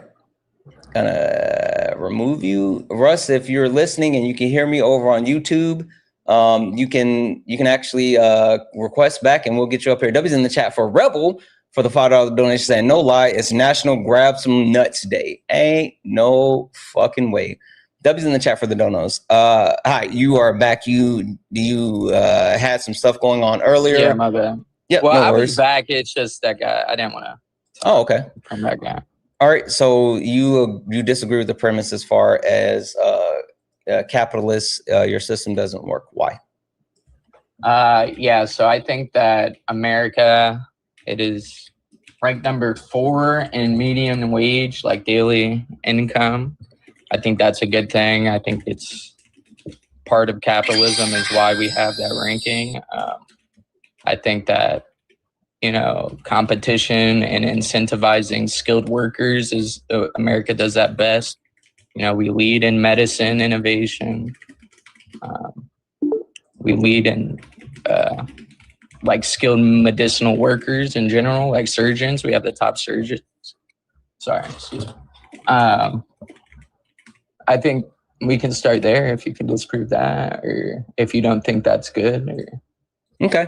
All right. I wanted to make sure that I got the entire premise behind what you're referring to. So you think that capitalism is working for Americans today because, number one, we are ranked number 4 in medium income because it creates competition and skilled workers. We lead in medical and medicine and innovation, and we have the top surgeons. Is that accurate? We definitely do lead in medical innovation. No, I'm saying, is that accurate as far as what you said? Am I missing anything? Anything else you want to add? That's what I'm referring to. I mean, choice of career,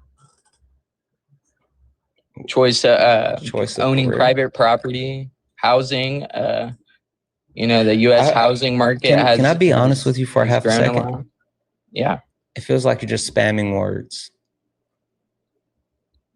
Well, you asked how does it work? So no. I said, is there anything else that you want to add to this? Because I was taking notes. Yeah, I think the housing market increasing is good. Like the price of houses increasing. Okay, so you think the price of houses going up is a good thing? Yes, and like purchasing power increasing. You think the United States, you think our purchasing power has increased? Since the 1980s? You don't think so? What does the 1980s have to do with 2026? I do want you to know, I'm just FYI, hold on one second. I can appreciate the historical view, and I understand the necessity to talk about historical view as well. I even understand the necessity to like compare the United States to other country. But the point that I'm narrowing in on and I'm trying to actually debate is how it's affecting Americans today. And so yes, purchasing power is better today than the last 5 years. Yes, to get like things like electricity, like things like TVs, Wi-Fi. You're just Wi-Fi and TVs. Okay, look it up. Wait, what's purchasing power? Okay, so I was just looking at the study. It was like 100 hours working to buy a TV in the 80s. Stop. What does it mean? What does purchasing power mean? I think it's income minus inflation, and then other things. Not the equation. What does it mean? What the dollar is priced like compared to the market. I don't know what. Yeah, basically the ability to actually acquire goods versus what you can actually, or the amount of goods you can acquire for your actual money, right?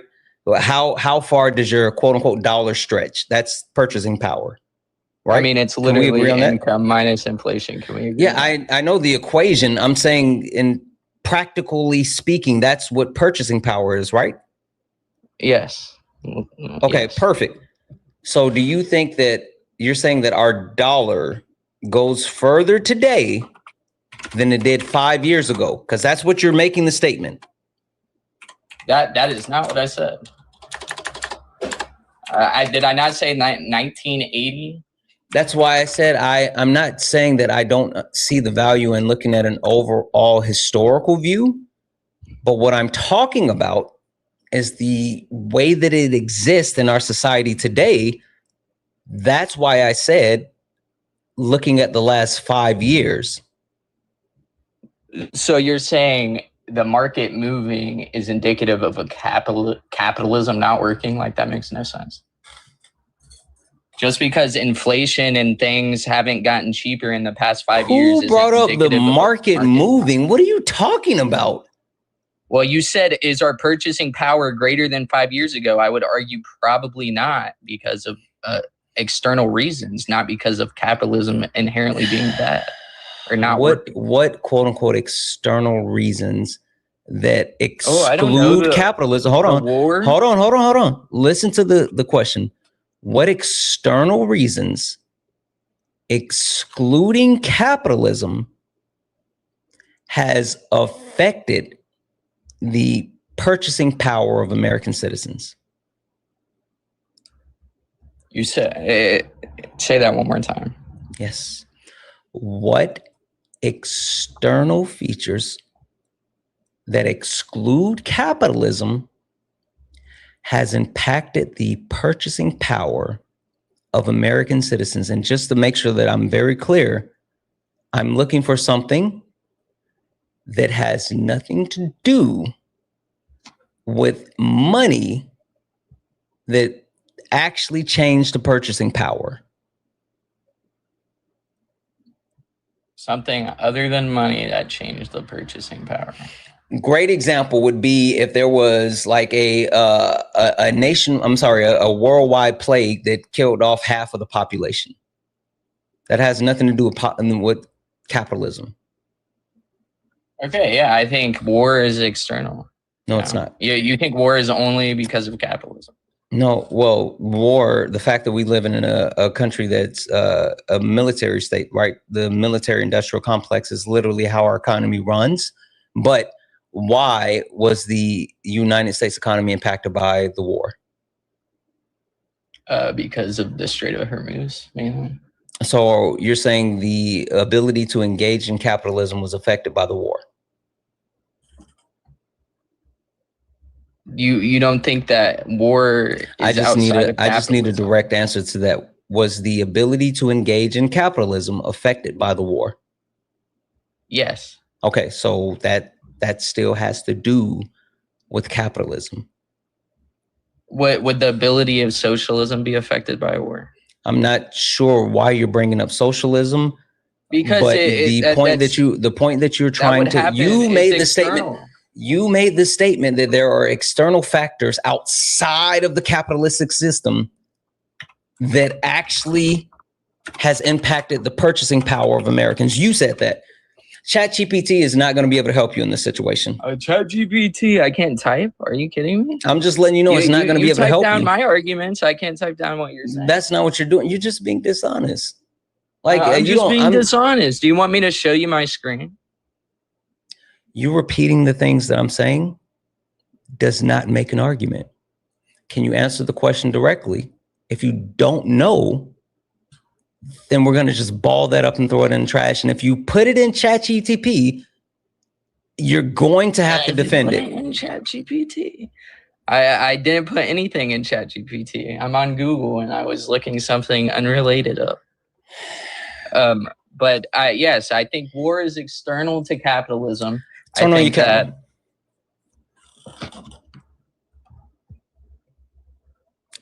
Why are you taking so long? Are you turning off your screens? Are you getting out of the stuff that you were just in? No, it was about to put my face on the screen. You're lying. You're a liar. You're being disingenuous and you're lying. Like, what's the point of being disingenuous and lying in a debate? Like, I don't care that you're using AI. I'm just telling you it's not going to be helpful.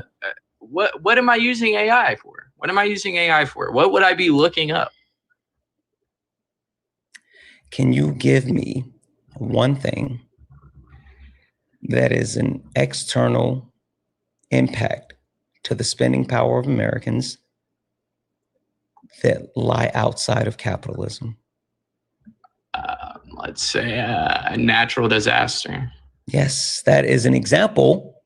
And I've already given you an example. I'm not looking for an example. I'm looking at something specific because you said there are other factors that would have caused that. So I'm looking for the specific. Well, what are you an empiricist?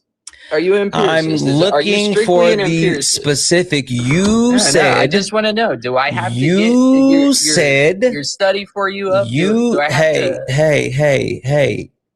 You shouldn't be making claims that you can't defend. Are you an empiricist?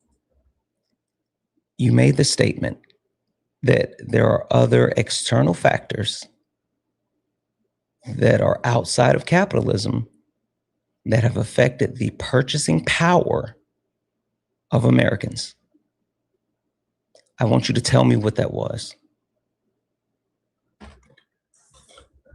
Nothing recently other than COVID.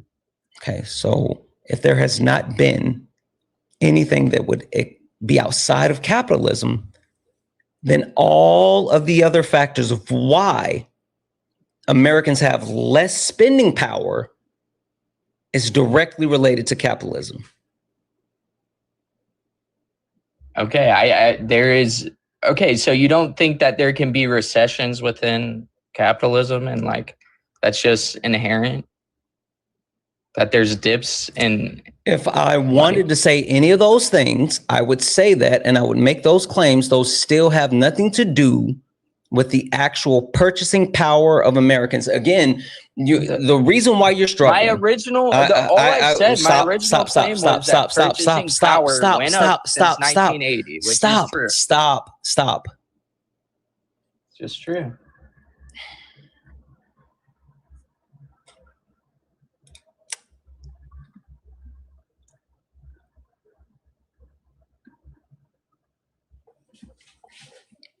I'm going to give you one more chance because this is really starting to feel like a waste of my time.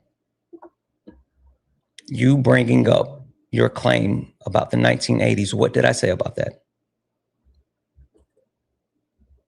How is that moot? How is that argument moot? Can you please tell me what I said about what you said when you brought up the 1980s?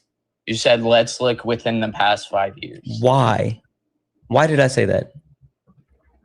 Because you're stupid? I don't know. Okay. Why is only the last 5 years? There's no point of you being up here if one,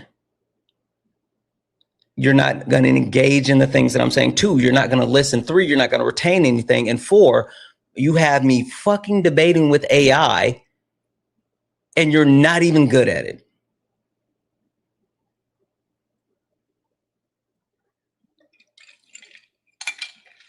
They get so upset when I try to explain to them, like, this is not a theoretical debate. We don't have to look at theory. We don't have to look at how things should work. We're looking at how things do work. Hi, are you a Trump supporter? Disagree with anything on the background? Yeah, what's going on, man? Can you hear me? Yes, hi, are you a Trump supporter? Disagree with anything on the background?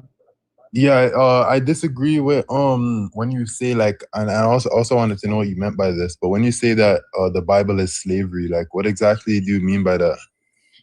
Yeah, when I say the Bible is Christians, the Bible is slavery, what I'm referring to is the premise that people who deem themselves to be Christians are directly tied to a religious text that in most instances they haven't read, in all instances they don't understand, and just about every other instance they are willing to accept that it's full of contradictions and holes. And while even directly connecting themselves to that, they use the premise of Christianity and the Bible to continue to harm marginalized communities. We see that throughout the history of the world, through colonization, through genocide, through the creation of social constructs. And then we even see that existing in our society today, the way that it's being used to justify women not having access to bodily autonomy and queer people not being looked at as full citizens. And so the entire premise boils down to the way that Christians blindly follow the Bible while not understanding the Bible and then using it as justification. Wait, so would you say that like slavery is a bad thing?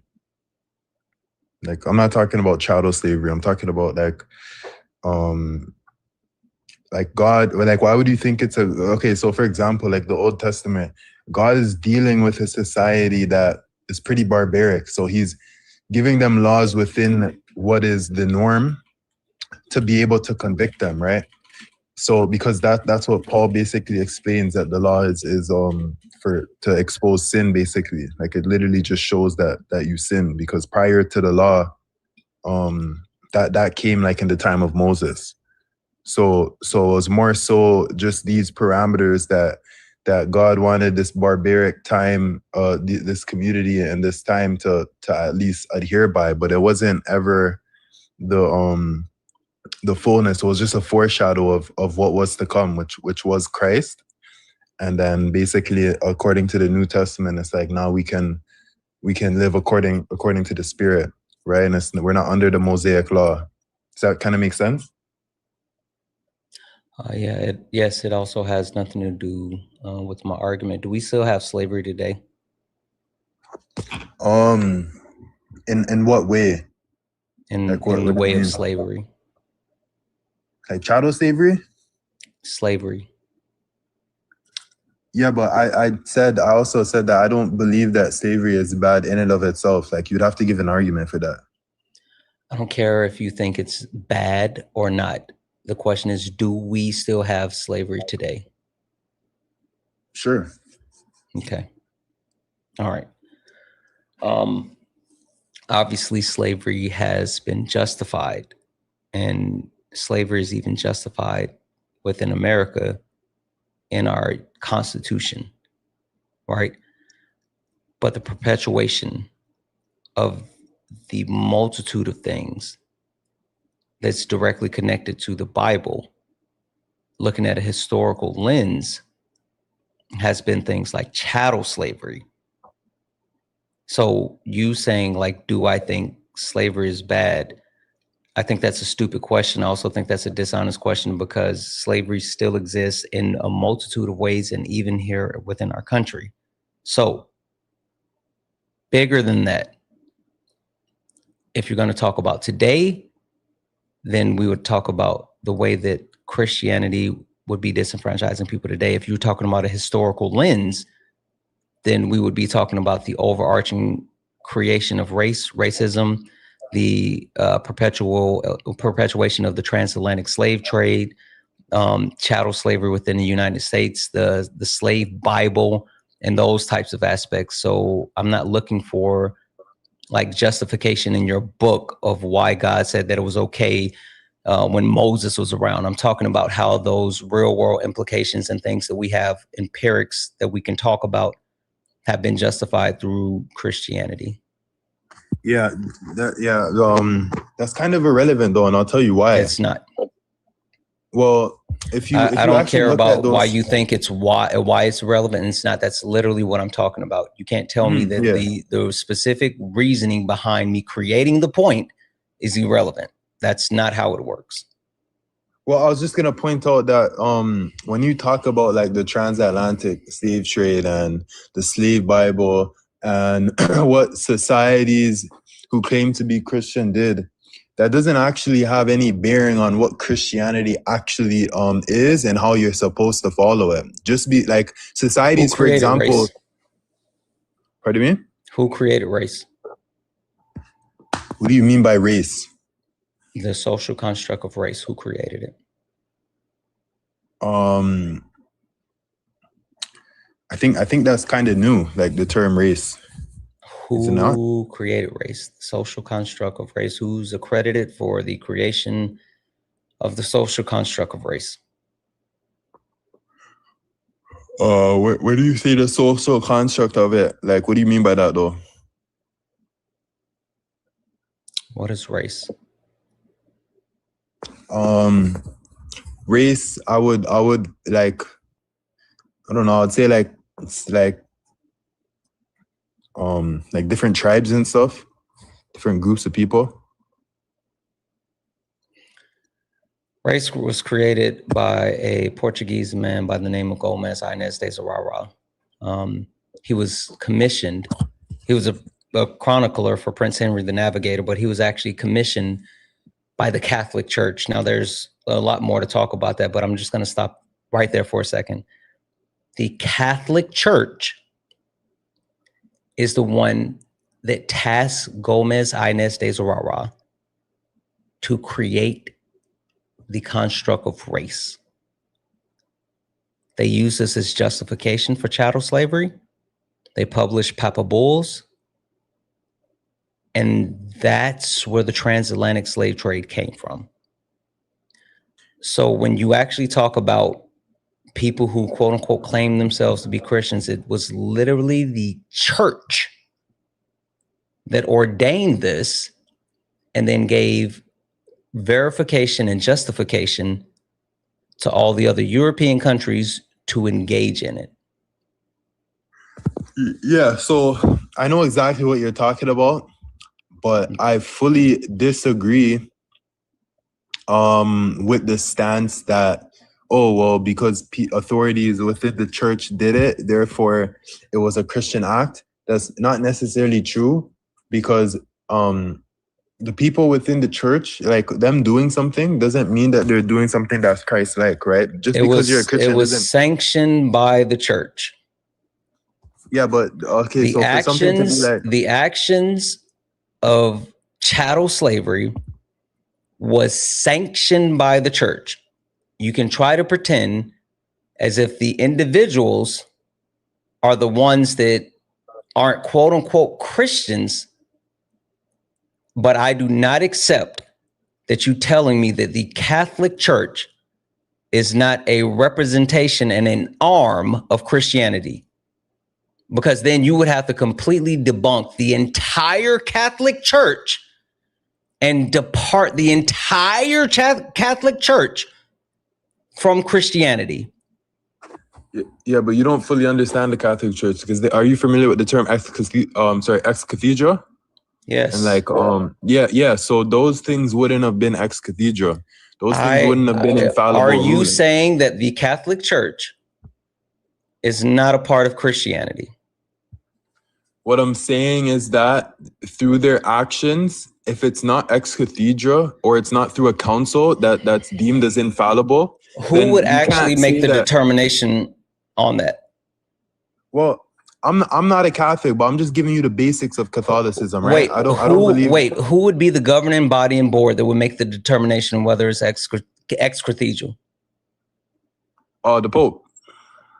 Is the Pope a part of the Catholic Church? Yes, but that doesn't mean everything he does is upon. So if the actual governing body, the people that would make the decision, was part of the decision, is the decision then ex cathedral? Ex cathedral. Holy shit. Say that again. If the Pope, who is the governing body that makes the decision, was part of the decision, is the actual actions now ex cathedral? No, it's only for faith and morals, I believe. Like, it gets deeper than that. Like, it's not as simple as you're trying to make it be. Well, it's not that it's as simple as I'm trying to make it. It's that you don't actually know the things that you said, oh, I knew that. You don't. And like, you're just learning this in real time, and you're trying to figure out a way to like structure an argument in order to like negate it. But that's fine. I legitimately don't even care. Jeff, you want to talk to him? Well, it's just like Catholicism 101. It is a one-on-one. So so we have some notion of, I saw in your bio like John's school of thought. Why should I favor that over any other school when considering the Bible? When considering Bible, because it aligns the most clear and has the most attestation from the disciples. I don't know how that's relevant, but that's the answer. That seems question begging. Like, surely you know it's possible for it to be false, right? Okay. So then why would I favor like this specific interpretive principle over other interpretive principles, like John's theology, etc.? Like, you're asking me why you should consider John's school of thought? Yeah, like if I read a specific passage, say in the Old Testament, that says something that in plain view and to the people at the time had nothing to do with a logos or a Jesus, why should I then favor any theology later that just adds this into the view? Well, I think that there would have to be like reasonable grounds to affirm something, especially if it's not verbatim or if it's not that explicit throughout, like what was previously revealed. I don't think it takes it off the table, but it's definitely has to be reasonable grounds, right, to accept it. Wouldn't you agree? To accept what? To accept, because you gave an example. You said, for example, like Logos. If we haven't seen Logos in the Old Testament, why should we accept it from John? Well, I'm saying that if there's reasonable grounds to accept something, then regardless of if it's explicit or not, then wouldn't you? What do you say think I'm that asking you for? a When I say why reason- should I accept it, what do you think I'm asking you for? a reason? Yeah. So if you say if there's reasonable grounds, then you're just repeating what I'm asking you for, right? Well, I'm just giving you the model because you kind of asked it as if like there's a way to like, is there a way to like that you like, is there a model that you use to accept something rather than not? I thought that's more what you're asking. No, like, look, if I have, like, let's say Genesis 3:15, and I have some punishment being explicitly stated that is somebody stepping on a snake and their heel being bruised. And there are a few candidate interpretations of this text. What are you bringing to the table to make me favor yours?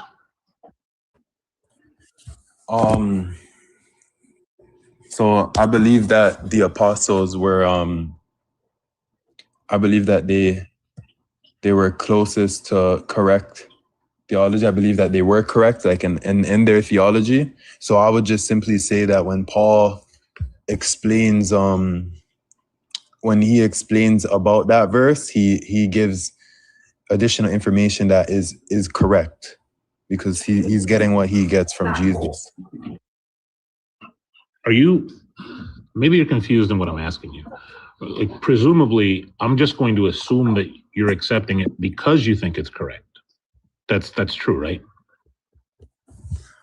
No, so I'm accepting, like, are you asking about this specific topic or like just why I accept let's divine revelation? let's just focus on Genesis 3:15 and the snake. I'm assuming you think that this has something to do with Jesus. Yes, I do. Okay. So now my question is, like, you're going to say, I think it has something to do with Jesus because I think the apostles are correct. But that's just entailed. No, I didn't know that was this. I can answer better. Let's just get an independent reason for why I should favor any specific view that comes from John. Yeah, so wait, before we even get to John, right? So to understand Genesis 3:15 and to understand who that seed is, we could actually figure that out through the Old Testament, because we see the theme of the Old Testament. Look, any theme that you're going to tell me about the Old Testament, you're going to look at through an interpretive lens, correct? Yeah, but there's things that are correlative, there's things that cross-reference, and there are things that could be in just proves the divine work of God. Yeah, under an interpretive lens. My question is, that's what's in contention. I don't think you're understanding. Why should I favor your interpretive lens? Also, after you answer that question, I want to hop in here and say something. Yeah, so the reason why my specific interpretive lens, I would say because it is I guess all I could say is that it does align with what is consistently divinely revealed. What the fuck? Go ahead, Santana. I don't give a fuck. I'm so serious when I say this. I don't want to do the Phil bro shit. I'm not here to debate philosophy. Like, that's so boring to me. I don't engage with it. Jeff, I love Jeff to the moon and back, and I will often let Jeff do that to his heart desire. But what I'm telling you, you're good. No, it's fine, Jeff. I'm telling you, like, I hate the pedantic shit. I hate, like, the back and forth as far as, like, you wanting to say, well, this premise must be accepted and this has to be engaged. And I don't give a fuck about any of that. If you're not going to talk about the substance, that I'm going to move on. Okay, so I did have one last question, if you don't mind. No. I'm going to give the floor back to Jeff. I want Jeff to guide the argument or the conversation, and if it gets to a point where it's not moving, it's over. Jeff? Okay. Yeah. So look, here's what just to recapitulate. Like, I've asked several times for a reason. I didn't receive one. So we're just going to move on to now something external. Looking out in the world, there are people who profess to be Christians. They do things like what Santana outlined, and they have their own interpretation of the Bible that that they believe licenses them to do the actions that they did. So now that we've established that you don't have a reason for why you're outside of just you think it's right, you don't have an independent reason for why your interpretation that they were in error is correct. Where are we with this? Christians reading the Bible, doing things like slavery. Yeah, so that what you said isn't actually all true, and I'll break it down for you, right? So what I said is that it aligns with what is true. Now, obviously, you can contest that and say, well, how do you know? Listen. I've asked you that question like 5 times. If you're confused, that's your problem, right? Everybody believes their interpretive lens is divinely revealed. Every single one of y'all, right? I believe it's just a book, right? So I'm coming with my own, hey, this is just a book. But if you're just going to keep saying it's true, it's divinely revealed, that's what all of y'all think. You don't have anything that favors your view. I'm cool with that. But now we have this other issue that a bunch of Christians reading this stuff enslave people. Now you already have like 1 foot out the door by saying, I don't think slavery is bad. That's crazy work. Well, you guys haven't proven morally why there's any. I don't have to prove. Right, listen, I don't have to prove morally. This is very simple. Like make it a moral. Just under I didn't say it's bad morally. I'm saying under a normative notion of justice, it fails there, right? You think I don't know what normative justice is according to you and your justice as defined and standardly used. Hey, yeah, but really, I don't know what that's really quickly. Whosoever, you think people enjoy this shit that you're doing right now? Like, serious question. I don't think atheists do, because they have no. I'm not talking about atheists. I'm talking about like the people that are watching the live right now. I'm not saying that what you're doing doesn't have some type of like. I completely understand the philosophic debates and the back and forth as far as like the Socratic method and all this other shit. I get it, and I even think that there's a space and a place for it.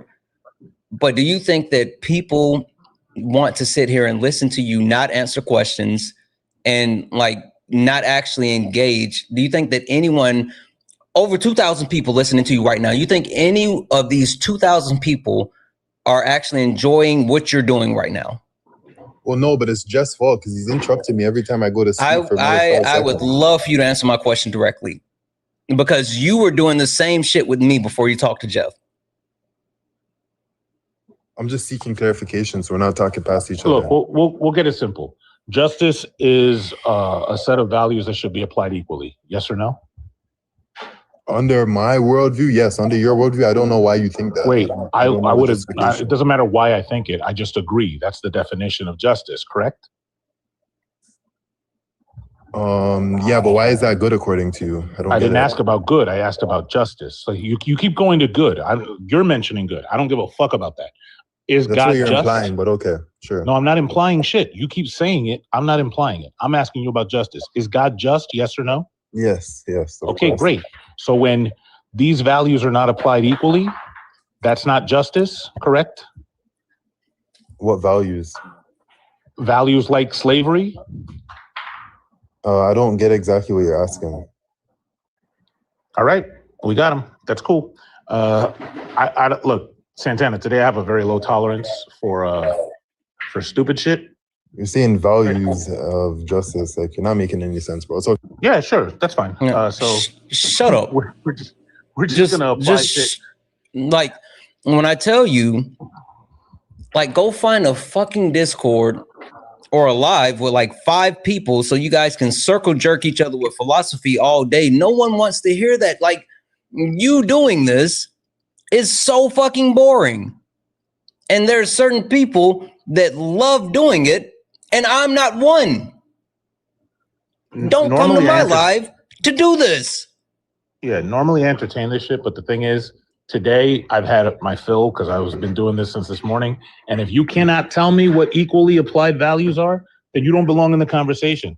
Like, is God not revealing knowledge to you? Is he not equipping you with this information, right? If you don't have that, that's cool. Peace. Like, you guys are impoverished when it comes to simple things like justice and equality. Also, I refuse to just engage with anyone who wants to say like, well, I don't think slavery is immoral. Well, you can't make moral claims. You're an atheist. More of these nuts in your mouth, and I'm not an atheist, you fucking donut. I'm just over people who like what I don't understand what I'm sorry, Jeff. No, I was at the end of my look. You know, there are days where I could have that conversation, go for hours, and I'll just play with my food, but not today. Today's not that day. Yeah. There's a series of crows swirling over my head that I don't have the tolerance for it. Like if you're gonna go into a room and you're thinking, hey, I'm so enlightened, but when it comes to a simple word like justice, I'm gonna be like, what you mean? Then why should I talk to you? Yeah, I just find no value in anyone who is actually engaging in the back and forth instead of actually engaging in the substance. I mean, if you get stuck on like, well, I don't agree that this word means this, like this is fucking stupid. So absolutely not. I blocked that person that sent that music gift. I don't like those music gifts. Fuck those music gifts. I will take your money from it, you trolls, but I will block you after you send me your money. Anyway, Jeff, I appreciate you coming up and try to get some more debates. Appreciate you. All right, have a good one, bro. Only request up if you're a Trump supporter or disagree with anything on the background. We're only looking for some debates. Only request up if you are a Trump supporter or disagree with anything on the background. We're only looking for some debates. If you'd like to support the live, you can do so. Cash App, PayPal, Venmo. Pay links in the link tree in the bio. Santana Speaks For You. Santana Speaks For You is the best way to support the live. If you're over on YouTube, you can send a super chat and I will read that out. Guys, keep tapping the screen, share the live. Look up at the top. If you see the word follow, that means you're not following me. Hit that follow button. We're on our way to 200,000 followers. Last but not least, make sure you guys are checking out the link in Liv's bio. Liv is actually a teacher. He has a Amazon wish list, and he is trying to ensure that his students have everything that they need as they get ready to start school next week. So please, please, please make sure that you guys go to the link in Liv's bio. And if you can get anything off of that Amazon wish list, please, please, please do so. J-Rob, are you a Trump supporter or disagree with anything on the background? I disagree with the background. Talking about Christians, the Bible is slavery.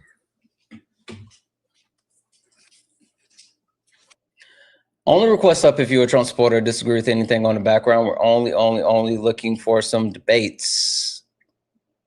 Russ over on YouTube. Looks like you are here. I got you on the screen. I have you muted. Hopefully you were able to look at the rules before you click the link.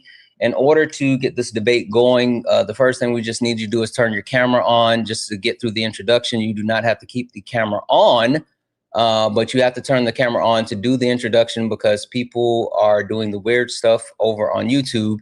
And M2 Eric 25 or whatever, I see that you're there as well. Just FYI, that's a part of being able to join the live.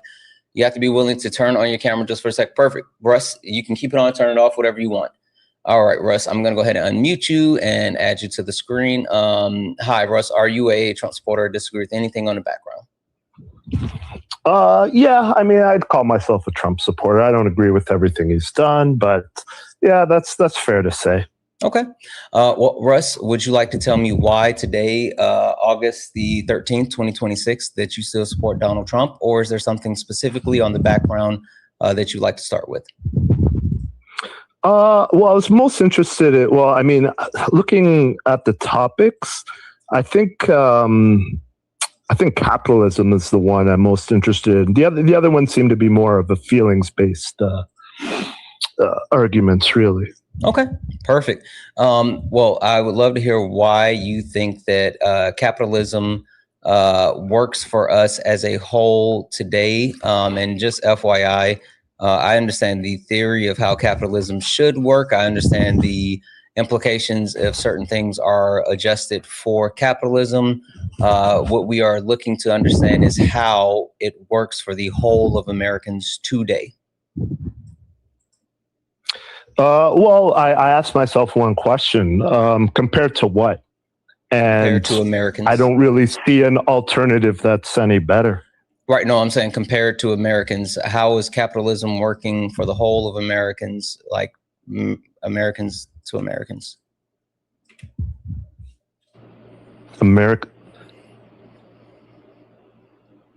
Sorry, I'm not sure what you mean by that.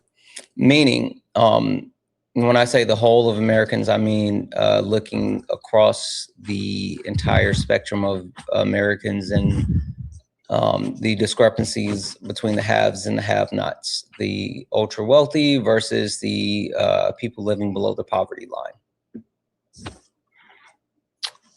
Well, I mean, in human history, there hasn't been a society where there hasn't been major discrepancies in wealth. As far as I can tell, other systems across the world are doing way worse. So, I mean, to me, in any situation, you do what's best, and free markets I'm are not the looking best. to compare America to other countries. Can we agree that the United States of America has the largest GDP on earth? Yeah. Can we agree that the United States of America is the wealthiest country on earth? Yeah, I mean, if we're going per capita, maybe they're not. Maybe No, U.S. just is not the first, whole. but We're not talking about per capita. We're talking about the whole of the country. yes. Can we agree true. that the United States of America is where the first ever trillionaire was made? Yes, absolutely. So understanding that we live in a country and a society that has an abundance of wealth, why are there so many people who are unable to meet basic needs, who don't have access to food, who don't have access to water, who don't have access to even housing? Well, I mean, I don't think that's the case. I mean, I don't think anyone's starving to death in the United States of America, we have over since 1995 until 2025, there was a study completed showing that there's an increased rate of people in the United States of America dying from malnutrition. And that's even outside of Donald Trump cutting like SNAP benefits, which has historically been proven to pull people out of poverty and give people access to food when needed. Also, we can talk about the massive food deserts and food swamps throughout our country. Sure. I mean, even if I grant all of this to you, again, what would be the alternative? So, I mean, if the question is, well, are free markets perfect? Do they create utopia? That's not the question. No, that's not the question. That's that's not even the point on the background. The point on the background is saying capitalist, your system doesn't work. And the premise behind it not working is saying that it's not beneficial to the whole of Americans today. Well, again, you'd have to ask, well, compared to what? Compared to the rest of the Americans that it is working for. No. I mean, what system? No. What would you replace that with? Because I'm not looking I'm not looking to change your mind and say that this system will work better or you should switch to this system. I'm looking to prove that capitalism doesn't work for the whole of Americans. I'm not trying to actually get you to shift towards socialism, communism, or anything like that. I'm telling you that capitalism, if capitalism actually worked, then you should be able to defend capitalism based off of capitalism, not based off of saying, what about this or what about that? You should be able to say, this is why capitalism works. Capitalism works because poverty is at almost 0 levels. Capitalism works because everyone is housed. Capitalism works because of X, Y, or Z. Not saying, well, you know, it's the best we got, so we got to just deal with it. Well, I mean, again, capitalism works if you're not comparing capitalism to perfection, but I don't think it's fair to compare anything to perfection. Do you think that the people that are benefiting from capitalism are perfect? No, I'm saying that there is no system or anything that is perfect. And you can always point to, well, what about this? What about that? No, you can. Right? That's why I'm trying to get you to stop doing that. I'm trying to get you to be where your feet are. We're talking about capitalism, and we're talking about how every day, so, real world example, Liv, you can't see Liv, but he's over here on TikTok. Liv is a teacher. And the reason why Liv has been hanging out on my panel all day is not to debate, not to actually, you know, add this, that, or the third. He's literally up here because we have access to thousands of people, and we want to draw as much attention as possible to people going to the link in his link tree, which then gets an Amazon wish list so he can get the supplies he needs for his students. The United States government as a whole don't properly take care of our teachers or our children when it comes to education. And so teachers in our society, the richest country on earth, often have to come out of their pockets to ensure that their children have the supplies needed to engage in school. And so the point that I'm getting to is that if capitalism truly worked, then Liv wouldn't need to be up here on my live while he's actively at the school building trying to prepare for classes starting next week, leaning on the kindness of thousands of people watching me, hoping that they go to the link in his bio and purchase stuff off of the Amazon wish list just so he can teach the children, just so he can actually educate the future of our society. If capitalism worked, then the teachers would not only be paid to a level that actually indicates the importance that they have, because teachers are important. They're training the future of our country, but they wouldn't have to worry about figuring out how to make sure every student has their basic needs met just in order to learn. So how does your system of capitalism coincide with the reality of what he's doing over here on my live? Well, I guess I don't understand the point, because for kids to have the supplies they need, there's 2 ways that could happen. Like, let's say you say, well, the kids can't afford it. The parents can't afford it. Well, there's 2 ways to fix this problem. You can either do it by force, where you take by force from other people, or you could do what he's doing, where it's like, hey, there's some students, their parents, for whatever reason, can't afford supplies. Be charitable. Help those in need. And to me, that's a far better system. Why wouldn't the United States government just step in and ensure that like all needs are met when it comes to school supplies for children? Well, they could, but the bottom line is that they could. You're either why hold on. Sorry. The point is, you're either going to take by force. They could, but why isn't the United States government stepping in, ensuring that children have all they need in order to learn? Well, because capitalism ultimately is a system of free will, of free choices. So ideally, if people are in need, fellow citizens, say charities, churches would fill in any gap for those who, for whatever reason, can't support themselves, right? So I mean, I don't really see how that's a problem. Is it because there's not enough money? If I could just finish this is it point because there's not enough money or supplies existing in our society to ensure that they're taken care of? Of course not. Of course not. But the question is should the government take by force to spend on whatever it is they feel they need? Or is it better to have a system where your fellow citizen steps up and says, oh, you're in need? Hey, I got you. You know, and to me, the latter is the moral system. Does the government not already take by force what they need? Of course, because first of all, if that actual taking by force is already in place, then why not use that force taking to ensure that the needs are met for the citizens? Well, because that's communism. That's not communism. You don't understand that is communism. That's literally not communism. That's not how communism works. But again, if the United States government, that's precisely how communism is. So is the United States government a communist society? No. So okay, then. So you're stupid while saying that because we've already established that the United States government is already taking by force. And so my point is not why aren't they already doing it? Because we've already agreed they're already doing it. My point is, why aren't they using that to meet the needs of the people? Well, they are meeting the needs of the people. How? Like the overwhelming, well, first of all, kids get free education. No, they don't. If there's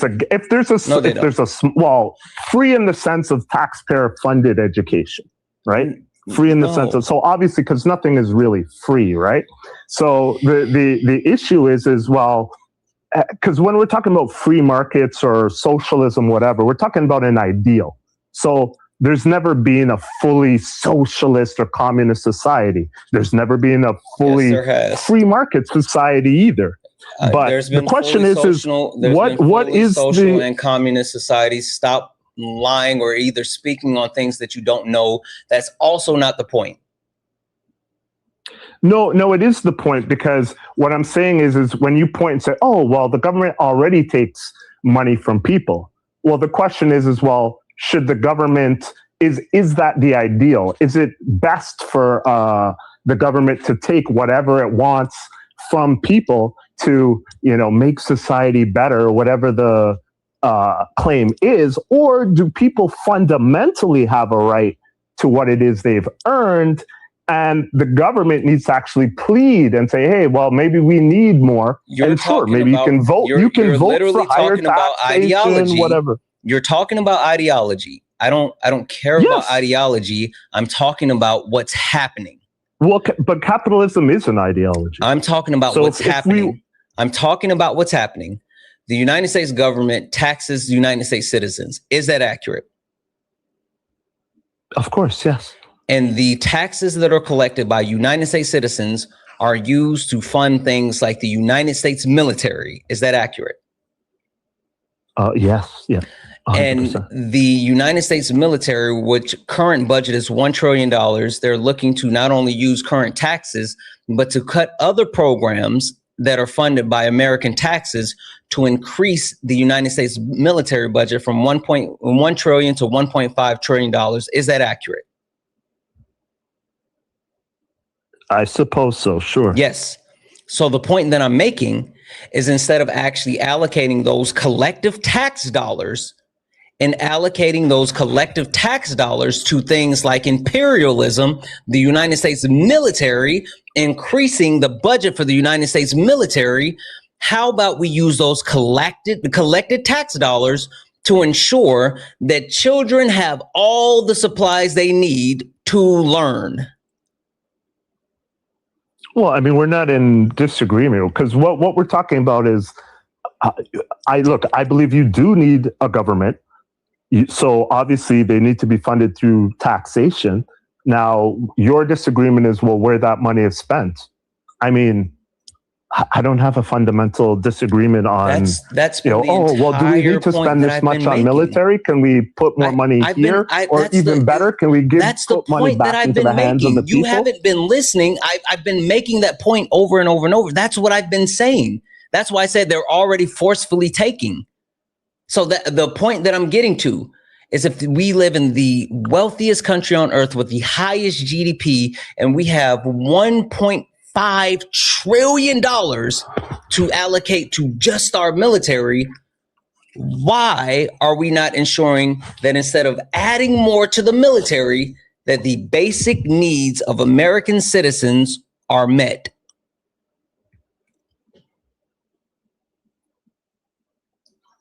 Well, the primary job of the government is protection. So that would be military. That would be ensuring That's not the primary police support system. However, sorry, that's not the primary. The primary job of governments, period, is to ensure the safety and well-being of their citizens. That's literally the primary function of government. Everything else follows under that primary. No, everything else falls under that primary objective, which includes safety. No. The government making sure everyone is housed and has food and has a job. When's the last time you read the United States Constitution? That is not, no. When's the last time you read the United States Constitution? Oh, we're going to do that again. When's the last time you read the United States Constitution? It's been years. I read it yesterday. And not only did I read it yesterday, but I also went through a comprehensive breakdown to understand that, and make sure that I understand what the Old English says within the United States Constitution. You're wrong. Well, I mean, you can say I'm wrong, but I mean, you can look at the history of the country. There's a reason why you fundamentally have an issue with what America is. And that's because it wasn't founded in the way you believe it was. Wait, how much do you know about why I disagree? Like, that was a bold statement for you to make. I'm not saying that you're even wrong, but tell me why I fundamentally have a problem with the country.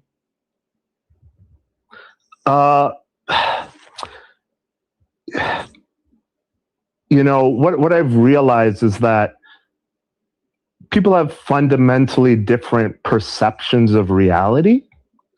And again, I don't know what your ideological position is. You made the claim as if you did. That's why I was waiting for you to tell me about myself.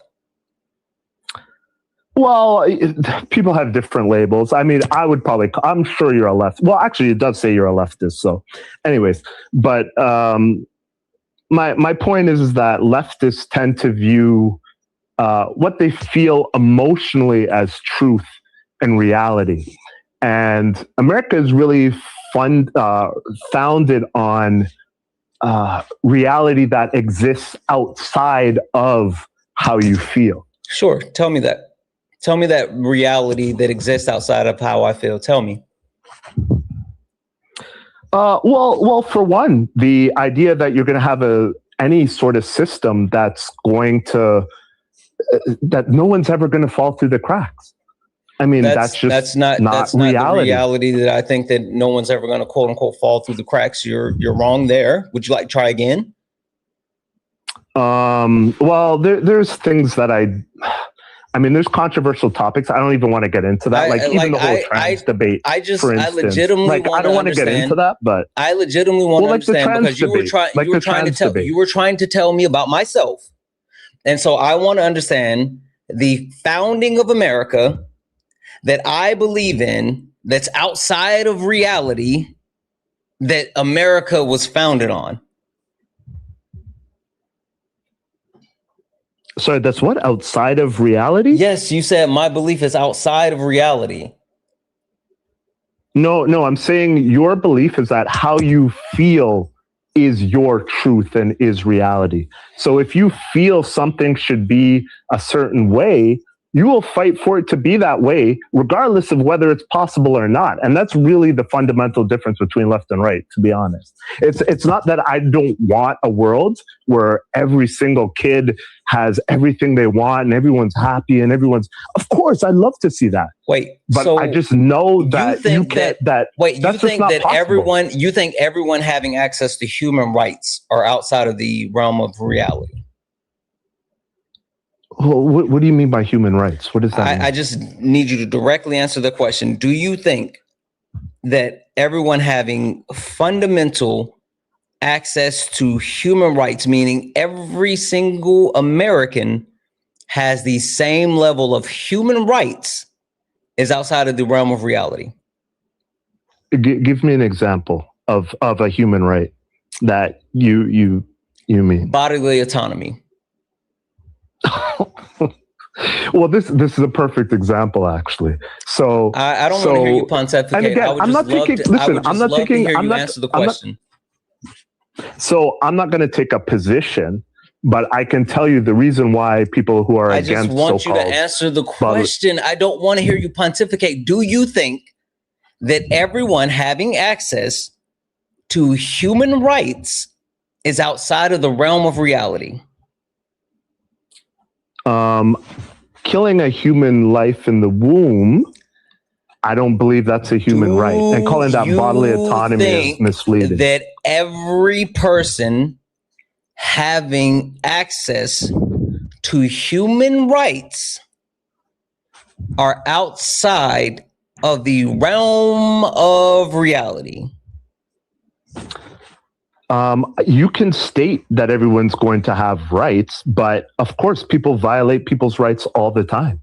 Now, of course, I believe in doing, and sorry, I believe in doing our best to ensure. Let's make this even simpler.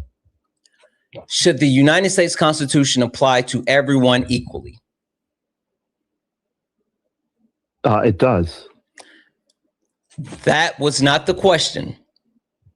The question is, should the United States Constitution apply to everyone equally? That's the ideal, yes. So yes, it should apply to everyone equally. It never will, but it should, and that so should you're be saying, our wait, goal. so you're saying, You're saying that the United States Constitution applying to everyone equally is outside of the realm of reality? It's outside the realm of reality because it's an ideal. It will never be perfect. No one said that it would be perfect. We're saying that it'll apply to everyone equally, meaning every article applies to everyone. Is that outside of the room or outside of the realm of reality? No. Okay, so if that's not outside of the realm of reality, then what I have an issue with when it comes to the country and the founding and our Constitution is not outside of the realm of reality. My problem is that the United States Constitution was written for white men that own land. And ever since the inception of the United States Constitution, anyone else that was not a white man that owned land, i.e. a wealthy white man, has either been given or stripped of rights. The rights have been under attack. The rights have been litigated. The rights have been up for debate. And the point that I'm getting to is I have an issue with a United States Constitution that is supposed to be for everyone, only specifically applying to certain people, and then everyone else have to actively defend their rights from their own country.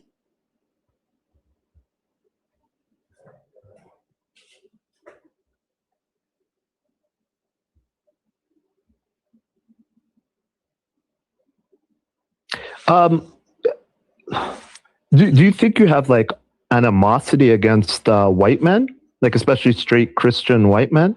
Like just a random question. I don't give a fuck about straight Christian white men. I don't think about straight Christian white men. Okay. So you don't have any animosity. Why would I have animosity towards them? Like, I don't like, I think you confuse. Well, it seems like you've blamed them for, the imperfections that you see in America and its founding, right? I have an issue with the patriarchy. That has nothing to do with individuals. That's a system, bub. I have an issue with the patriarchy. See, you are going based off of feelings, right? And you think that since you are driven off of feelings, that I'm driven off of feelings. I don't care about feelings. I don't even care about my own individual feelings in instances of what's beneficial for the collective. So I don't have an issue with straight white Christian men. I don't have an issue with straight white men. I don't have an issue with white men. I don't have an issue with men. I have an issue with the systems that uphold whiteness, the systems that uphold manhood, the systems that uphold Christianity. And I have an issue with those systems because they marginalize and harm anyone else who do not directly ascribe to those systems.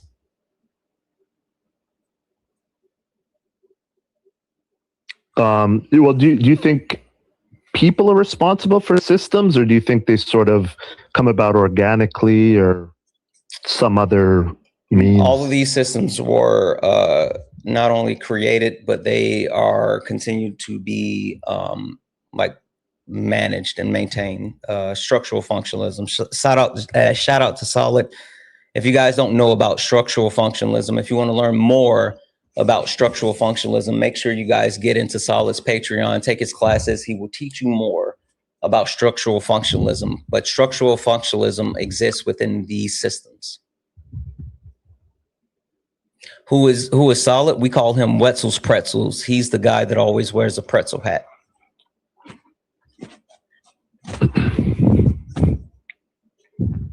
Do you think we're all sort of culpable in upholding these systems, like women, minorities, LGBT? Okay. We all live within these systems, and if you're not actively trying to abolish these systems, then you're actively upholding these systems. Do you think it's fair that people might be scared of what would be on the other side of that? Like if these systems were abolished? I think fair comes in the fall. I understand trepidations for people who don't understand what it takes to get the liberation, but I also don't think that fear is going to stop liberation, because the point that I'm trying to get people to understand is that liberation is coming regardless of whether you want it or not. And I'm trying to get people who are timid or even like don't necessarily understand it on board before there's a violent revolution to get to get the liberation. Like I'm trying to pull as many people as I possibly can and get them to understand that it's not a matter of if, it's only when. Like I'm literally trying to get people to understand, as many people as possible, because the fact of the matter is, this is how capitalism goes. Capitalism always ends in imperialism, and then people heads ends up in baskets. Yeah, I mean, look, I definitely see and feel tensions rising. There's definitely, obviously on the left, we know there's things are ratcheting up. We see ratcheting up on the right as well. And I don't know, is there any hope of a resolution that is sort of peaceful and, can we go back to the 80s, the 90s, something? Is that really backwards though? Like, I don't understand that one. Well, I mean, I guess I just mean getting to a point where like violence is avoided, basically. Violence is like indicative of our entire country. Like violence was colonizers coming here and killing so many indigenous people that it cooled the temperature of the earth. Violence was stealing Black people and forcing them to build our country. Violence was the suffrage movement, like perpetuating women less than. Violence was the civil rights movement, sicking dogs and water holes on Black people who just wanted to be able to have equal rights. Violence is literally like putting your knee on the back of goddamn, why am I spacing on his name? George Floyd's neck for 9 minutes and watching him die, and then telling the rest of the country and the rest of the world, well, he died due to drugs, and you guys having this visceral reaction is unacceptable. Like, our entire country in existence is upholding violence. And so, like, saying, like, how can we do this without violence? I don't think we can. I'm doing whatever I can to try to get people to, like, do this without violence. But I'm saying, like, everything about who we are as a society is violence. Can you name one revolution that has ever occurred without violence? Yeah, I mean, I guess I can't think of one. The point that I'm just trying to get to is, like, people are dying, people are starving, and people are hurting. And, like, people are only going to die and starve and hurt for so long until there's nothing left for them to live for. And so they will rather die than continue to live the way that they are. Like, that's like the mind-blowing part about, like, people who engage in capitalism and just so happy with, like, the individuality of capitalism. I say this all the time. We live in a society, and at some point, the fact that other people are hurting, that's going to come to your doorstep no matter how well you're doing. And it's going to come to your doorstep in one way or the other. And, like, I don't get why people don't understand that. People are literally, like, people will start killing other people when they don't have the ability to eat. Why not just feed people? We can feed people. I don't get it. I agree. I just think that free markets are the best way to feed the most people. Like, look, I've traveled. I've been to Cuba, and I've seen, like, grown men and women, and they're begging, like, oh, Havon. They're begging me for soap, and it's just like, wow, this is crazy, man. And I see firsthand, like, what alternatives can lead to. So this is my concern. It's like, is this really the best path? I mean, I don't think we have it the worst here. You know what I mean? Like, it's not perfect, but I think that understanding, like, I'm not saying that the United States of America compared to other countries is the worst. That's why I hate the premise of comparing our country to other countries, because obviously I'm looking at like the disproportion of, like, poverty, especially within the global South.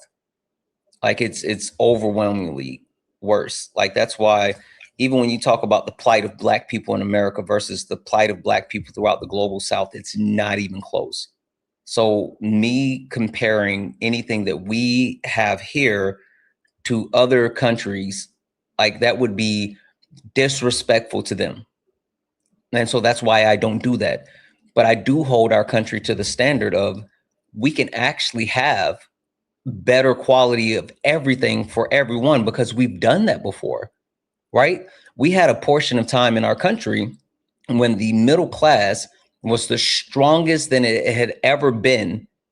And that was through proper taxation of corporations and the ultra wealthy. But now, since Reaganomics and trickle-down economics, and the fact that we continue to put in, like, these tax cuts for the ultra wealthy, these tax loopholes, these corporate tax cuts, and we take away from social safety nets and programs that's supposed to be supporting everyday Americans and give those breaks. Literally, the only reason Elon Musk was able to become a trillionaire was by kicking 17 million Americans directly off healthcare, shutting down, by the end of this year, 466 rural hospitals that service 6 million Americans and employ 275,000 people. Elon Musk was able to become a trillionaire by directly impacting healthcare for millions of Americans. Why does Elon Musk need to be a trillionaire so damn bad that we had to take away healthcare from Americans? Well, I mean, I have a different view on how, like, wealth is created, but I would be more inclined to agree. But the thing is, what I see with the government is, the more money they get, the more it seems, instead of actually, like, direct benefit to people, they go on these odd, like, increase their payrolls with people who are doing nothing. Look at Mamdani. Why is he building grocery stores when you could just like give people who are directly in need checks? Like New York's got plenty of people who are millionaires, billionaires. Why do you need these grocery stores that now anyone can shop in? Like you want to get the money to the people who actually need it. So like, why go? So like to me, these type of things don't make any sense. If Zoran Mandani just cut checks, right? What happens when the money is spent from the checks? Well, no, but I'm saying you can make it a stipend where it's like monthly. No. Like I this is a food. Like I don't want to change that. I'm saying like once you cut those checks, the money spent, what happens?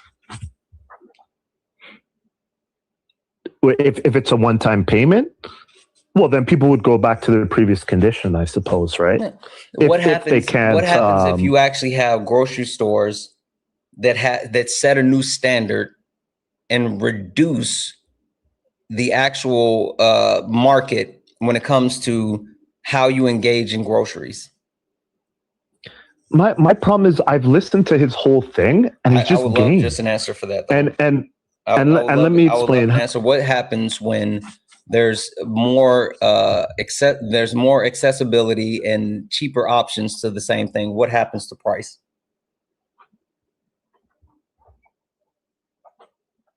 Well, but that's not what he's doing. Like prices go down, but that's not what he's doing. What happens to price when you create an institution that sells the same things for 30% less, and you lock those actual amounts for 30 days? Can other companies continue to operate with such high prices when there's cheaper, accessible options for the same thing? Well, they could potentially go out of business. Or they can drop their prices, what else, right? Because it's all about price gouging. Like the wild shit about this is that these corporations have already admitted that they're price gouging. Kroger, after the pandemic, openly went and testified on the House floor. The CEO of Kroger openly admitted that multiple heads of CEOs of different like grocery entities came together and made a decision to price gouge at the same time that COVID was happening, because they knew that inflation was going to increase and they could sneak in shrinkflation as well. They literally decided to price gouge, artificially increase prices, and when there was issues with the supply chain, because they knew they could get coverage for doing that. So the issue isn't that the cost of production has dramatically increased. It's literally companies trying to maximize their profit margins. So if you actually reduce their ability to continue to maximize their profit margins because of price gouging, hell, it's not like they're investing that money in their employees, so you're going to have to worry about layoffs. It's not like they're investing that money in like products. They're investing that money in paying out their C-suite. They're investing that money in paying out dividends and stock buybacks. Like they're making the ultra wealthy wealthier on the backs of price gouging. And if you stop them from price gouging, then one of two things are going to happen. Either they're going to have to stop giving these massive payments to everyone else at the top, or they're going to start cutting people at the bottom, which is going to speed up that violent revolution. Solid is over on TikTok. Solid wanted to talk to you. I forgot what I want to talk about. That sounds like a you problem, Solid. Yeah. So okay, the emotional thing. That's weird, right? Because I'm a socialist because I learned about how terrible capitalism is via macroeconomics.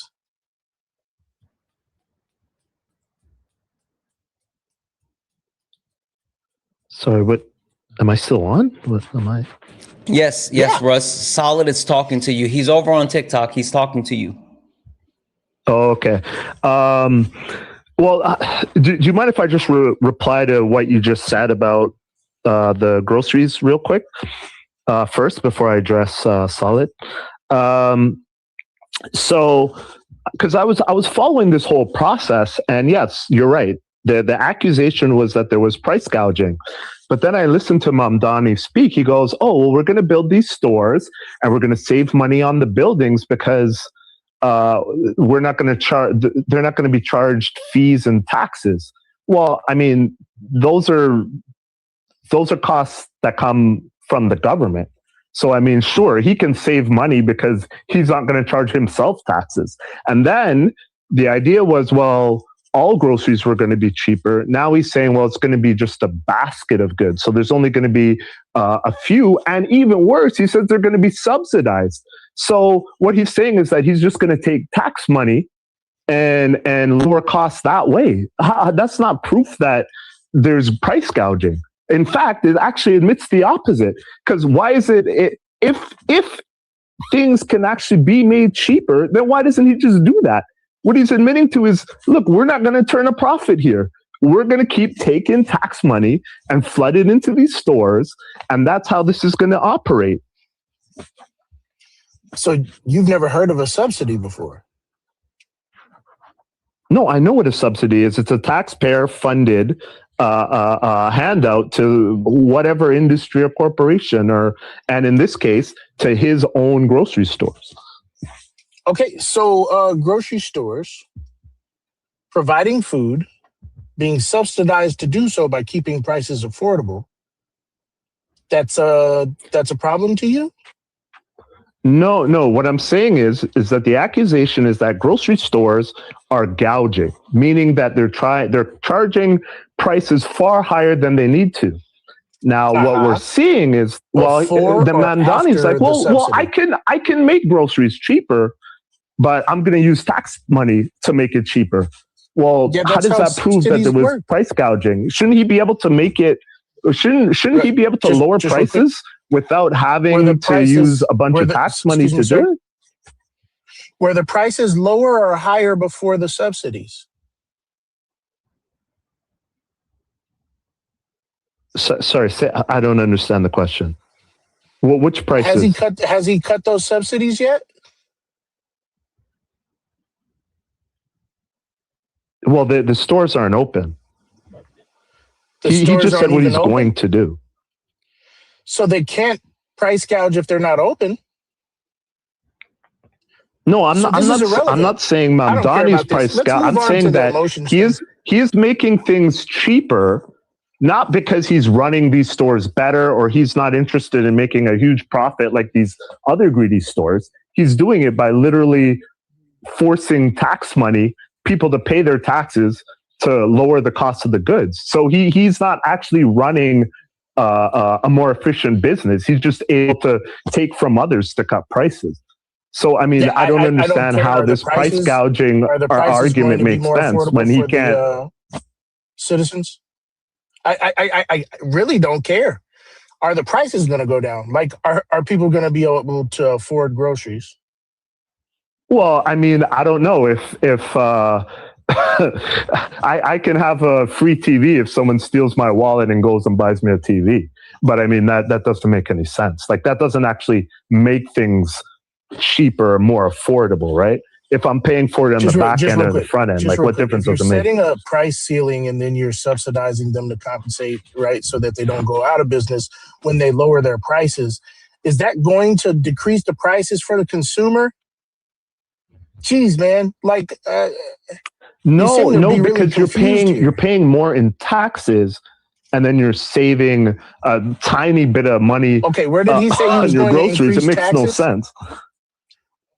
Which is why earlier I'm saying if you wanted to help people through government taxation, it would have been better just to write people regular checks for groceries. Oh, you're low income. Yeah, it's not here's your delay. It's just this grocery guy. subsidy. I mean, like he's. Oh, it's just him. How he is? He's been doing this the whole time to me as well.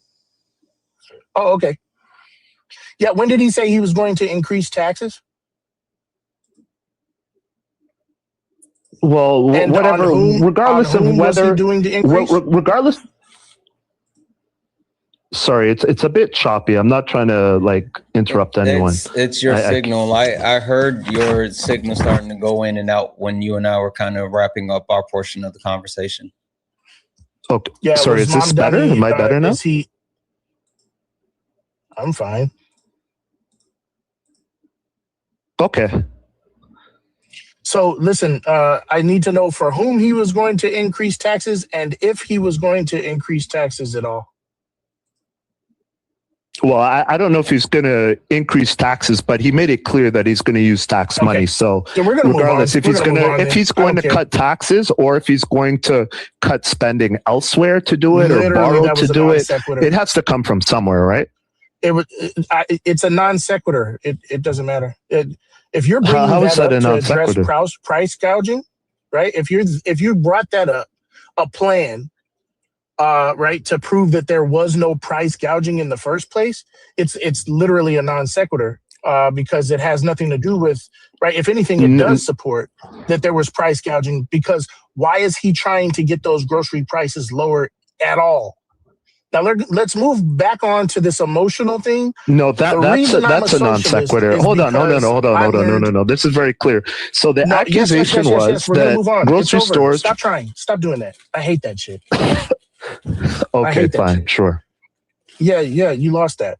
All right, so the emotions thing. The left wants to do things based on emotion and not on hard, cold fact. And then when Santana asked you for some facts, you were just like, you're thinking about a thing and wanting to do us some stuff, right? Can we get into some facts? Sure. What do you want to focus on in particular? Yeah, the like actual nature of capitalism and how it robs the working class. Okay. Just so we're clear, like, how would you define capitalism?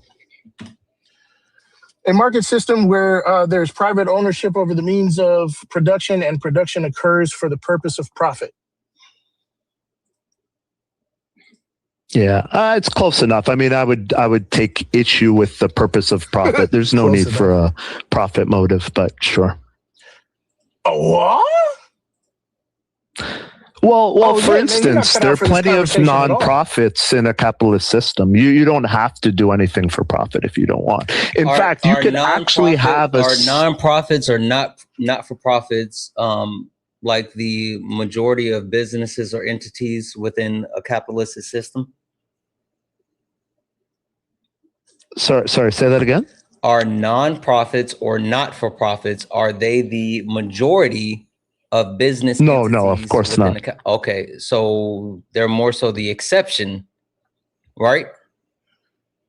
Right, but everything is included. If they're the exception and they're not the representation, then them existing within side of the capitalist society does not exclude capitalism being driven by the generation of profit. Even these nonprofits are not for profit, while having like a business structure that allows them to end their fiscal year with a zero book balance, still need funds to operate throughout the year. I don't think you saying that made any sense. Sorry, go ahead, Solid. Just real quick, how often do nonprofits not turn a profit? How often do nonprofits not turn? I have no idea. All right. What happens to a business that isn't a 501c3 that doesn't turn a profit? Let's say 5 years in a row. Well, if it doesn't turn a profit, I have no clue. You have no clue? I have no clue. They go out of business. Why? Why? Because they can't sustain it. So they still need profits with capitalism to succeed. Well, but I mean, all that proves is that whatever people are doing, they need some, like, there has to be a demand for it, right? No, because you do understand, like a nonprofit or not for profit doesn't mean that they don't generate profits. That just means that at the end of the fiscal year they carry a zero balance over. You understand that, But right? isn't that the ideal?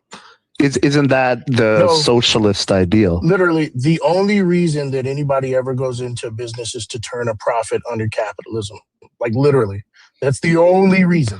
That's the reason why you negotiate a salary or an hourly wage so that they can pay you less than you generate. That okay, all right. So yes, capitalism. But that doesn't change. It doesn't matter the system. Under which people work because they there's want private ownership return over the for their means of work. production, and production happens for the motivation of profit. Profit is the reason why it reeks. Profit is the reason why we maintain a lower class. Holy fuck. Hold on for a second. Sorry. Hold the fuck up. What happened? I got a bunch of thank yous that I got to get to, and I'm not interrupting the thank yous. I'm sorry, I'm not stopping for the donos, but I do want to first and foremost say massive fucking W's in the chat for Jennifer came through a fucking again and donated a $100 donation. And I'm going to read the second part first. The second part says, thanks for the education every day. First and foremost, Jennifer, fucking W's in the chat for you. Holy shit, you are so appreciated. Holy shit, you are so appreciated. Now I'm going to read the first part of her message. Hey, soup or motherfucking salad? That's me. Please let Super Solid know I donated to his GoFundMe.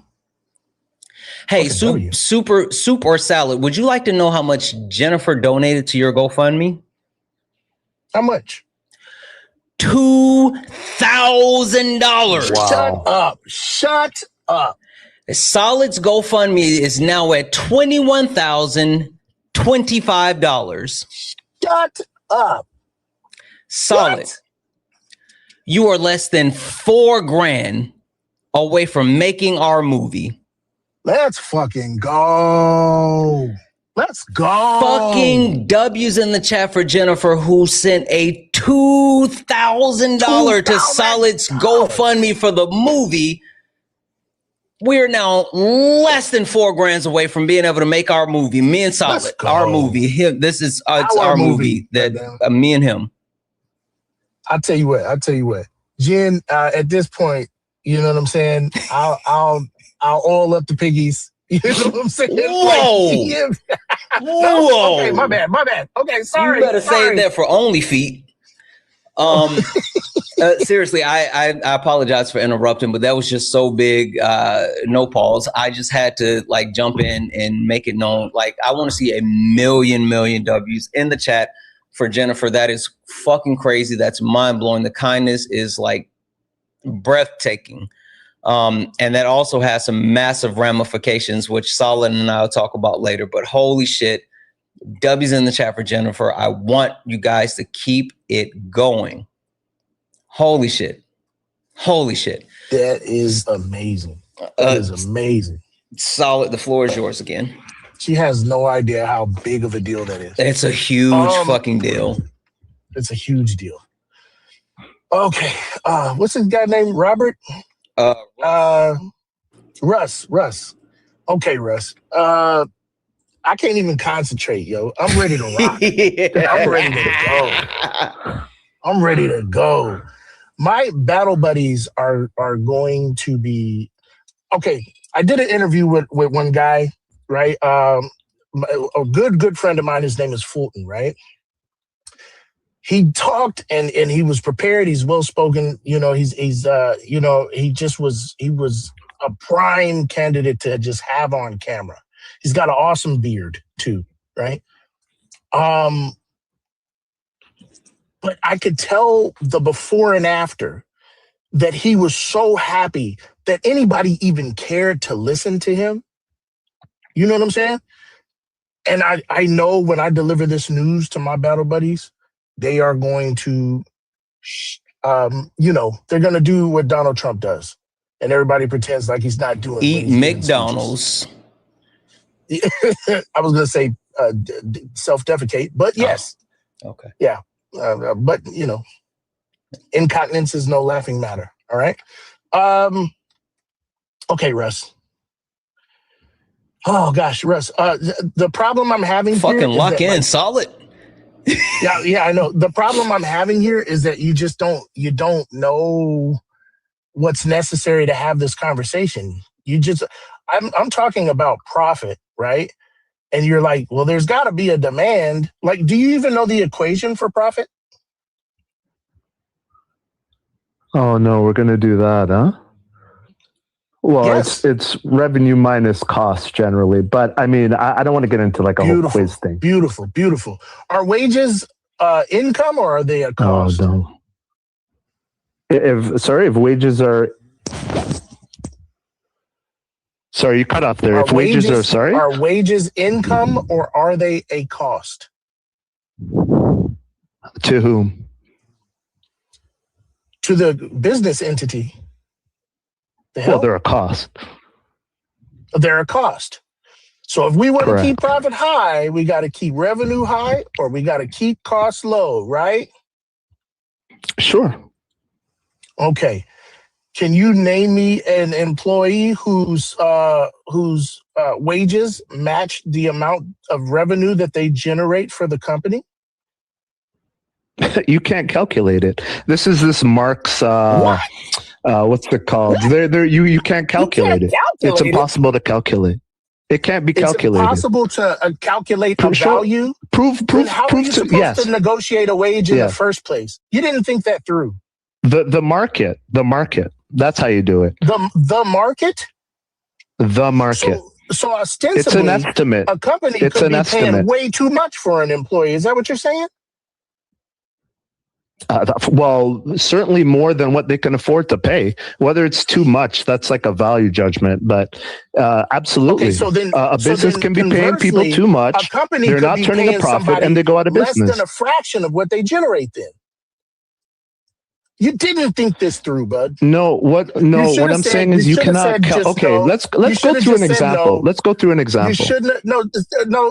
Let's go. Let's work through an example. Show me that you can calculate the value that an employee produces. You can't do it. It can't be done. Too easy. Too easy. Russ, I would actually love it if you it's really hard to hear when you're speaking over solid for the people on the other, because right now we're connecting YouTube and TikTok, right? You guys are on two different platforms and it's hard for that to happen.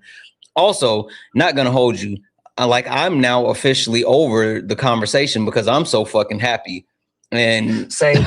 I'm not going to bullshit you. I don't even want to talk to you anymore, Russ, but I'm trying to let Solid finish.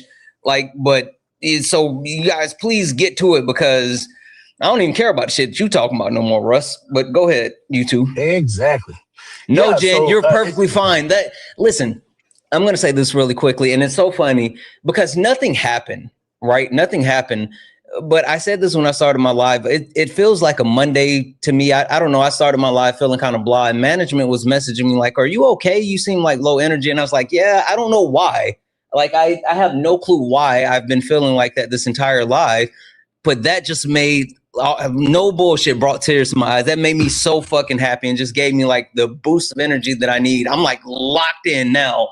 So this conversation means fuck all to me anymore. And I'm just trying to let Solid finish his debate. So you're good, Jen. And Santana, you got me hyped. So now I'm practicing. By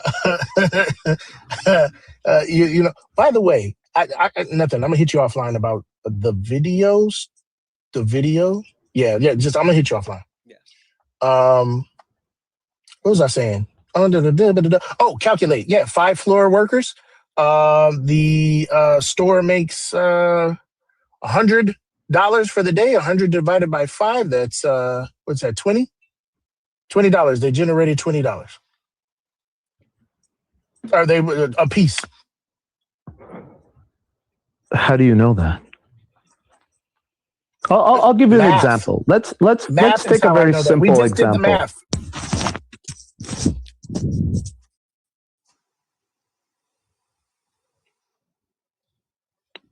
Yeah.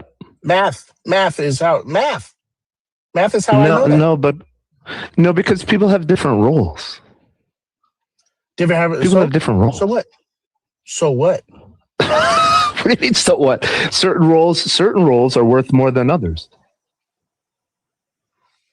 Okay.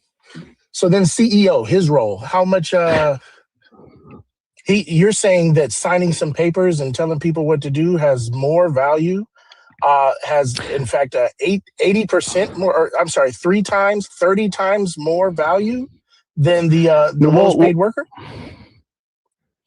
What I'm saying is that, let's say Taylor Swift puts on a concert. I cannot tell you how much Taylor Swift should make, how much the sound people, her background singers, everyone else involved, I cannot tell you how much they deserve. And there's no way in this world that you're telling me every person should be getting the same amount for that concert. People go to see Taylor Swift. More than they're paid. The answer is more than they're paid. The answer is you cannot calculate that. Yes, you can. We just did. You can't calculate we what just did. They are worth. You didn't. You just said, divided by 5, 100 divided by 5. That's not a calculation. Ta-da. Okay, so I'm good. I got everything I needed, man. We trounced this scoundrel. Okay. Anyways, it was fun. It was a good conversation, guys. I appreciate it, even if we didn't come to a complete agreement. Go ahead, Liv. Liv has a clarification question for you. Yeah. Well, if you can't quantify in this live how much an individual should make, and you say that it's no way to do it, who should? Should it be the worker who's exchanging their time for labor, or should it be the business who's exploiting the worker? It's both. They come to an agreement. So, for instance, let's say you were a painter and you painted homes. You can have your price, but if no one wants to pay it, then you're not going to get. So you would need to come to some sort of agreement. So it's just an agreement. That's all it is. It's like, I think that's fair. I think that's fair, and that's it. If everything was fair, right, would you get your house painted if you didn't pay the appropriate amount? Well, there is no appropriate amount. It's what we agree upon. So if I can find a painter that's willing to paint my house for $5, hey, I can do it. I wouldn't trust that. I don't know what kind of job I'm getting for $5, but that would be my right to do. But again, that would be agreed upon, right, between the two parties. And that's the same thing with any other job. Right? But that painter would say that their price is $5, right? Well, I don't know what they would say. It would just need to be an agreement. That's all. Well, you just said that the painter would say that their price was $5. I was just giving an example. I also want to call out that, like Dwayne said, which he stole my quote, but fair comes in the fall. Fair comes in the fall. It's just really simple, right? Obviously, the owner needs workers. Yeah, 100%. Without the workers, there is no owner. There's no need to have the owner. Well, the reason why the answer is the workers. No, the reason why companies exist is because the owner has created some. These are my confessions. $2,000.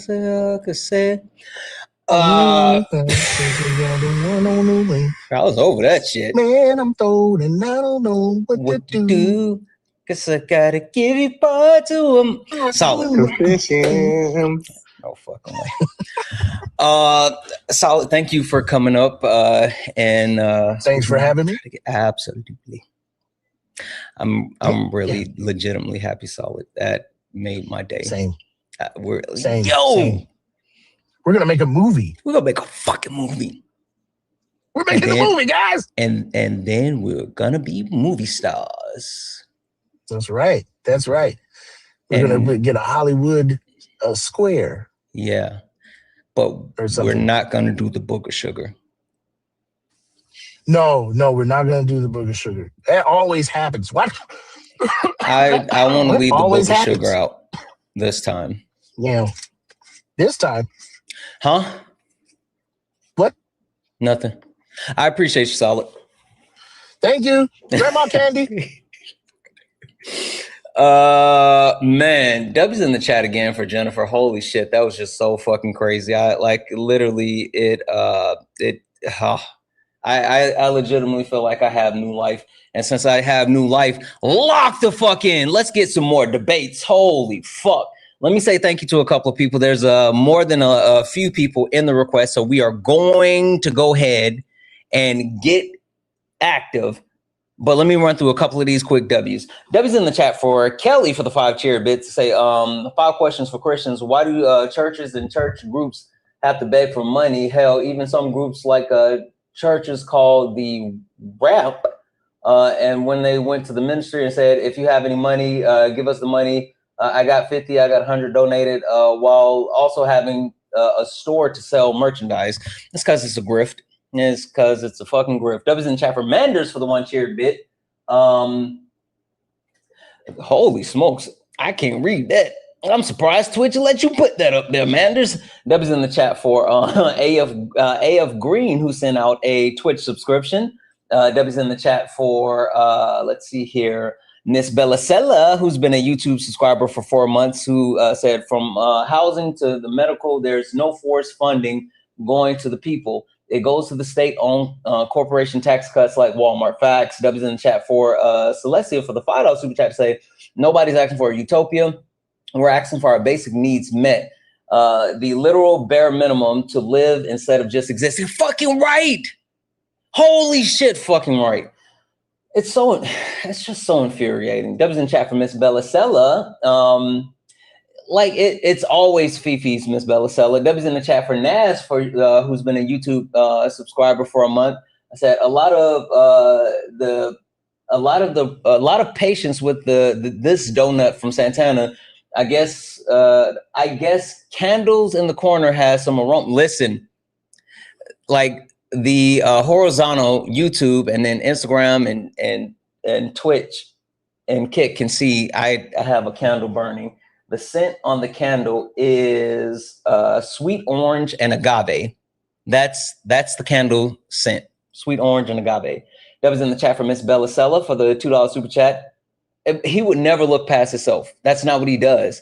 That was in the chat for Goddess, who used our 9-month YouTube subscription, say bogus and small businesses, GRP, campaigning against these stores is backed by a billionaire, John Casamatis, not mom and pop, as we typically understand it. Facts. That was in the chat as well for OG, who used their 2-month YouTube membership subscription to say, keep on fighting against these MAGA turds. W's in the chat for CWLG for the $9.99 super chat to say, there's a reason we got why FDR got elected 4 times. Facts. There's more donos and we're going to catch up to it, but I want to see if we can get another debate. But guys, please, only request up if you are a Trump supporter or disagree with anything on the background. We're only looking for some debates. If you're friendly and like to support the live, you can do so. Cash App, PayPal, Venmo. Pay links in the link tree in the bio. Santana Speaks for You. Santana Speaks for You is the best way to support the live. If you're over on YouTube, you can send a super chat and I will read that out. If you guys want to help buy some more candles, I buy a shit ton of candles. I go through a lot of candles. That's one of the things that's like mandatory for me to be here to do debates like every single day. Before I start my live, I have like some incense, but then when I get ready to like get on live, I light my candles, and these fucking things are not cheap. Hi, are you a Trump supporter or disagree with anything in the background?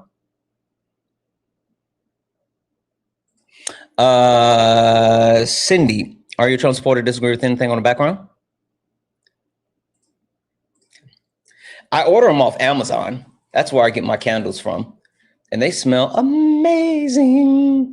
Also, guys, we got Liv up here. Liv, make sure that you guys are going to Liv's page and checking that the bio, the link in the bio. Liv is a teacher, and Liv is someone who is actively trying to ensure that his students have what they need. Their school year is starting next week. So please, please, please, if you can do anything to help with the Amazon list that's in his bio, please, please, please go do so. You said try Goose Creek candles? Mine is White Barn. Can't be racist if I got White Barn candles. Hi, are you a Trump supporter? Disagree with anything in the background?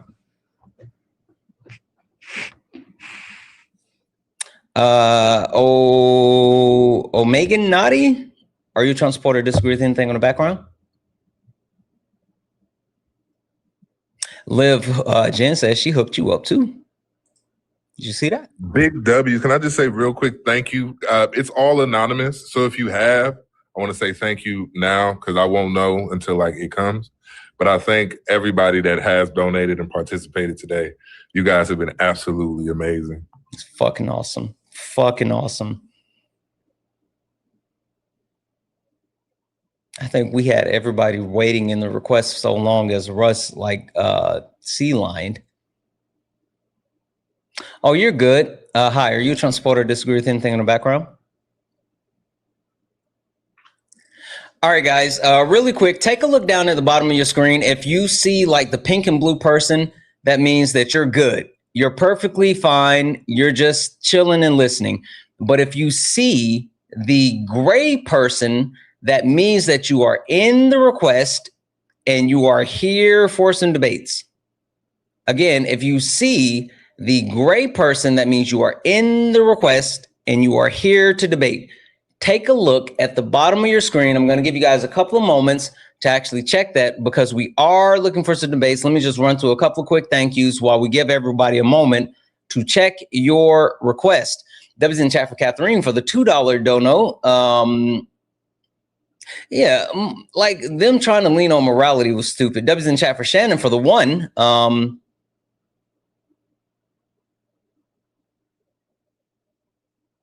Yeah, Shannon, I'll for sure pass that message on. Thank you, Shannon. Debbie's in the chat for Patricia for the $5. Just make sure it's the school supplies go to. Yes, that's absolutely correct. Patricia, thank you so much for the $5, and that's exactly who it goes to, and it's in his link tree.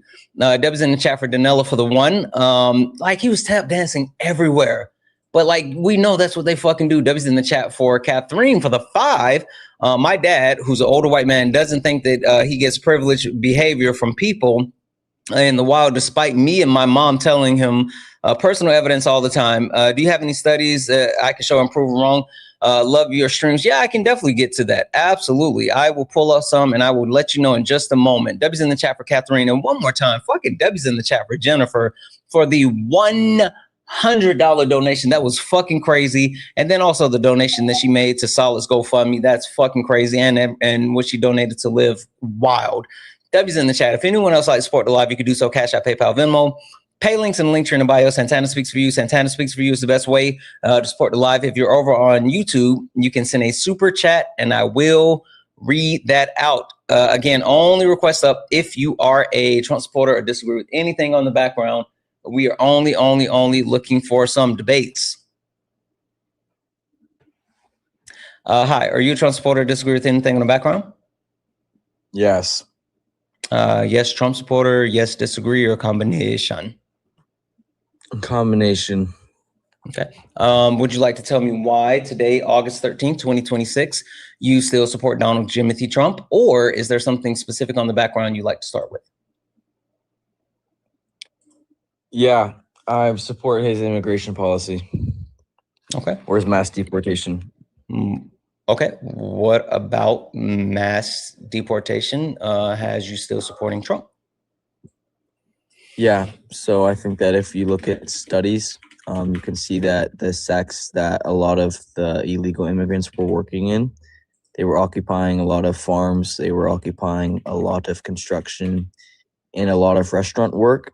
And since mass deportation has occurred, wages have increased 12.9% for native-born workers working in construction. I can get my computer anytime and give you those stats. Yeah, I would love the source for these actual studies that you're citing that says has had the increase in wages since mass deportation. That's super interesting. I would actually love to see that. Not even saying like, oh, I don't believe you. I just hadn't heard that one before at all. So I'm actually interested. Yeah, it's a lot of the jobs that the illegal immigrants were having or non-native workers were having.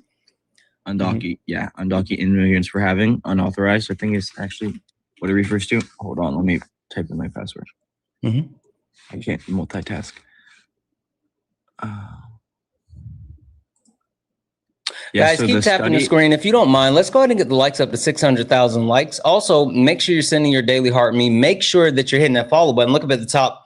If you see the word follow, that means you're not following me. We're on our way to 200,000 followers. So please, please, please follow me. Also, follow me over on Instagram. Santana Speaks for You over on Instagram. We've officially gone past 11,000 followers over on Instagram, which is fucking wild.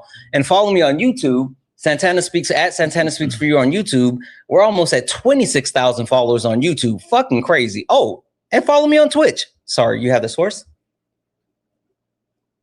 Yeah, hold on. Give me like 20 more seconds at the Okay, no worries. I'm going to thank a couple of people then, and then by the time we finish, you should be G2G. W's in the chat for Angie for the $15 donation saying, can you give this a Liv? I sure will. I sure will. Liv, you got a Venmo, right?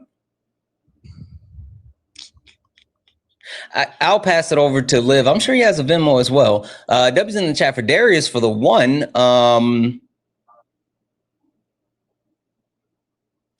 Exactly. But that's how it works, Darius. I mean, like the profits that are made off of the back of like the actual people and then what they're actually paid, like it's not even close. Not even close. And W's in the chat. W's in the chat for Bradley. What up, Bradley? For the 5 said, I'm paying you for dealing with a crack gander. Calculated that. That's how Bradley does it. I'm paying you for dealing with the crack gander. Calculated that. W's in the chat for Bradley. Thank you so much for wait, make sure you donate followers. Donate followers. The fuck are you talking about? W's in the chat for Bradley for the $5. W's in the chat for Joseph. What up, Joseph? For the $10 donut. Say 9 films and 3 stage productions under my belt. I want to make a movie with y'all. Solid? Solid? Joseph said he's in. 9 films, 3 stage productions. Solid. He said that he's in. W's in the chat for Bradley. And last but not least, W's in the chat for Brad, who sent a $5 donation saying, this donut complaining about tax dollars going to subsidized food for people, but nothing to say over taxpayers' money going to senseless wars. They don't care about the wars. They just don't want poor people to eat. They don't. W's in the chat for all the donuts. Again, if anyone else likes to support the live, you can do so. Cash App, PayPal, Venmo. Pay links in the link tree in the bio. Santana Speaks for You. If you're over on YouTube, you can send a super chat. I will read that out. Make sure you guys are checking out that link in Liv's bio and taking care of his Amazon wish list. Okay, sorry. Floor is yours. What's the source and the title? Yeah, so it's USA Today. Santana, can I say one more thank you? Yeah, go ahead. Yeah. Hey, we have our Dean of Culture here. Just wanted to say another big thank you to everybody that's been supporting, and a thank you to you. Yeah, sorry, Marshall. Give me 1 second. I'm gonna put you on mute for a moment, okay? Hey, hello, everybody. My name is Mr. Fields. I just wanted to get on. I know you all are busy, but I just wanted to get on and just give a huge shout out to you guys and a big thank you for helping us through last school year. As we prepare for another year, I never take it for granted. Any help that we get, I never take it for granted. And I just wanted to show my appreciation and tell you guys that we really, really appreciate it on behalf of myself and all of our colleagues. Thank you again, and God bless you. Absolutely, absolutely. Well, thank you so much, and I appreciate you allowing us to be a part of this and allowing us to actually do something positive. So thank you, thank you, thank you.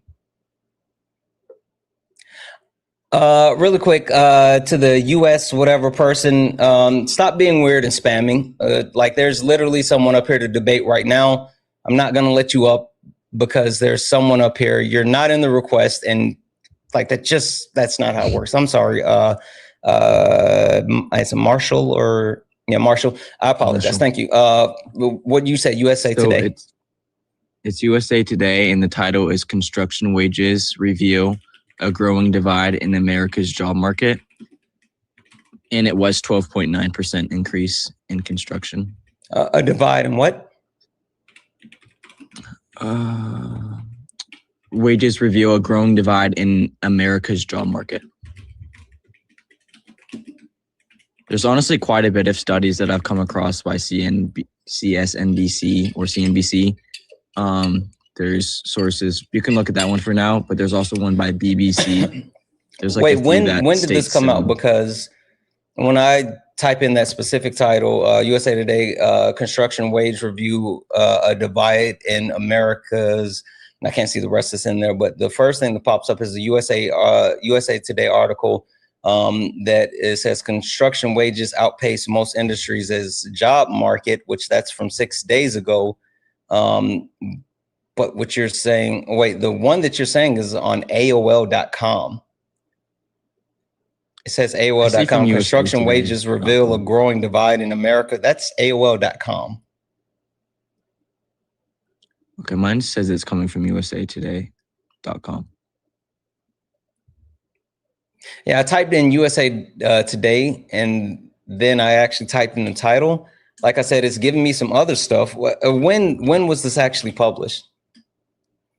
I tried to switch my tabs, and now my computer's been loading for freaking like 30 seconds.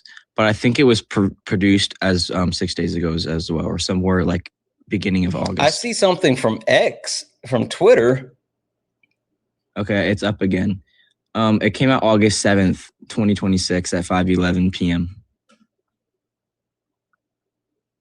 Okay, let's see. Okay, so the one that I see that came out on the same day, it says construction wages outpace most industry jobs as markets. Yeah, that's like what mine says too.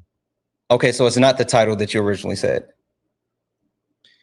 No, my title is, but it just says that within the article. My title is Construction Wages Reveal a Growing Divide in America's Job Market. Okay, all right. Give me a second here. And it's by Jason St. Angelo, I think. Yeah, in USA Today. Okay, all right, I got it. Let me just move these. So can I switch tabs? Because I can also give you... No, hold on one second. Let's take a look at this one first. When ADP looked, stop it.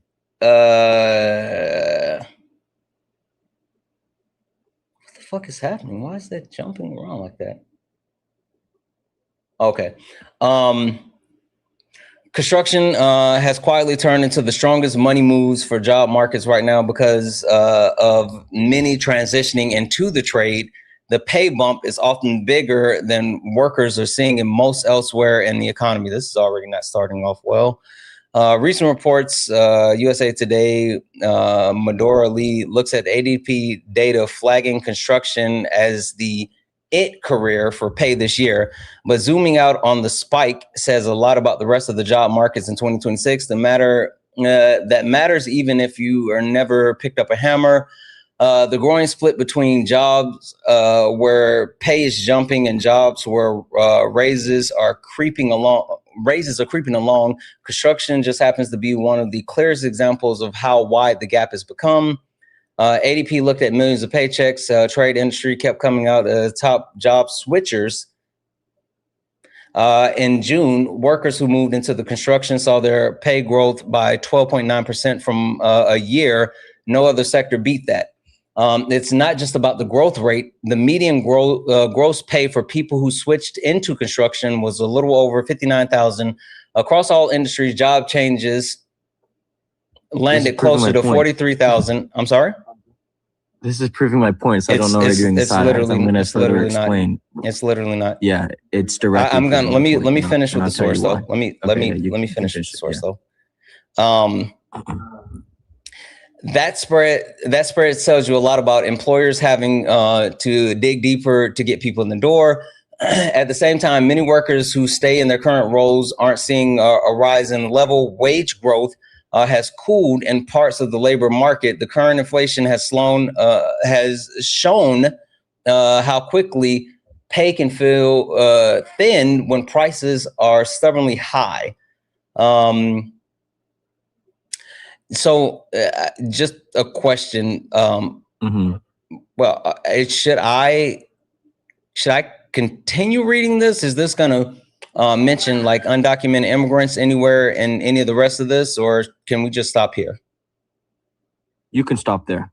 Okay, perfect. If you feel you have a good idea of what the article is. Well, and again, unless there's somewhere in this article where it mentions undocumented immigrants, I think we have a huge flaw in your logic. Yeah, I probably should mention undocumented immigrants because that is the major factor as to why these wages are growing is because of mass deportation. This doesn't say that. This doesn't say that's that. an econ. This doesn't okay, say I can that. I can give you another source. This actual article says that people are changing careers, and they're seeing that construction is paying them more than the other career field that they're coming to. But this doesn't say anything about mass deportation. This doesn't say anything about Native Americans being able to take jobs. This doesn't say anything about that. It just says that like people are able to switch from wherever they're currently working in certain industries and be able to go to the construction industry. And they're seeing a 12.9% increase from other sectors.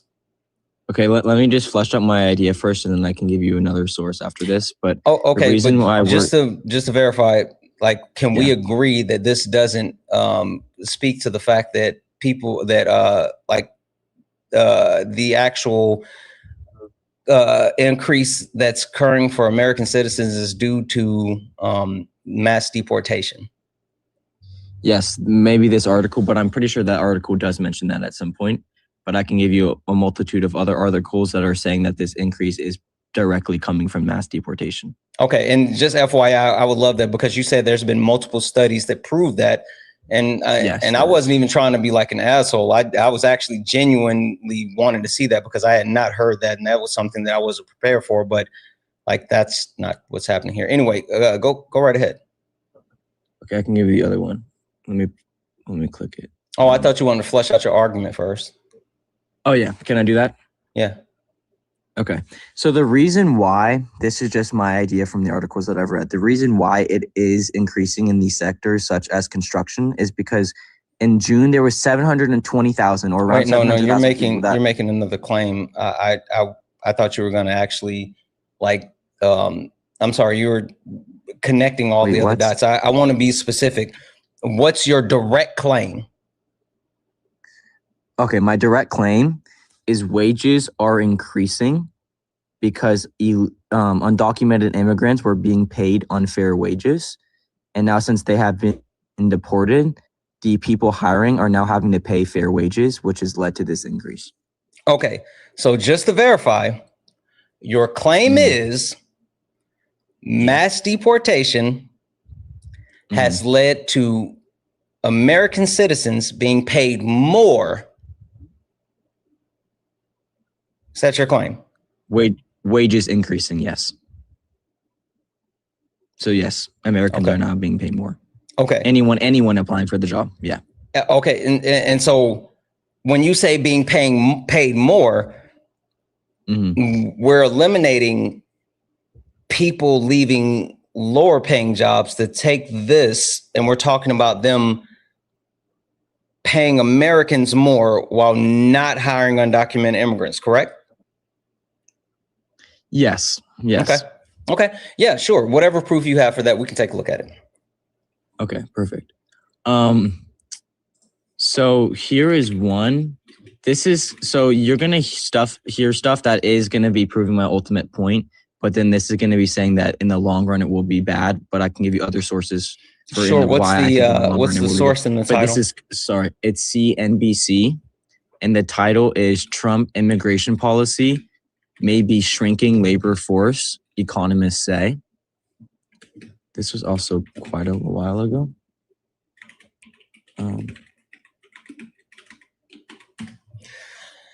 Yeah, that was almost a year ago. Yeah, hold on. I have a ton of tabs up. I could probably get a more recent one. How about this? How about to see if we can actually like help not only the overall argument to ensure like we're getting to something with substance. Do you have any studies from, let's say, the Bureau of Labor and Statistics, or you know, like any actual study by an institution whose job it is to determine the impacts of like wage growth, maybe from like the Fed or anything that would directly support your actual premise, not some like random article? Yeah, I mean, I could probably find it pretty fast. I'm going to say thank you to a couple of people, and you can grab that for me, and then we'll take a look at it, because I think that'll help cut through the minutia. Yeah, no worries, no worries. W's in the chat for Amber for the $20 donation. Amber said, happy Thursday, Santana. Happy Thursday to you, Amber. Holy shit. Thank you for the $20 dono. Holy shit. Let's go. W's in the chat for Jordan said you should check out Herb in Harlem. Oh, it's black-owned small business in KC. Fucking bet. Say less. Like, say less. When I tell you, like, my focus has absolutely been, my focus has been on supporting like small businesses and entrepreneurs, supporting people that support me and us and what we do, and then also supporting Black businesses. Like, I've been any money that I've been spending, I've been hyper fixated on doing those types of things, right? So even like the body wash that I use, like the hair supplies, it's all from like Black-owned businesses. The clothes that I've been buying and wearing, the hats and all this other stuff, I've been buying them from like small businesses and people that I know. I'm trying to put my money back there. Fuck like these big businesses and all this other shit. So I'll definitely check that out. Deb's in the chat. Thank you so much for the 5. Deb's in the chat for Leslie for the $20 donation. Said 10 for Santana's, 10 for Liv. I got you. Deb's in the chat for Leslie. I will send that over to Liv. Deb's in the chat for Phil for the $2 donation. Phil, you know what's funny? I'm gonna read this off really quick. Phil said, it legitimately states that the Chips and Science Act spurred the increase in construction of building that, coupled with the age out workforce demand of workers. This is temporarily and will grow slow down as soon as the surge is over. Phil, I saw that and I made a decision not to read that out, because I see him chasing his tail, and I'm going to let him chase it a little bit longer. But no, Phil, I already saw that in the fucking article that he gave me. Deb's in the chat for Blue Barbie for the $6 super chat to say, hey, Santana, send us some daily love. Have a good one. Thank you so much, Blue Barbie. Deb's in the chat for you. Deb's in the chat for Melissa for the $2 super chat. Yeah, no, they like, their ego is fucking wild, and they don't know anything though. Like Melissa, they don't know shit. Deb's in the chat for Sid for the $5 super chat to say they support mass deportation, even though the kids sent to the detention center are getting pregnant. Wonder why? Because they don't give a shit about kids. That's why.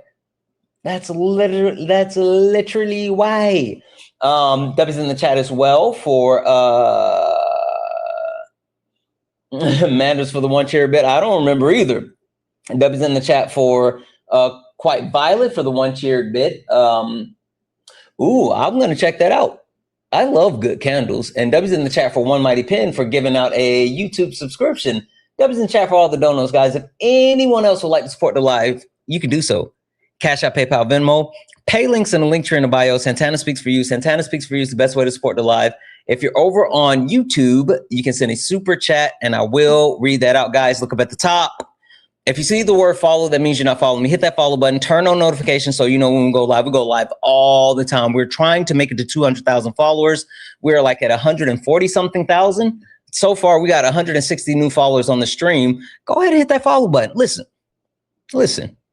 You know you like it here. You know you want to stay. You know you want to hang around. You might as well hit that follow button. We have a lot of fun here. Come on. Hit that follow. There we go. I see you. Hey, A, Piro, Audacious, Everluma, Sorry, I'm Taylor. Hey, we locked in now. Hey, we locked in now. Only request up if you're a Trump supporter, disagree with anything on the background. We are only looking for some debates. Only request up if you're a Trump supporter. So it's pretty. Hold on 1 second. Every time Marshall. I'm looking. Hold on a second. You good, Liv? I already know why you're saying holy shit. Can I say? Can we get all of the? No, I'm just fucking with you. Go ahead. No, you can't be more excited than me. Go ahead. Oh, Jennifer, thank you so very much. I'm going to spend every penny on our young people. Big W to Jennifer with the $500 donation. Let's fucking go. Every penny is about to be spent on our young people. Let's fucking go. W's and Jennifer, I'll say this. Jennifer has been extremely, extremely kind. I mean, absolutely amazing. Like our community has been ever grateful for everything that Jennifer has been doing, and not just like showing up and showing out in every aspect, but like showing that like community is so important. Community is so important because like we need each other. And hell, I honestly, I don't have the words to express the amount of gratitude that we have for Jennifer. So 1,000,000 fucking W's for Jennifer. 1,000,000 fucking W's. No, we're lucky, Jennifer. That's us. We're lucky. W's in the chat for Jennifer. All right, Marsha, you got the source? I mean, my computer is running every time I'm typing in something. It's just not loading. But would you agree or disagree with the claim that I made? I would disagree. That's why I wanted to see a source to prove it. But didn't you say that in the article I didn't realize something, and you're saying you literally agreed for that from the article? It said that short-term wages will increase. No. The article was talking about what caused the increase in the job market for construction specifically, which is the reason why there's even jobs is because the CHIPS and Science Act and the development of these actual facilities that need to be built. But that doesn't actually prove your point, because again, remember, your point was mass deportation was leading to more Americans being able to take these jobs and make higher wages, which isn't even close to being true. Okay, I can for sure 100% prove that to you. So when I do prove it to you, you're just gonna have to accept it. Sure. Okay. That's kind of how like empirics work. So you want me to give you the BLS source that is saying that construction is increasing, or do you want me to give you a study that shows it's because you just asked for a BLS report? So now no. That's No one's looking for construction increasing. Again, remember, your claim is that that's what you just asked me. So why did you ask for a BLS report? Yeah, I was trying to help you out. I said, do you have the BLS or maybe Fred that shows that the mass deportation has resulted in higher wages for American citizens because they have been able to take these jobs due to undocumented immigrants being deported? Okay, I thought you wanted me to provide you a statistic that showed that the construction wages were increasing. I thought that we could agree on that, though. I'm not disputing what's happening within construction. I'm disputing mass deportation causing what's happening in construction. Okay.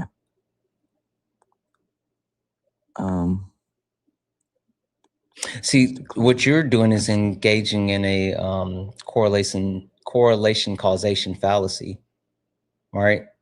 I mean, just because there's currently mass deportation, I'll provide you an article that has heavily talked about it. I'm just trying to find the one that I was reading. Sure. And the only reason I brought up like the BLS or Fred is because like they're the entities that are tasked to study and document these type of things, which is a lot better to use than like you know, NBC,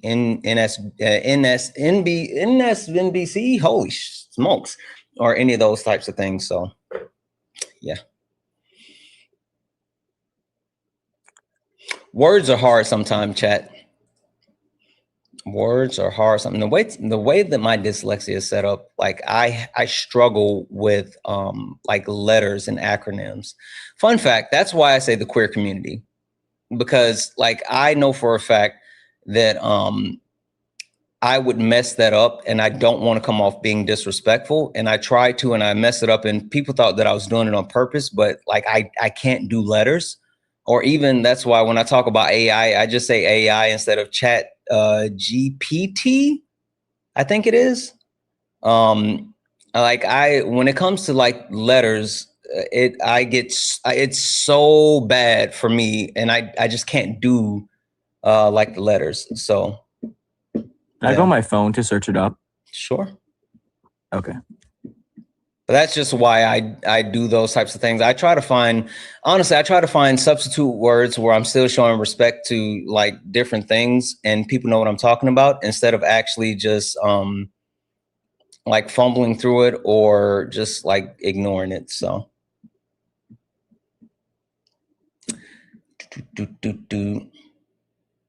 you always say chat GBT. I do too. No bullshit. I do too. GPT. I don't know why I fucked that up so bad.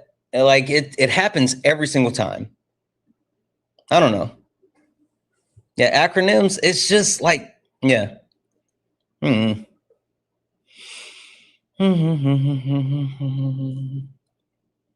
Holy shit, a physics major with that? That makes no sense.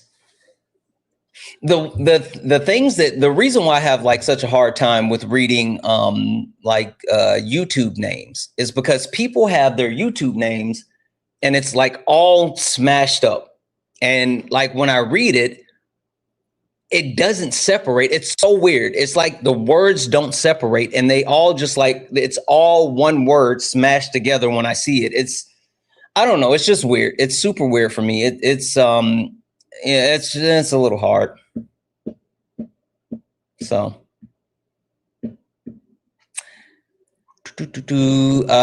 only request up if you're a Trump supporter or disagree with anything on the background. We're only looking for some debates. Only request up if you are a Trump supporter or disagree with anything on the background. We're only looking for some debates. W's in the chat for Jared for the one. Hey, Jared, you start Monday? Fucking go. W's in the chat for Jared, who starts the new job on Monday. I can't wait. Jared, you got to let me know how that goes. That's fucking awesome. That's fucking awesome. W's in the chat for Jared. Thank you for the one and good luck. W's in the chat for Joseph for the $25 donation. Saying also, pause where you are on Discord. I have a new project I really need your help with. Message you about it. Got it. W's in the chat for Joseph for the $25 dono. I will definitely check that. As a matter of fact, I'm going to sit down and address that when I because I got some other stuff that I need to do. I got to force myself to get some stuff done today. W's in the chat for Melissa for the $1 donation. Said I have dyslexia, just like dyslexia, only with numbers. So in math class, it's super difficult, especially when they add letters and numbers. Yeah, you know what's funny? I have no issues with numbers. Like I'm actually really good with numbers. Like really, really, really good with numbers. But then when it comes to like again those words, it's just for me, it just seems like all the words are mashed together. And then I have to try to separate. It's funny. So I'll give you guys a little bit of inside baseball. I'll share a little bit more about me. A lot of times when I'm kind of like struggling or I can't really make out what the word is or whatever, Kay will send me the word and then she'll send the word phonetically with the actual word separated, and then I can actually see the word. Like she's helped me out so many times as far as like separating it so I can see. I don't know. It's just like my eyes, when I see certain words, it just like the word just smashes together and it needs to be like separated in order for me to read it. It's just the weirdest shit. I don't know. Were you able to get that source? Yeah, so there is no direct source saying that mass deportation will be the ultimate cause for why wages are increasing. However, there are sources that say due to a less amount of supply within a market, there will be an increased amount in wages, but it's not directly saying because of mass deportation. So we want to let that claim go. We're gonna toss that claim in the trash, right? I mean, sure. It's just a little weird why wages are heavily increasing in farming, in construction, and in restaurants. Well, which are the three you main haven't proved sectors. that like wages have increased in restaurant or farming. We were just looking at construction, and even with the actual construction, is not weird. I mean, I specifically left that portion out of your source that directly says it's because of the Chips and Science Act. In the USA Today article? That's why I said when I was like, should I stop here? Like I knew what the rest of it had said because I kind of skimmed ahead and I saw it. And so I specifically on purpose stopped there. But yeah, that's what it said in the USA Today article. Okay, so can you tell me why, in your personal opinion, you think there is increased wages in things like farming, construction, and restaurant? I don't know if there is why the rest of the economy is kind of in the restaurant. Wages.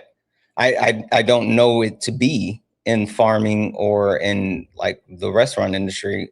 That wasn't my claim, but I can tell you with like construction, it's specifically directly connected to the Chips and Science Act. Let's see.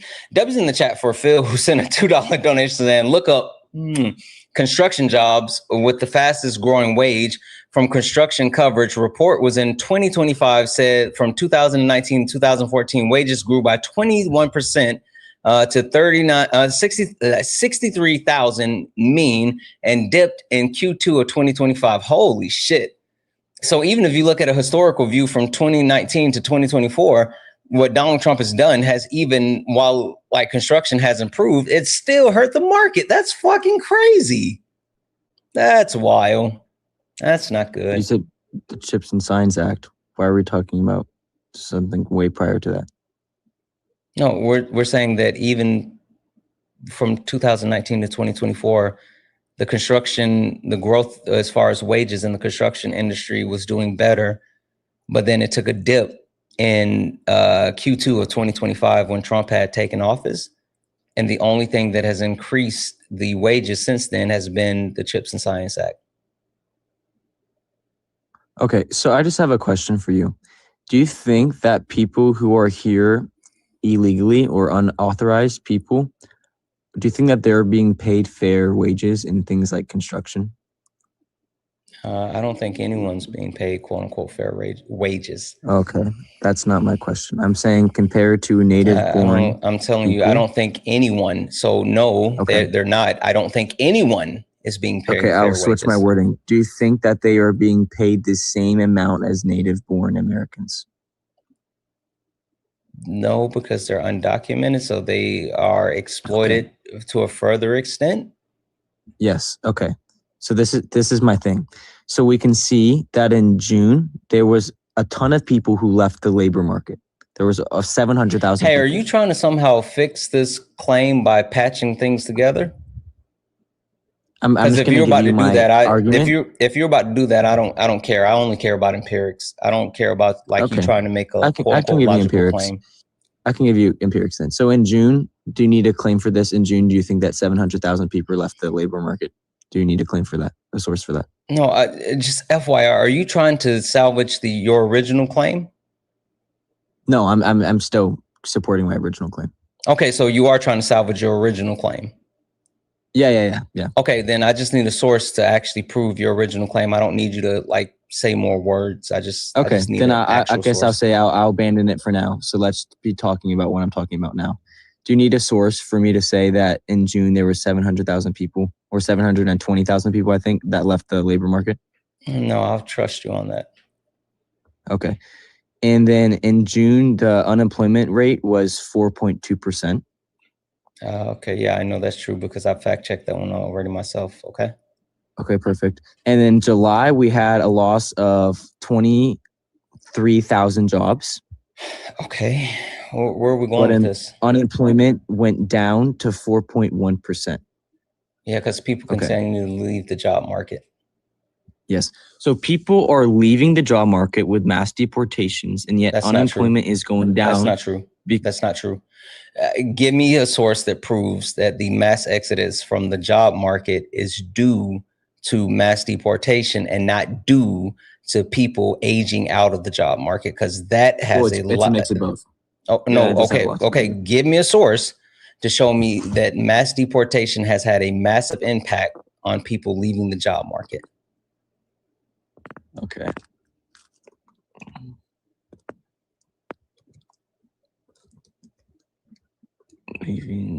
This has been interesting chat. That was in the chat for Aaron for the $2 dono.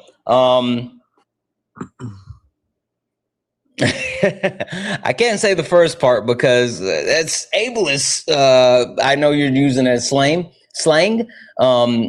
You said call it dyslexia. I think that's how you want to say it. Yeah, I'm with it. I don't know why they make that word so hard super for someone that sexy. has. I also have this. No. They were trying to do a play on words. Debbie's in the chat No, for I know. Hannah for the $3 donation saying, have you ever tried using font Comic Sans? I remember reading somewhere that Comic Sans is easier for dyslexic people to read. I don't even know what that is. I have never checked that out, but I will. Debbie's in the chat for Hannah. Thank you so much for that. Debbie's in the chat for Amanda for the $5 donor saying, long time listener, first time donor. Sorry to hear. My father passed away Friday. And your streams are keeping me from spiraling. And just want to say thank you, Amanda. First and foremost, I'm sorry for your loss. I know losing a parent is really hard, and like that's something that's it should be a fact of life because there should never be an instance where a parent buries their child. But it doesn't make it any easier when a child has to bury their parent. So Amanda, I'm really sorry to hear, the passing of your father, but I'm really happy that at the very least that you're here with us and we can give you any type of solace and just take your mind off of anything just for a few moments. So you are loved, you are appreciated, and you're amongst community. Thank you. Thank you for the dono. Thank you for being here. And I hope that you find some peace really soon. W's in the chat for Amanda, guys. Seriously, W's in the chat for Amanda. W's in the chat for Lucas for the $2. Say, thank you for supporting the trans community. Like, stop it. Stop it. You guys don't have to thank me for that. That's my responsibility. Like, we have to protect each other. Like, that's what community does. Stop it. Thank you for the $2 dono, but you do not have to tell me thank you. W's in the chat for Brandon for the $20 donation saying this kid was already cooked on Oscar's bird. I can believe it. I can absolutely believe it. W's in the chat. Thank you so much for the 20. W's in the chat for Garrett for the 5. Said people make an argument about unfair wages for undocumented immigrants, which I agree. But do they support raising the federal minimum wage? Fun fact, a majority of Americans actually do support raising the federal minimum wage. I would actually attest that mass amnesty would give us a quicker pathway to ensure that guarantees increased wages for all Americans. But they don't want to talk about that. They just want to be xenophobic.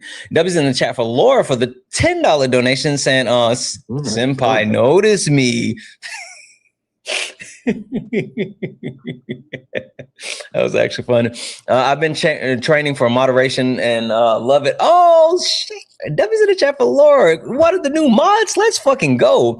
Yesterday, my friend and I have been helping, had a major surgery, remove a tumor after years of chemo. I appreciate you and the community for all the support you receive.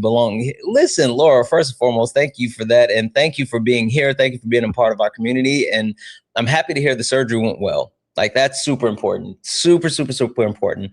And Debbie's in the chat for Aaron for the 10 to say, I was unaware. No, you're okay. You're okay. You're okay. You're okay. You're okay. Aaron, thank you for the 10. I always say this, so Aaron, I'll share, and I'll just use this as a teaching moment for all of us. A lot of people don't know that the term LAME or SLOW or DUMB, those are ableist terms. And you might even hear people say those things in other spaces, other creators and all this other stuff. I don't word police people, but I do ensure that here in my space, on my platform, I don't use those words. I've had to learn that those are ableist terms. And I work every single day to ensure that they're not in my lexicon. And so I take the stance as far as if you know better, you do better. And so if you didn't know that, I'm not going to blame you for saying those things. But that's why when ops come up here and they say, oh, that's the, and I'm like, yeah, we don't say that here. Either respect the boundaries or you can leave. I just live by the premise that if you know better, you do better. And that's the biggest thing for me. So Aaron, you are good. And everyone else, you guys are good too. It's just understanding how these different things actually affect people, especially I'm big on trying to make sure that we don't cause bilateral harm. Bilateral harm is something that is not beneficial, especially because there's so many different types of people that actually share spaces with us and that participate in our community.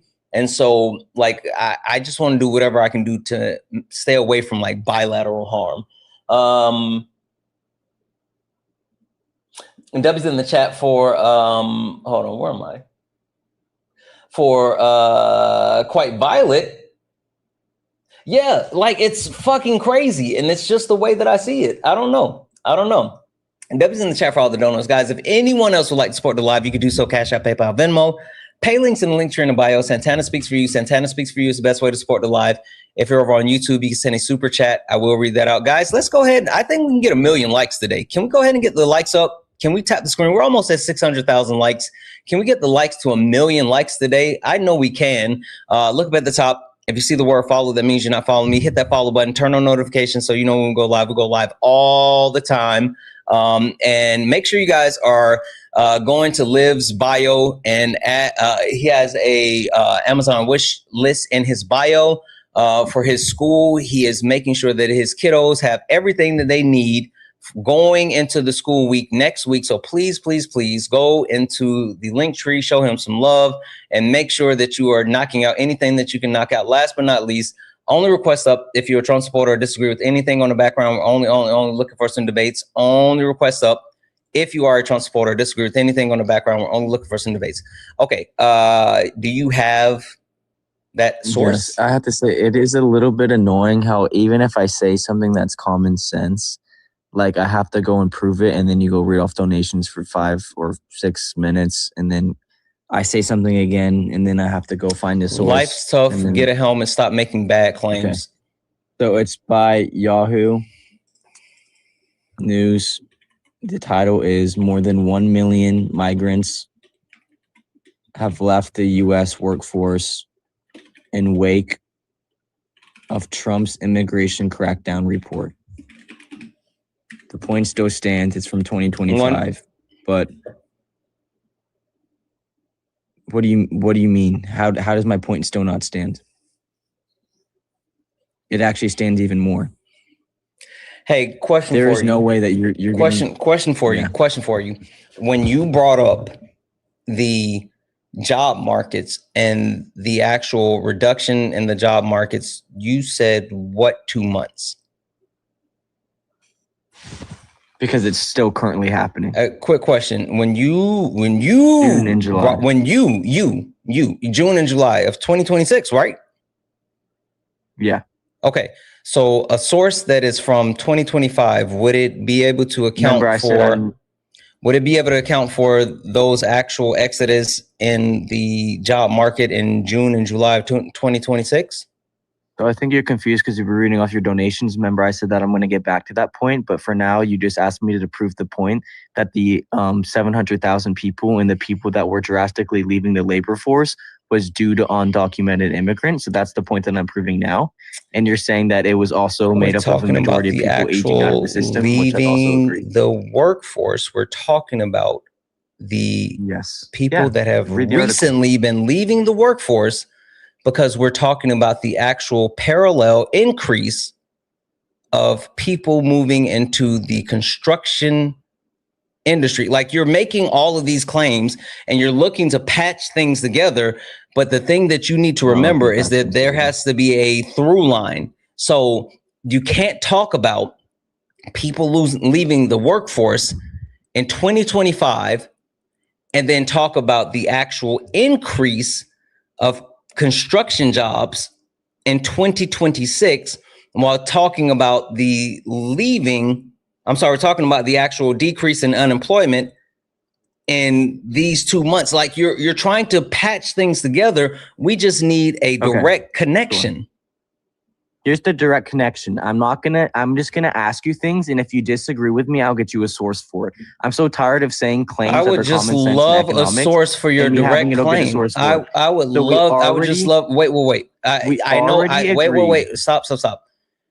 You're crying and you're crashing because I won't just let you say random shit that you just decided to make up, and then you tried to cope by calling out me reading out donations. The only reason I read out donations is so you could go find an actual source for the claim you made up.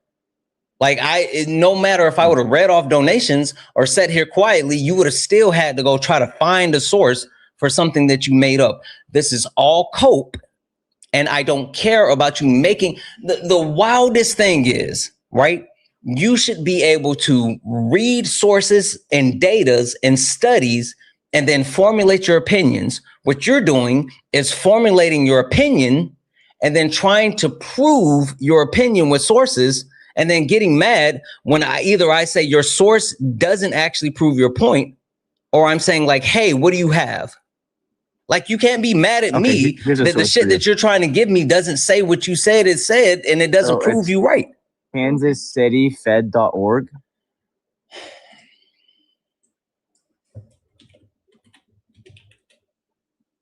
Oh my gosh, this is also from 2025. What the hell? The reason why you're having such a hard time finding a source to prove your point is because what you're saying is not real. That's why you're struggling to find a source. It's because your fucking claim is not real. And I've been trying to get you to see that this entire time. That's why I've been making you run in circles. Your shit's not real. It is real, because you would agree with me that in 2025 there was a large number of immigrants leaving the United States. Is that true? Yes or no?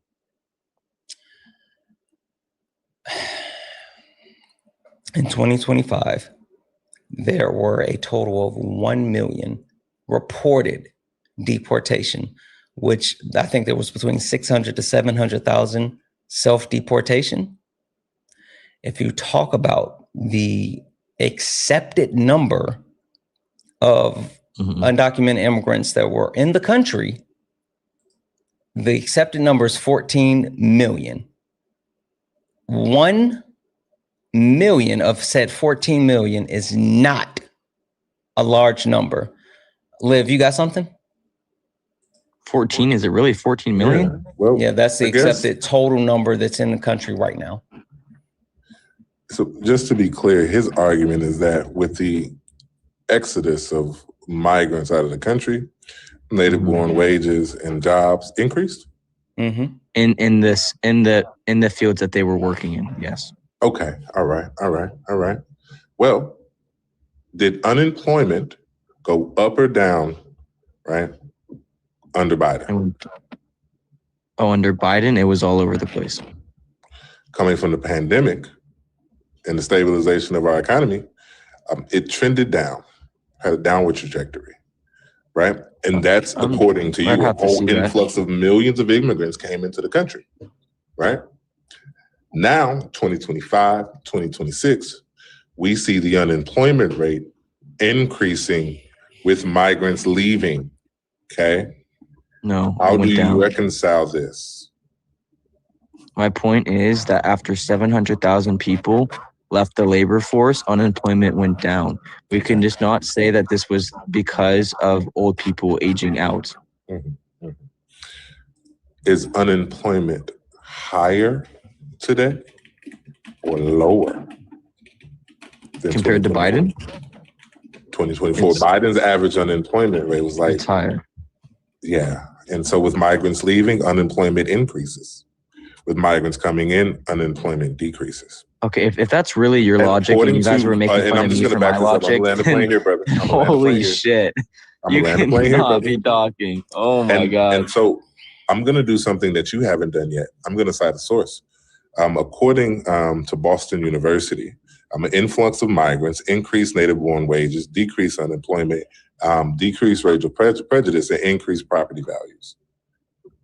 So.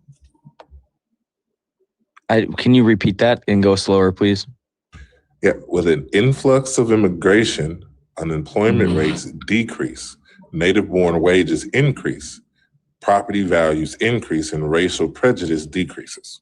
Is that for illegal or legal immigrants coming in? That's a big difference. Both. Also, I don't think that they're equating illegal immigrants in that. I don't think any study would. Yeah, I would just also point this out to you. That migration as a whole generates roughly $2.3 trillion in revenue, right? With a mass exodus of people, we see a decrease in our GDP, putting corporations in a position to have mass layoffs. Okay. And if there's mass layoffs, that means that native-born workers are no longer occupying the spaces that they were once working and receiving less money than native-born workers. So what does this mean? That construction owners can no longer be paying unfair wages, even though Santana thinks all wages are unfair, which I do agree with. They can no longer be paying undocumented immigrants the same rate because people residing in the U.S. expect higher rates. So these people now have to pay U.S. citizens more money, right? Because they can no longer be taking advantage of undocumented immigrants. Hey, Liv, are you done? What you were telling him? Yeah, I'm done. Okay, cool. But does that make sense to you guys or no? Or no? What I just said. So at this point, like I really hope that you take what I'm about to give you and like go back and learn from it. Mm-hmm. Okay. Sure. So but my did you source. Hear what I just said? Wait, I just said something. I don't give a fuck about what you just said. My source. What the hell? I promise you're going to understand exactly why I said that. My source is the Bureau of Labor and Statistics. Yeah, from the United States Department of Labor. And this is from their update that they released on August 7th, 2026.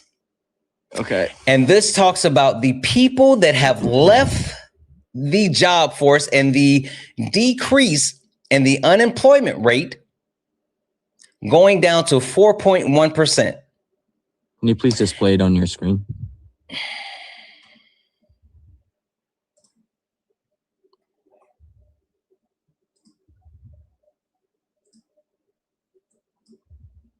I would look it up, but my computer is making me want to crash out.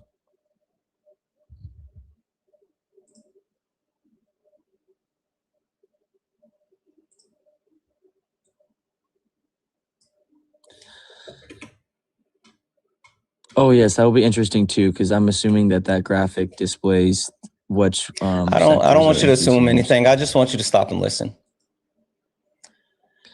Why do you Bureau think of Labor? I just want you to stop and listen. I don't need you trying to. I don't need you to. I'm just going to mute you because you're not needed for this part. I don't need you hedging your bets. I don't need you trying to actually display any of the other things that you don't know.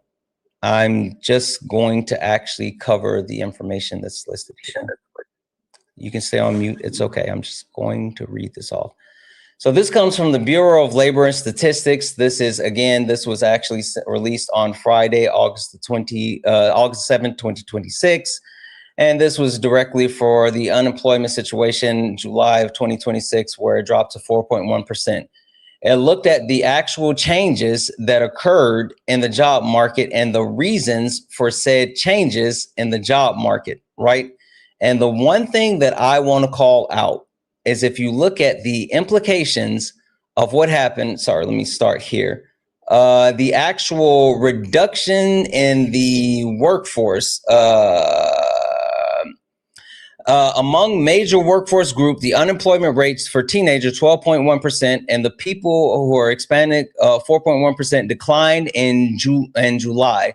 The joblessness rates for adult men 3.9 and adult women 3.7, and people who were white 3.6 and black 6.3 or Asian 4.0 showed little or no change overall.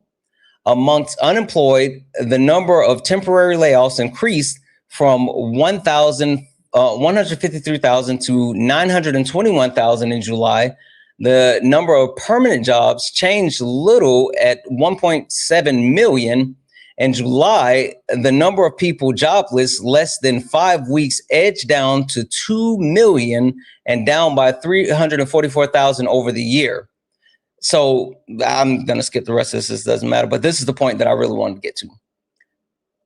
The labor force participation rate at 61.4% and the unemployment population ratio at 58.9% changed little in July. Since January, the labor force participation rate declined by 0.7 percentage point, and the employment population ratio decreased by 0.5 percentage point. The number of people employed part-time for economic reasons changed little, blah, blah, blah, blah, blah. The number of labor force workers who currently want a job changed little, 5.9 million. Amongst the labor force who wanted a job, number of people marginally attracted to the labor force changed little at 1.8 million, right? So the question I would then have is like, hey, where are all these people who are, they're counting in these actual numbers? Well, if you come down here, you can actually see it. You can see the breakdown of employment status, unemployment rates, reason for unemployment, duration, unemployed people part-time, people not in the labor force, right? This talks about like the specific fields. This talks about like the employee percentage. This talks about the hour and earnings, all this other stuff. Hey, Marshall, question for you. Where in the counting of people leaving the labor force did the Bureau of Labor and Statistics account for undocumented immigrants leaving the labor force? They didn't count it at all within any of their numbers?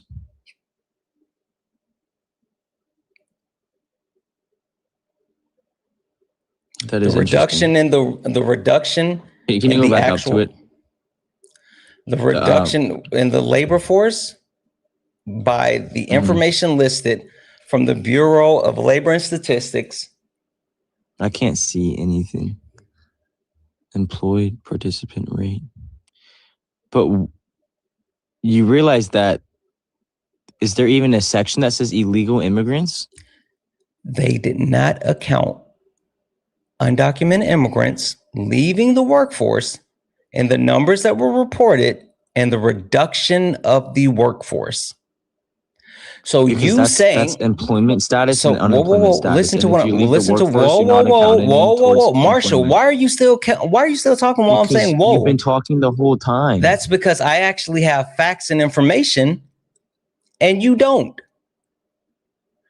The Bureau of Labor and Statistics, whose job it is to report the changes in the workforce, where we've already acknowledged that there's been a reduction in the workforce, gave the account for why there was a reduction in the workforce. And you know where nowhere they said the reduction of the workforce was attributed to? Undocumented immigrants.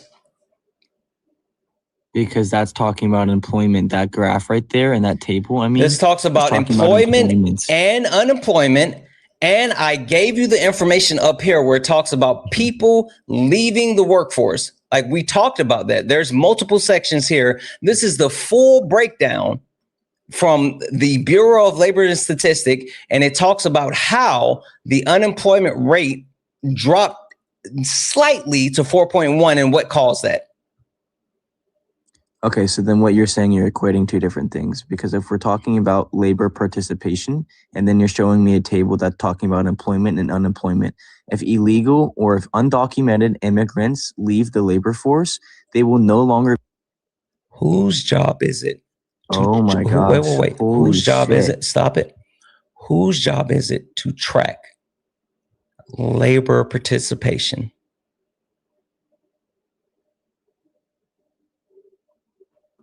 If you cut me off again, you're just not a real debater. I don't care. I don't take you serious because you don't have anything. You like I put the information. Shut up. Like at this point, I've been trying to be nice and show you that you're like stupid with the kind way, but I'm just going to call you stupid now because not only, yeah, you can say that, but you tried to give me fucking sources from Yahoo and from AOL from 2005. And all I did to disprove the entire talking point that you tried to get off was pull up the Bureau of Labor and Statistics after I told you to go to the Bureau of Labor and Statistics to try to prove your point. You don't have anything except xenophobia. I know. You don't have anything but xenophobia and your fifis. You're bad at this. You're literally bad at this. You should stop trying to debate. You should change your profile picture, and you should also take debate out of your username. You're really bad at this.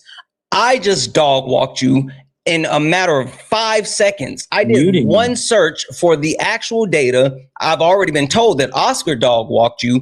Change your profile picture, change your username, and don't you ever try to debate again because you don't know anything. Run away, pussy. It's funny how I'm running away when I won.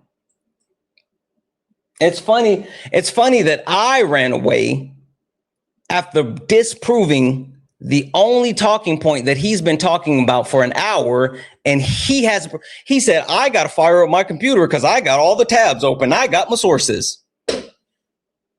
But I ran?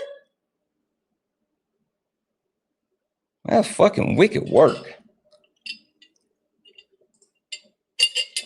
I don't think they understand how things work. I don't think they understand how things work. I said you can go to the Bureau of Labor and Statistics and see this information. I don't know. Maybe there's a new term for winning, but it doesn't seem like what he just did was win. Hey, thank you for the galaxy. If that's what they're calling winning now, I guess I don't want to ever win. That's a weird way to win. Only request up if you're a Trump supporter or disagree with anything on the background. We're only looking for some debates. Only request up if you are a Trump supporter or disagree with anything on the background. We're only looking for some debates. If you like to support the live, you can do so. Cash App, PayPal, Venmo, pay links in the link tree in the bio. Santana speaks for you. If you're over on YouTube, you can send a super chat and I will read that out. Guys, keep tapping the screen. We're at 600,000. I think we can get to 1 million likes today. Like I'm positive that we can get to 1 million likes today. I would love if we can get to 1 million likes today. So keep tapping the screen, keep sharing the live, keep doing all the wonderful things. Only request up if you're a Trump supporter or disagree with anything on the background. We're only looking for some debates. Hi, are you a Trump supporter or disagree with anything on the background? Okay. The funniest thing about all this is like, I don't understand why his first source. I mean, I do understand, right? Because if the point's to be disingenuous, then of course you wouldn't go to the place where like the actual data lies. So, hi, Ricky, are you a Trump supporter or disagree with anything on the background? Hi, Ricky, are you a Trump supporter or disagree with anything on the background?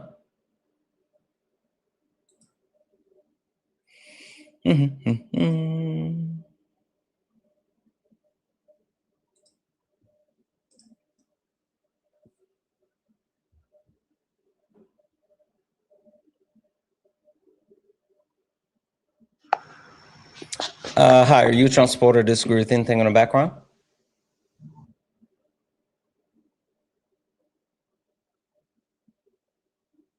Hi, OG. Are you a Trump supporter? Disagree with anything on the background? All right, guys, if you don't mind, please take a look down at the bottom of your screen. If you see the red and blue person, I'm sorry, the pink and blue person, you're good. You're good. That means you're just hanging out. You're just watching the live. But if you see the gray person, that means you are in the request. You are here and you are ready to debate. So if you are in the request and you're here and you're ready to debate, then let's do it. But if you see the gray person, that means you're here. Right? Don't actually like get out.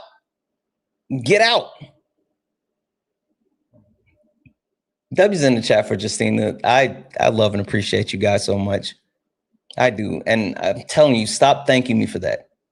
Thank you for the one. Thank you for the one, but stop thanking me for that. I mean that. I truly, truly mean that. Thank you, thank you, thank you. Only request up if you're a Trump supporter or disagree with anything on the background. We're only looking for some debates. Ooh, this is interesting. This is interesting. I got an idea. I got an idea. I got an idea. I got an idea. I saw you guys saying that he was in the comment section, but he wasn't in the request, but he is in the request. He is in the request now. You guys know who I'm talking about. The person that was literally in the comment section, just randomly crashing out. What I miss? You missed the crash out.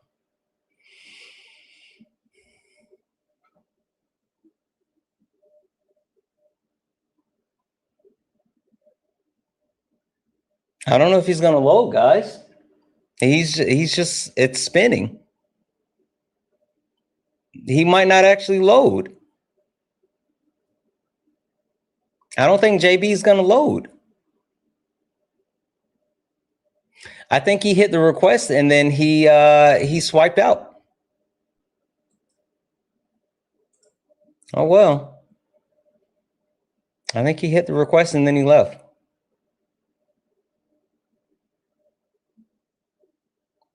Oh well. Oh no, there he is. He might have just had an issue with loading in or something like that, but yeah, he's not loading.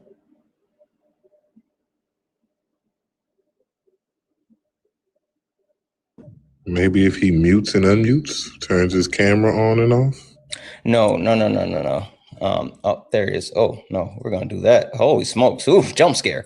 JB, welcome back. How are you?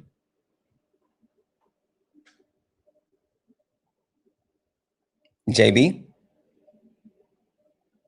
I can't hear you.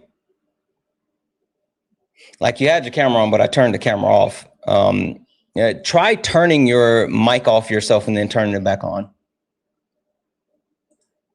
I think that's been something going on with TikTok, honestly.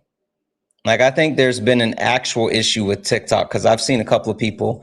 Yesterday, Petty was trying to join, or the day before, Petty was trying to join, and like it wouldn't allow her to use her mic. So I think there's just an issue with TikTok.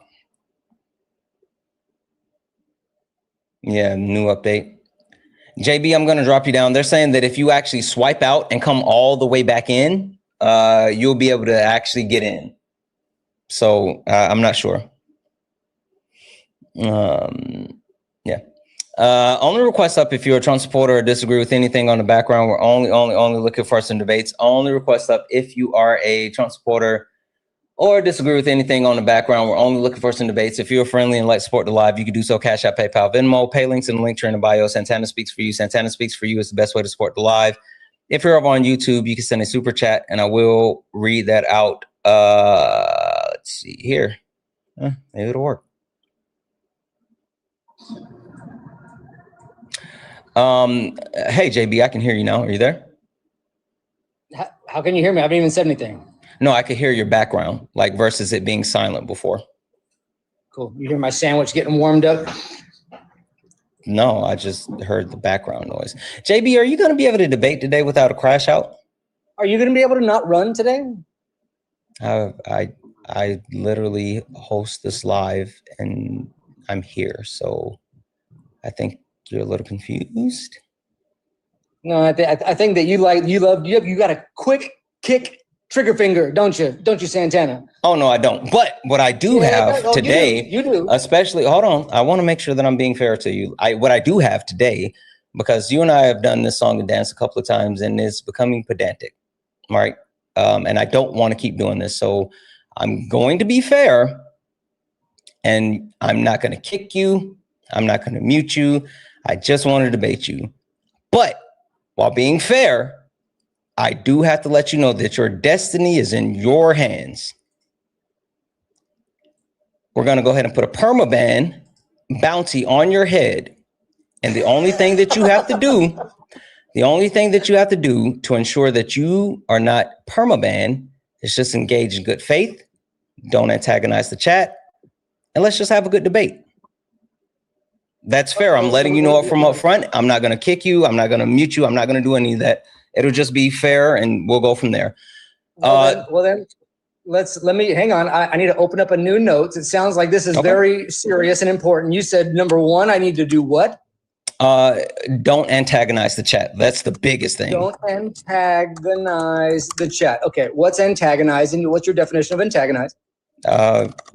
You can just fuck around and find out whatever you think is like the level. Like I'm not going to determine what antagonizing is. Your definition of don't antagonize. Okay. No, I'm saying you can fuck around and find out. Number two. Use factual information. Use factual information. Number three. I think there was three. Maybe there was just two. Mm-hmm. No, third one. Engage in good faith. That just means like answer questions. Don't like yell or slur or stuff like that. So no yelling, no slurring. Engage in good faith means no yelling and no slurring. Yeah, things like that. Gotcha. Okay. Chat, you guys know how we do it. If you want to add to the permaban, you have to go through the pay links, Cash App, PayPal, Venmo, pay links, and the links are in the bio. Santana speaks for you. This is not based off of JB from the past. This is not from past interactions. This is from right now to moving forward. So this is based off of right now to moving forward. FYI. All right, JB, what did you come up to debate? Well, I came up to debate something else, but I want to touch on what I was, what you ran from the other day after you kicked me about your socialism, debate that you had a guest up here that you were very cordial with, maybe who was one of your friends or something like that. But you really haven't displayed how socialism is better than capitalism. What's your argument for that? And then I'll respond. Well, I mean, that's not the topic on the background, but I will actually grant you that since, what's on the actual board. The premise of socialism being better than capitalism is because capitalism does not actually benefit the whole. Socialism, the workers having the means of production, if that's the basic meaning of socialism that you want to deal with, talks about the power being with the people. The total form of socialism that runs parallel with capitalism ensures that there is a floor that everyone has their basic needs met, and then there is a ceiling on people being able to exploit resources, and meaning like individual resources and hoarding. So the reason why I think that socialism is preferable is because it ensures that everyone has what they need as far as their needs being met, and there's no hoarding of resources. Yeah, before I touch on hoarding, and I think one of the points you tried to make the other day was that hoarding is some new concept that only exists in capitalist countries. But what exactly is a need, and where does that line get drawn? Yeah, needs include basic necessities for survival. Examples would be like food, water, shelter, those things that would be included under Maslow's hierarchy. So the government should give us our food and our water for free. Is that what you're arguing? Oh, no. Or for our tax dollars? No, because I mean, if you're talking about a socialistic or communistic society, in communism, there's no governmental structure, right? It's the people self-governing and ensuring the equitable distribution. If there's ever a need for any type of a temporary governmental system, then it can be implemented where then once that it meets the goal that it's looking to achieve, then it is disbanded. So no, I'm not looking for the government to give people things. Okay, then who owns what? The workers own the means of production. Okay, and who decides what people need? The actual necessity of life decides what people need. No, well, somebody has to make a decision, right? Wait, what? Who decides what people need? You see, you're saying that hoarding is like an outcome of capitalism. Are you saying who decides what basic needs are? Who decides what people need? Are you again? I'm trying to get clarification so I can answer your question. Are you saying who decides what basic needs are? Is that what you mean? Now, so we've gone from needs now to basic needs. So are you changing your premise from the that there should be a system in place to satisfy people's basic needs, which then you would need to redefine? That's what I've been saying. I said that before. I said that basic needs are met, and I referenced Maslow's hierarchy. I said things like food, water, and shelter. Those are basic needs. That's only one level of Maslow's hierarchy, isn't it? There's 5 levels of Maslow's hierarchy. That's why I said the basic. That's why I said the basic level of Maslow's hierarchy. I didn't mention all the other levels. That's food, water, shelter. Food, water, shelter. Yeah. That's it. No healthcare. Food, water, shelter. No healthcare. No anything else. I said to ensure that basic needs are met. Those weren't the only 3. I gave you examples of basic needs. Access to healthcare. Access to healthcare would be a basic need. So now we're at 4. We're at food. Do you think that I'm going to list out every single basic need? Universal healthcare. Well, I mean, if you're proposing, I think you're confused. No, I think that if you're proposing a change in a system and then you get upset when we demand an accounting for what that system would provide in a sense that you're specific, that seems a little problematic for you and you're getting upset. But you've given me 4 things. I've got a list going. I just want to make sure that you understand this, JB. 1, you wanted to know why I thought that socialism was preferable to capitalism. You didn't say, hey, Santana, how do you make socialism work? And so now you sitting here saying that like you're making a list of all the things that would be included in the system. I think that's 1, like wildly simplifying the premises as far as what I'm saying. And 2, I think it's really bad faith that you're trying to, that would be like me saying, hey, JB, name every aspect of capitalism. Is that not a silly statement of me? No, what I'm making you do here is support your conclusion that socialism or communism is greater than capitalism. And it sounds like you're having a tough time doing that. Oh, I'm not, because again, I've already said that basic needs are met. And so just because you think that there needs to be a drill down of identifying what all basic needs are, how about this? I got you. Don't worry about it. This is how we're going to do it. So if that's how you want it, I got you. Basic needs, I got you. Don't worry. Hold on. I got you. Don't worry, JB. Don't worry, JB. Don't worry, JB. Basic needs would be classified as anything that is needed for people to not only survive, but have the ability to progress. Anything that would be classified as something that is needed for people to survive and have the ability to progress. So anything that would fall under that categorization would then be deemed a basic need. So now moving forward, JB, if you want to know what would be in that basic need categorization, the question would be, is this something that is necessary for people to survive and have the ability to succeed? And if it is yes, then it would be a basic need. If it's no, then it would not be a basic need. Is food necessary for people to survive and to be able to succeed? Yes. Is a Lamborghini necessary for people to survive and to be able to be successful? No. That's how we're going to do it. What about internet? Is internet necessary to survive? Is that a part of our basic society and how we work today within our society? Yeah, I'm asking you. Is that a part of the basic society and how we work in society? Is that something that somebody needs to survive and thrive Is and that succeed, how, like you're saying? is that a part was of, very obtuse. Is that, no, it's not. No, it's not. Again, I gave you the parameters. It's not, it's literally not. I gave you the parameters of how you can actually answer your own question. I'd say no, you don't probably need internet to survive. Do you need entertainment? Okay. To survive? So quick question here. Quick question here. Well, you say you don't need internet to survive. Cool.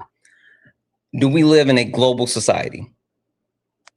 Yeah, we live in a global society, but do we use the quote unquote internet? Do we use the quote unquote? Do we use the quote unquote internet? Do we use the quote unquote internet to do things like run the way that we travel, the way that we institute medical, access, the way that we actually engage with other portions of society? Do we use the internet for those things? Then let's assume your premise is correct, that people need internet to survive. Does that mean the government's going to provide internet to every single individual, or is there going to be a hub where people can go to get the internet that should probably be a little bit cheaper? What do you think is the best way to do this? I'm so confused as far as why you are talking about the government, because I've already been clear as far as explaining that the government has nothing to do with the society. But two, now it sounds like you are looking to actually shift the direction as far as saying, well, we're not talking about basic needs anymore. We're talking about other unnecessary stuff. You're not doing well with this, JB. We haven't been talking about needs since internet got brought up. But this is one of your things that you say that we need, right? So I'm asking you the mechanisms of delivery. So don't accuse me of shifting the goalposts. No, I mean, again, the question that you don't want to, so you understand what basic needs are now. No, I don't, because internet isn't a basic need. Somehow humans have survived and thrived for thousands of years without it. So make an argument. Do we thrive and survive currently without it? And thrive. Do we survive and thrive without it? Made your point. You haven't sufficiently made your point. Do we survive and thrive without it now, JB? Yes, we have. I said now, not have we done so in the past, but do we do it now? If you're asking me if we use the internet now, then yes, of course we use the internet now. Okay, so if the standard is, it is a necessity for function in everyday life. That's where the hang up is. It's not a necessity. Would you die if you didn't have the internet tomorrow? People would die, yes. At what point would you die? Yes, people because you would don't die. Have the internet, Santana. Yes. How many days would it take for you to die? People would die immediately. Not people, you. It's not about me, it's about people. Do you understand why people would die if we don't have the internet?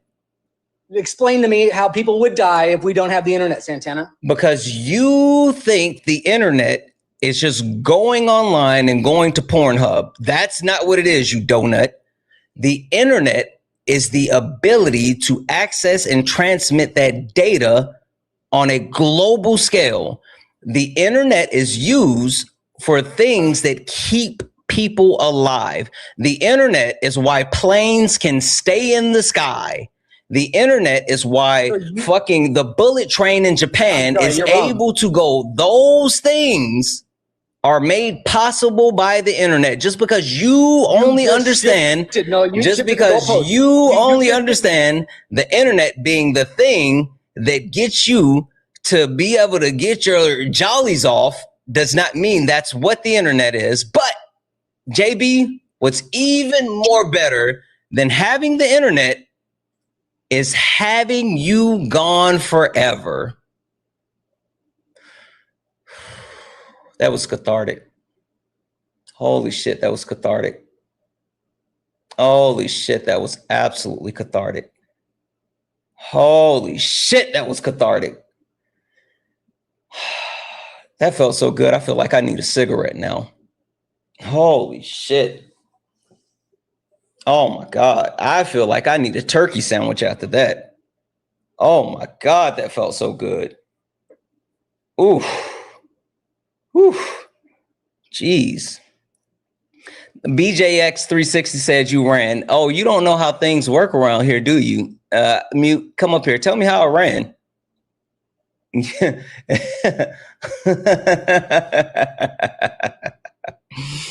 don't understand how things work. You said, why are you running, Santana? Okay, cool. Oh man, come up here and tell me how that works. Boom, you're muted. You guys are so stupid. You don't know what a permaban is. Oh my God, that's fine. That's fine. You guys are so stupid. You don't understand how permabans work. You can't track. It's a tracking issue. That's a blunder on your part. That's a blunder on your part. Yeah, it's his way or the highway. You get muted. No, that's not true. No, my way was not. I didn't mute him. AAW's in the chat. I didn't mute him the entire time. I let him say all the stupid shit that he wanted to say, and he spent his entire time being pedantic. Isaiah, you said you won't ever debate him. Isaiah, I just sent you a request. You're muted in the comments, Bub. You're muted in the comments. Come up here. Kobe, you said you did run Santana. That was embarrassing. Kobe, shut up. That's all you get. And no, I'm not bringing you up. You just want attention. You literally just want attention. No, thank you, Kobe. W's in the chat for all the donos, guys. W's in the chat for the permaban. W's in the chat for the permaban. Holy fuck. We're going to go over those in just a few moments, but let's see if we can get another debate. Only request up if you are a Trump supporter or disagree with anything on the background. We're only looking for some debates. Only request up if you are a Trump supporter or disagree with anything on the background. We're only looking for some debates. Look up at the top, guys. If you see the word follow, that means you're not following me. Hit that follow button, turn on notifications so you know when we go live. We go live all the time. We're on our way to 200,000 followers. Also, we have Liv here. Make sure that we are taking care of Liv. Make sure that we are going to the link in Liv's bio and make sure that we are taking care of those students. He has an Amazon wish list that he's trying to get prepared for the school year that's coming up. So please, please, please make sure that you guys go help and support. Hi, are you a Trump supporter or disagree with anything on the background? Harp, are you a Trump supporter or disagree with anything on the background? Boom.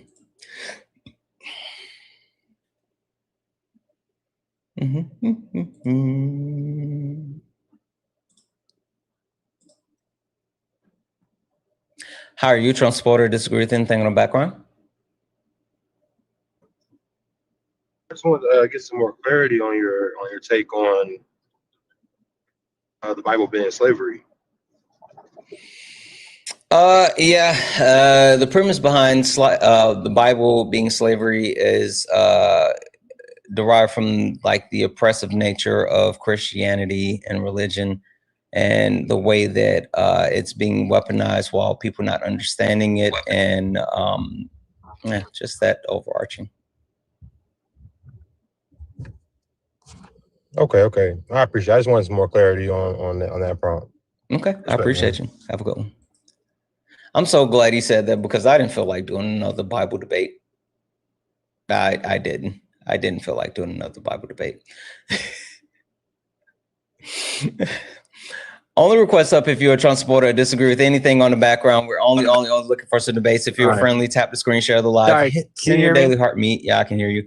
Also, make sure you hit that follow button. We got 193 new followers so far on this stream. I would love it if we can get it up to at least 200 new followers. So please, please, please hit that follow button, turn on notification. Hi, are you a Trump supporter or disagree with anything on the background? No, definitely not a Trump supporter. But first, I'd just like to go ahead and say thank you for what you do. I like that you host these sort of things. Civil discussion is something that's really important and missing in our country. I'm a Colorado debater, so thank you for doing this. Yeah. I guess I wanted just a little bit of clarity on one of the prompts that you had, that men, like, we are the problem. Mm-hmm. Can you just go ahead and just elaborate on that just a little bit? Yeah, the premise behind that is that men overwhelmingly perpetuate the most amount of harm and violent crime. The actual the femicide, CSAM, all of those things, while also at the same time being able to benefit most from like the entire system, the patriarchal system. If you combine that with the fact that there's a monopoly on violence for men and the way that it is excused when men engage in violence, all amounts to the fact that we are the problem. We need to address that within men as a whole. Okay. And then go from there. Hold on one second. I'm sorry. Guys, holy fuck. This is from the Luigi Mangione cases. They're saying that they're expecting a plea of guilty in the federal case. And the judge is going to dismiss the Trump administration lawsuit. Oh, wait, this is separate. Hold on. Holy shit. Mangione is facing 2 federal charges in connection with the killing of the United Healthcare CEO Brian Thomas outside of the what's the details around this? A guilty plea would potentially resolve the case just a month before Mangione's scheduled for to go to trial in the state on murder and other charges. He could still change his mind, but people familiar with the matter says and his defense team has abruptly shifted strategies from previous. Like, I know they were talking about the possibility of him pleading guilty and then like it being left up to the judge for any type of plea and sentencing where he would be able to like claim being under duress. This is huge. I'm sorry. That just like, I apologize. That completely caught my attention. Sorry. No, that's okay. So yeah, I mean, obviously we're going to perpetuate most terrible things within society, right? Like that makes sense. I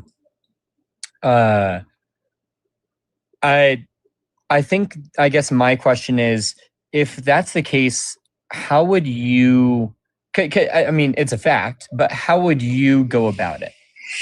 How would you go about solving it? How would you go about, because you said like men, we need to work in it. We need to work on ourselves to get, you know, the things that we do that are bad down. And so if that's the case, then what's kind of your pragmatic solution there? Abolish the patriarchy. So like make everything within society equal? Yeah, we have to completely overturn these systems, these social norms and things like that that continue to separate into different categories where people are marginalized. Okay. Do you think that like all men are necessarily the problem, or do you think that there are good examples of male role models who are actively trying to? So, for example, let's say like I am a person who recognizes my privilege as a man, and is actively saying, "Hey, I stand for abolishing patriarchy. I stand for equality, and I want, I recognize my privilege and want to do something about it." Would that still make me a bad person, even though, would that still make me the problem, even though I'm attempting and I recognize the problem that men in general might create, or even my own faults? So like, one, I'm not subscribing bad to anything. I just want to make sure that I call that out.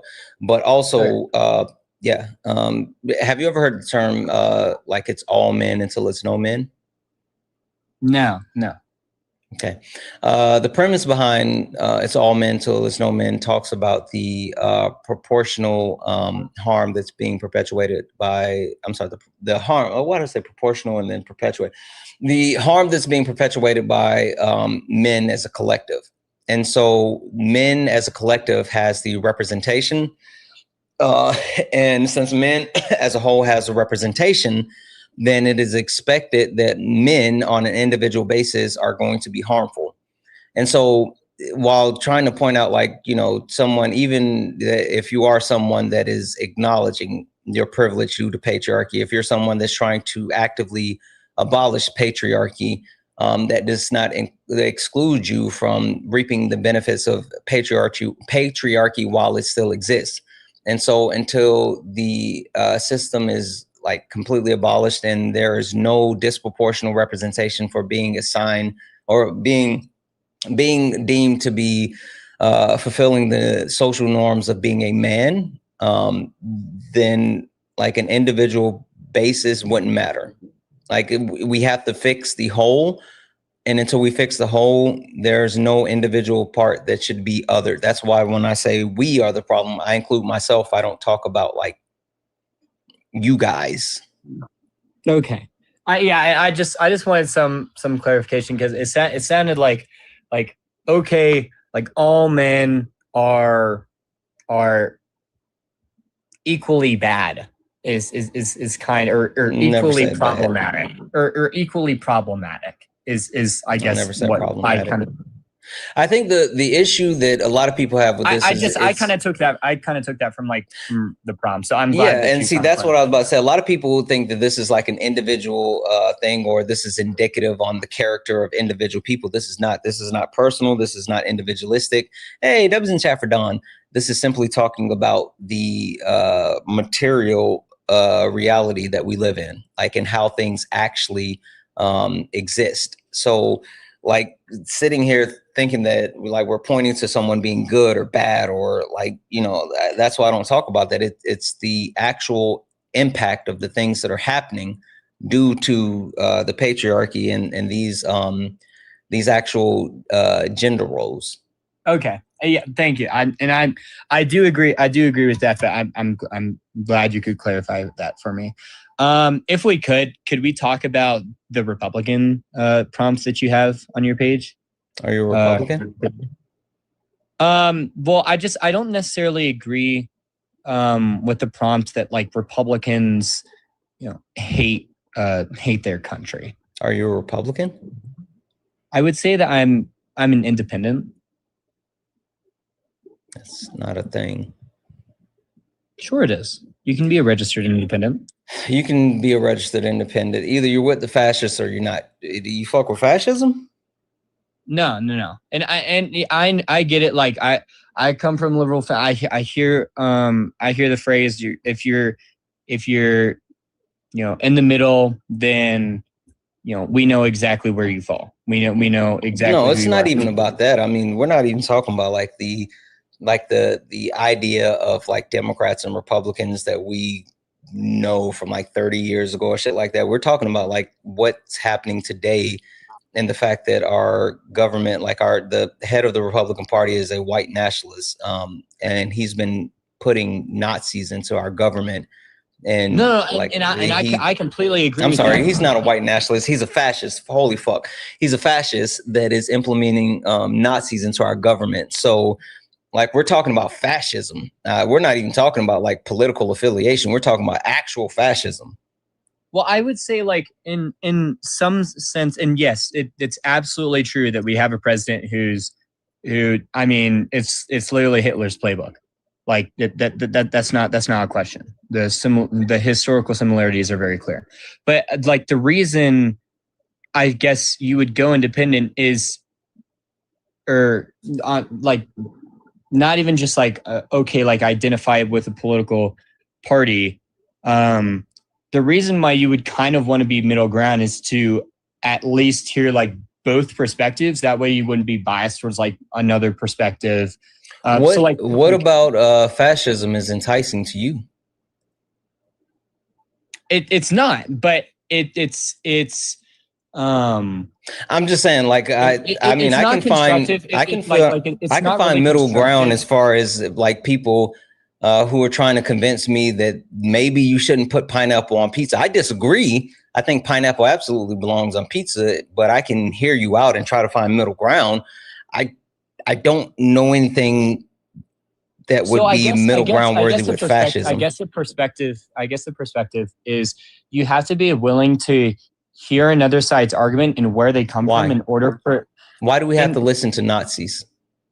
Why do we have to listen? I could have sworn that we all used to have an agreement that we would punch Nazis in the face. Now, hold on. And I'm not endorsing that at all. Like I'm not a Nazi. It's completely ridiculous for somebody to be a Nazi. But what is important within discourse is being able to unbiasedly hear both perspectives, and that means, okay, what does it? Well, you want to unbiasedly hear the perspective of a fascist. Hold on. Hear me out. Hold on. 1 second. No, I want to make sure. Wait, I want to make sure I'm not mischaracterizing what you're saying, because I do want to make sure that like I understand what you're saying. You want to hear the perspective of a fascist to see if there is any common ground, or at the very least to understand their perspective as far as where they're coming from. No, sir. That's not what I'm saying. So what I think is important is to see and hear, okay, well, what are the incorrect things that they're valuing? How did they, so for example, how did a Nazi end up becoming a Nazi? Was it because they were raised by their parents who were Nazis? And what values did they incorrectly believe, or the wrongs that they ended up taking in order to get to that point? All of those are important for us to hear, so that then we can prevent that from happening in the future. But if we just close our ears to somebody that says, hey, I'm a Nazi, and don't actually listen and hear how they got to that terrible position, well, then there's nothing constructive that we can do to prevent that within the future. Punching them in the face isn't going to bring them over to the good, rational, humane side of society. You think I want to bring Nazis to like my side? No, that's not what I'm saying at all. What I'm saying is it's important to educate those people about. You think I want to educate Nazis? I don't believe that so somebody has to get to being a Nazi. Nobody's born a Nazi, right? They have to have propaganda spewed to them. They have to grow up in an environment. Do you think you can save a Nazi? I would say, why wouldn't we try? Because they're a fucking Nazi. Yeah, you're right. Their values and their ideas are absolutely horrible, but it would be incredibly inhumane and unjust for us to just push away somebody from society and not try to re-educate them about the hate that they've been spewed towards as a child. Some of these people have no idea what their values are actually causing in the harm. Do you know what this is above my head? Society. It's a brick wall. It's a wall. It's a wall. Nazis get the wall. I don't give a fuck about trying to re-educate Nazis. I don't give a fuck about trying to save Nazis. I have no compassion for Nazis. But the idea isn't okay. So what I'm not, and I want to clarify, right? Because I am not trying to say Nazis are good. I'm not trying to say that we should not. I would curb stomp a fucking. I would make a Nazi bite the pavement. Absolutely. Like I need to make sure you hear me when I say this. I need to make sure you hear me when I say this. When I said I thought we used to agree that we punch Nazis in the face, I'm making sure that you know I don't give a fuck about saving a Nazi. You're right. I care about saving a lot of people. Hell, I even still care somewhat about saving MAGA. I don't give a fuck about saving Nazis. Okay, so not even a little bit. Okay, and what I'm saying is we're not that far apart, Santana. We are miles apart. You want to save Nazis? Okay, but you have to hear the context for which I gave. So, Santana, imagine there's a little kid. We on the same page? There's a little kid, right? Little kid, born in Nazi Germany. His parents, his father's a Wehrmacht soldier. His mom is, head of the Nazi community.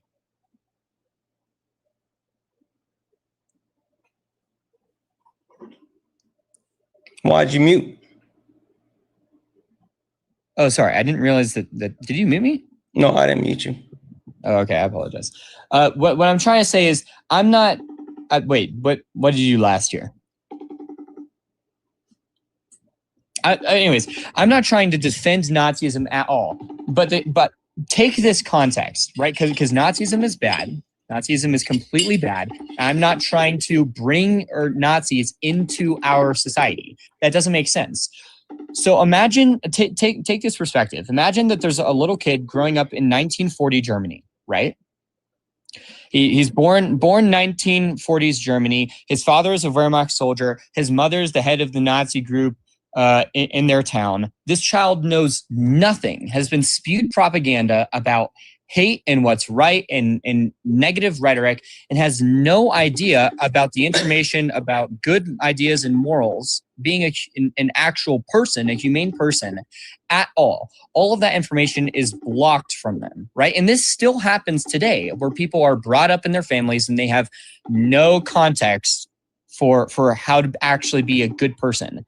Now, you're telling me that person and the propaganda that's been spewed to them as a child, that's not something that we ought to try to fix? That's not something that we ought to try to re-educate people about? It's the same thing with racism. We shouldn't try to teach people about, we shouldn't try to teach white people about the racist ways of their past and how they live in a society of privilege. And should we just not try to do that at all? Or should we just try to curb stomp them? That wouldn't be progressing as a society at all. We wouldn't get anywhere. It's important to try to bring information and good values to, and it doesn't even have to do with it being in the 1940s. Still happens in rural bro, towns. I'm on stream right now, and like I think I might be tripping. Should we try to save Nazis? Fuck Nazis, bro. I'm okay. I just want to make sure I wasn't fucking tripping. I think that's a commonly held opinion. Okay, so we're not saving Nazis, right? No, fuck Nazis. Okay, I just want to make sure. Okay, all right. Can we have a further question? Yeah. I think we should punch Nazis. You agree? I could have sworn we all agreed to punch Nazis in the face. Yeah. Yeah. Okay, I thought I was just tripping. Okay, all right. I appreciate you, bro. Bad brother. Yeah. Doctor. All right, great. So we both agree that Nazis are bad. So how do we get Santana? How do we get rid of Nazis? Yeah, I got you. We just put them in bricked, walled up communities? Oh no, that's not what that means. Oh. No, that means that you line them up against the wall and you like let the firing squad do their thing.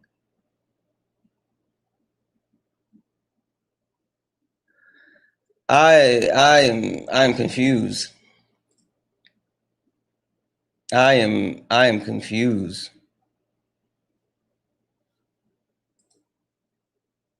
Where's Nafi? I think that this kind of happened the way that it did because Nafi isn't in here. I legitimately think that this happened the way that it did because Nafi is not here. I am fucking tripping. I have never heard someone like advocate for Nazis. This is your fault. I can tell you why it's your fault. No, it's not. It is your fault. I'm the victim. You know why? Why? I'll tell you why. I can tell from the men conversation exactly what he was doing. Right? Really? Yes, automatically. I already knew where it was going. Why do you think I was crashing out in the comments? I saw you. I was crashing out. Okay, I'm confused. He wanted a cookie. Oh. Right? That's all. Wait, that's he's all. done? I missed him? Yeah.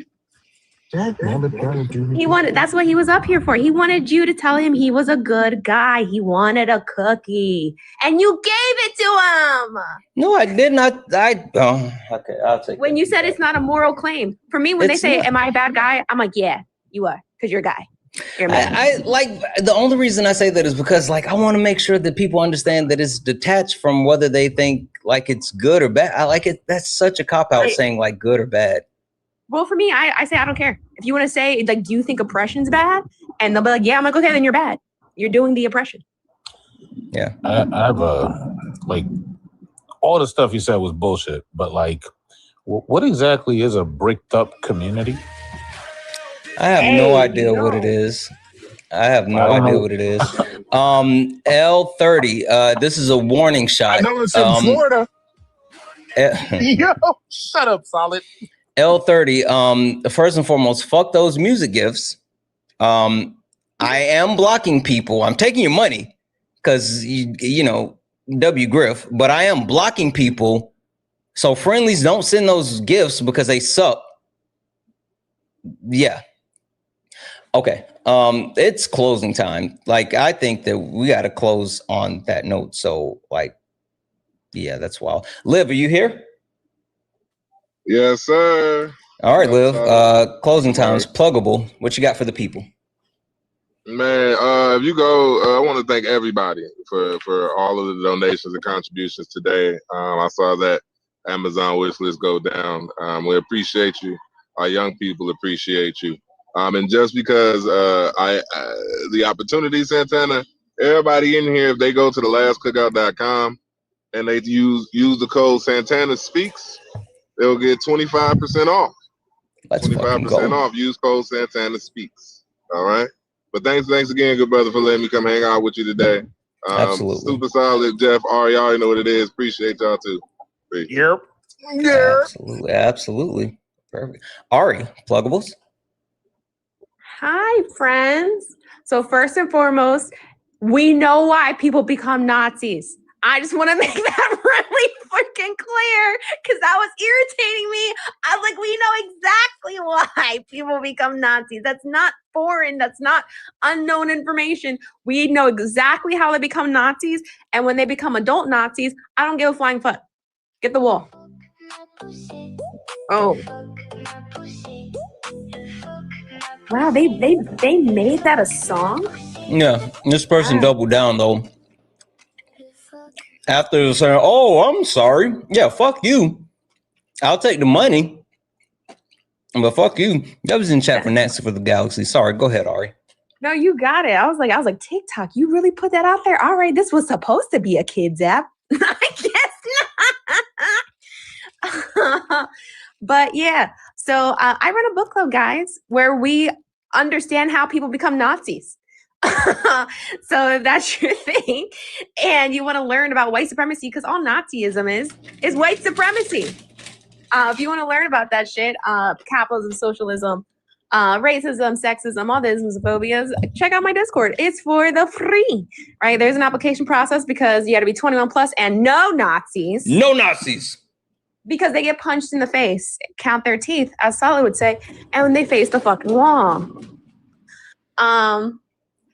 But yeah, so no Nazis. The current book we're reading this month is Wretched of the Earth by Franz Fanon, where we talk about imperialism and colonialism and things like that. So if that's your cup of tea, check out the Discord. It's a pressure-free book club where I don't force anybody to read a chapter or reach a chapter. Come at your own pace because I use the Discord as a space to unpack what I call literacy trauma because I think our education system does a terrible job of teaching literacy. So I started from the groundwork, which is developing a love of literacy. So if you're just trying to build back that relationship with literacy and you want to learn, check out the space. I also play video games. If that's how you want to learn as well, maybe reading books is not your cup of tea, and maybe watching me play video games where we do analysis of the video games. I play video games on Wednesdays. Last night we played Silent Hill where I screamed a lot, but we still did analysis at the end of what the monsters mean. So if that's your mode of learning, check it out. Also, we do documentaries. So if that's your mode of learning, we also do that. And that's another way we ingest information. So if any of those are your modes of learning and ingesting information, check out the Discord because that's where you'll get notifications on which platform I'm on and doing that thing. Thank you. Absolutely. Jeff. Don't leave yet. Don't leave yet. Don't leave yet. Ari normally doesn't leave. She just hangs out. Jeff, pluggables. In before. Santana and I wrote a book. Yeah, we did. We wrote a fucking book. If you want to learn more about the Bible and how people interpret it in many, many different ways, link in my bio. It's called If You Have to Explain It. It's available in ebook format, paperback, and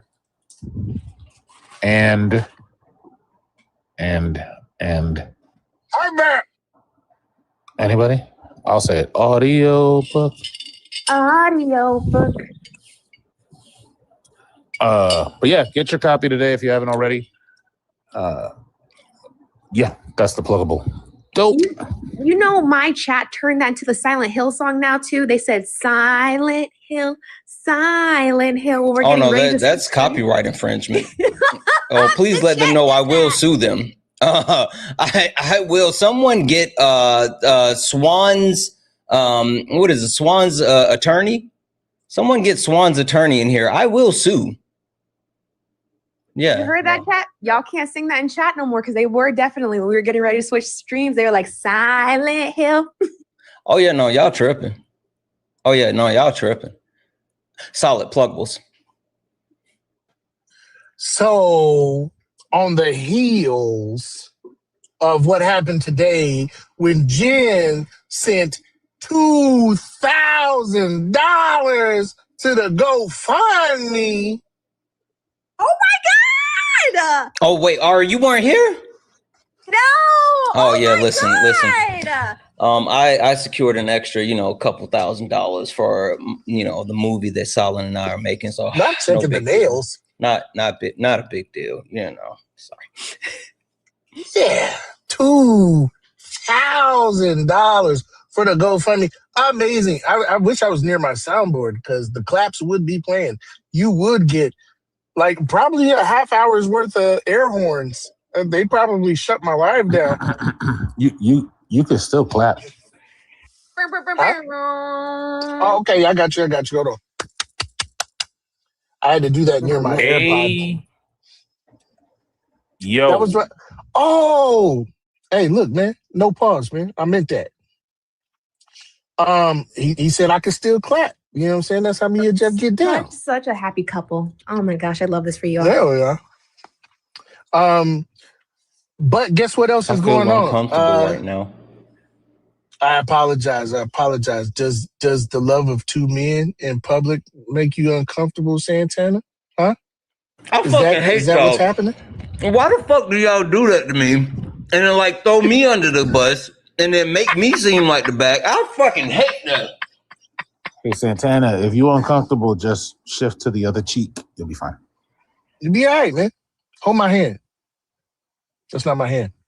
Okay, so what we're going to do is, 6:30, 1 hour from now is class, y'all. Don't forget, we got class tonight. We got a special thing that's going on. Class is going to be real short tonight because I got a project for y'all. So we're going to split you up into groups. And you guys are going to work on a group project. So don't forget to show up to class tonight. Okay, all right, 6:30 Eastern Standard Time. Hurry up. Don't compliment me. Thanks, Santana. Santana, none of this would be possible without you. Oh, no. I just appreciate, sincerely, the fact that, we come together as a community and, I know I've told you guys this individually, and I'll take a moment just to call it out in public. I think it's such a good thing that so many people are getting to do so many different things that are going to make massive impacts. Ari and her book club is I am astonished by the amount of people that are actually flocking to literacy and flocking to the Discord and flocking to just being able to learn and grow. That's breathtaking. The fact that Jeff announced his book on the live, and since then it's been just an overwhelming amount of support for something that's so important, right? Jeff has so much knowledge. It's funny.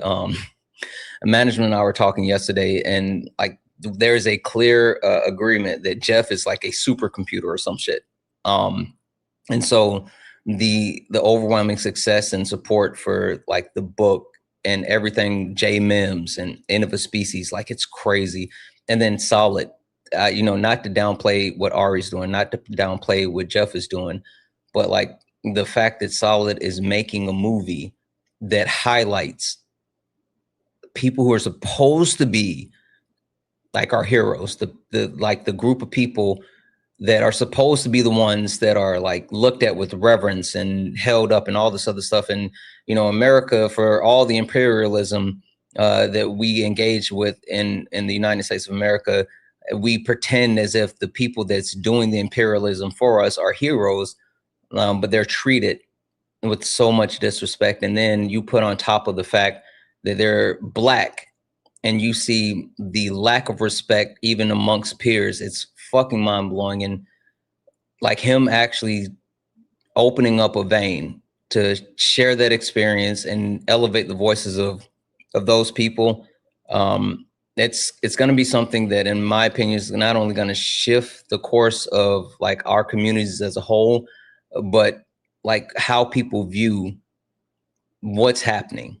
I think it's so important. But the fact that we've been able to come together as a collective, and I've been able to share in like any of this with any of you guys. I mean, like, I don't deserve it. I'm just here making stupid jokes. But the fact that you all have been so impactful and done so many, and don't forget Sean.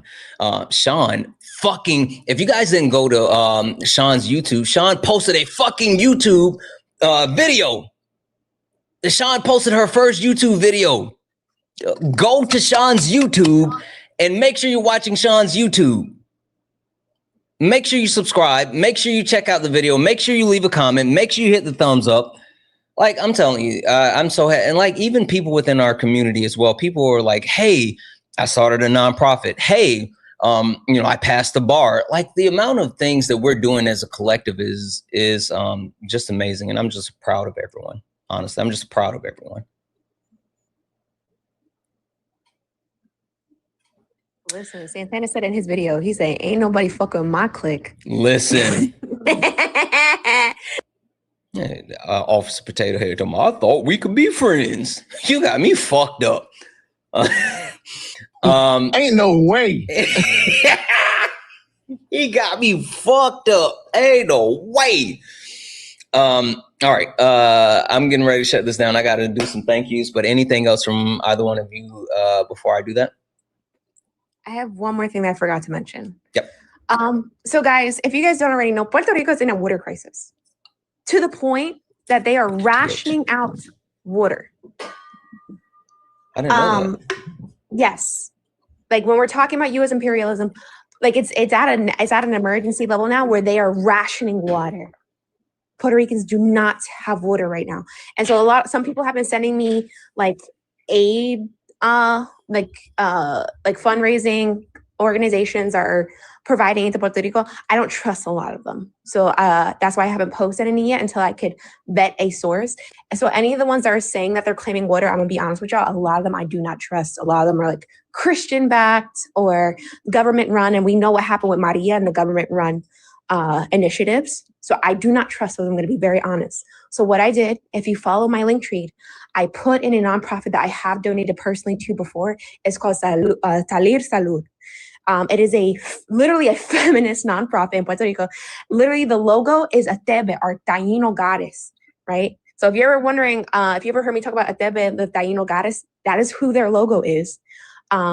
And they are a feminist nonprofit that supports the obviously liberation of women, but two, that does a lot of community hands on the ground work in Puerto Rico. They were really huge during Maria. This is where I started first donating to them, and so they're who I trust to do the work in Puerto Rico. And so I put their link in my bio. So if you guys want to donate to support Puerto Ricans on the island, they are boots on the ground on the island doing the work. And yeah, just wanted to let y'all know. Absolutely. Thank you for having me though. Thank you, Ari. I appreciate you.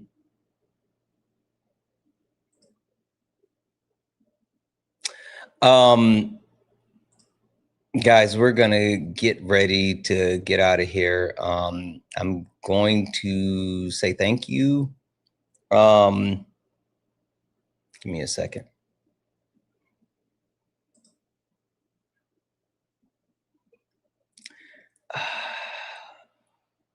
Hold on. I really want to do a thing.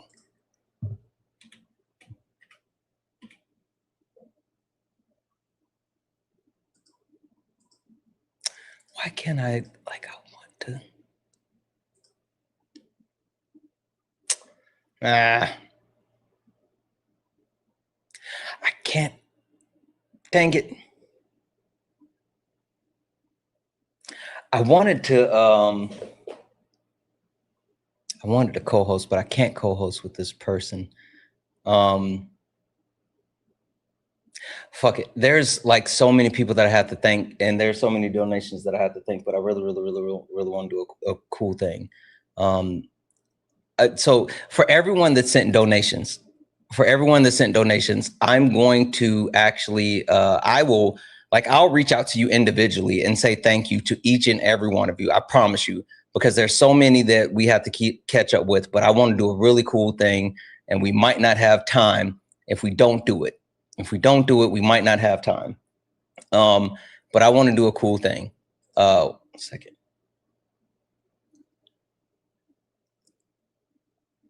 Okay. So I want to send you guys on a raid, and this is going to be a raid to like my favorite live stream right now. This person is absolutely hilarious. This is one of the best, like the funniest person. I love hanging out in this live stream. But the thing that I will say is he's not a big creator.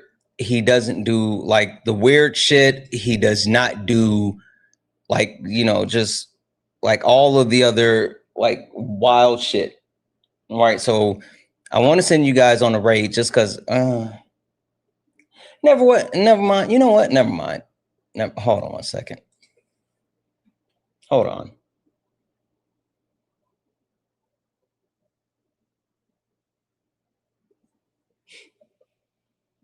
Because like some of you guys are weird. Yeah, not all of you, but some of you.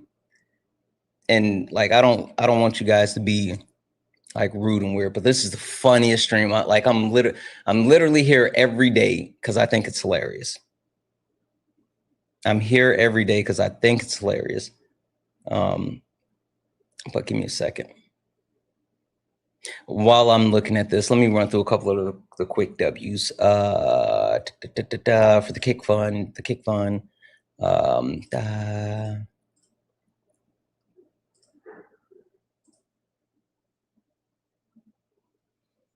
Hold on.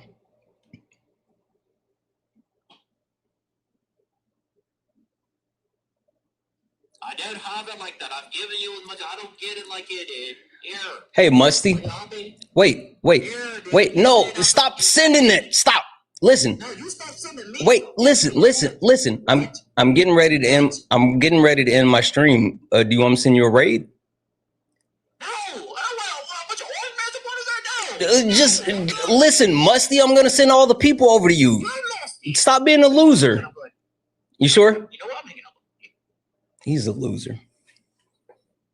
You're nasty. Stop it. No, I'm good. All right, I'm not gonna send you guys there, but this is the funniest fucking live stream. I'm telling you, I sit and laugh the entire. He ended the stream. It's the funniest fucking live stream ever. I'm not gonna. He's hilarious. I'm sorry. You guys are just gonna have to find him. I'm sorry. You're just gonna have to find him. He's fucking hilarious, though. Literally the best. And I'm saying this, including my own stream, including like everybody else. It's literally the best live stream on TikTok. Now, literally the best live stream on TikTok. He is fucking hilarious. I get so much joy out of every one of his streams. Sorry, guys. It's because people go in and like be weird. And we don't want to be weird. Like this person is being weird. Yeah, I went on to block you. You can fuck off. I went on to block you. You can fuck all the way off. Okay. What's his name? I can't give you his name because you guys like there was a couple of people that came in and they were being weird, and I don't want them to be.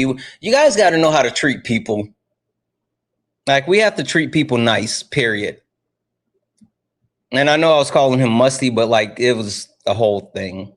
He's fucking hilarious though.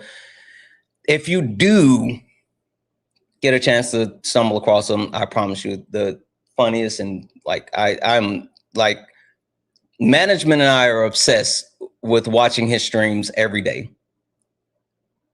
Like we literally sit around and say, is he online? Is he live yet? And why is he not live? Funny as shit. Funny. I mean, pure comedy gold. I'm not gatekeeping. I just don't want people to go in and like be mean and weird. And so I just don't want to do that. But it's legitimately one of the best streams that you'll ever see if you get a chance to come across it.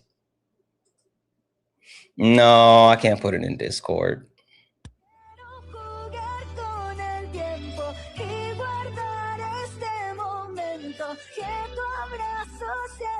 These people think they're funny.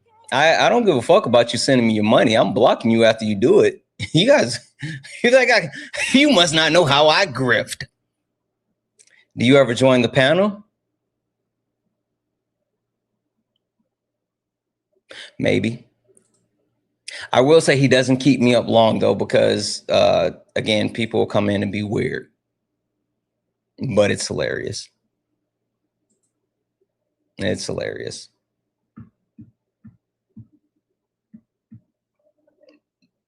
W's in the chat for Patty for the 20 towards the perma ban. W's in the chat for JB. I'm sorry, for Pat, who sent 5 towards the perma ban for JB. W's in the chat for Mekan, who sent 50 for the perma ban. I can't stand this guy. I know that's right. Fuck him. W's in the chat for Ashley for the 10. For the minute from the minute dude started typing the rules of the debate, I don't. Yo, he was fucking annoying out the gate. Like out the gate, he was super annoying. W's in the chat for Brittany for the 5.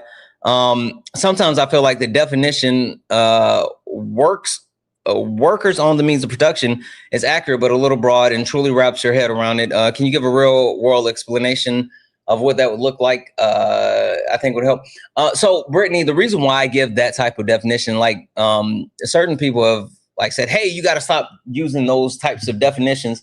The real reason why I do that is because I try to meet people where they are. And I think that if like, it's hard for people to like understand or contextualize it when one, they haven't looked into any of it, and two, like I'm still really, really fresh and really new and still learning. And like I have to be corrected by like the people that I trust all the time, right? All the time. And so I would defer to the people who are way more knowledgeable than myself.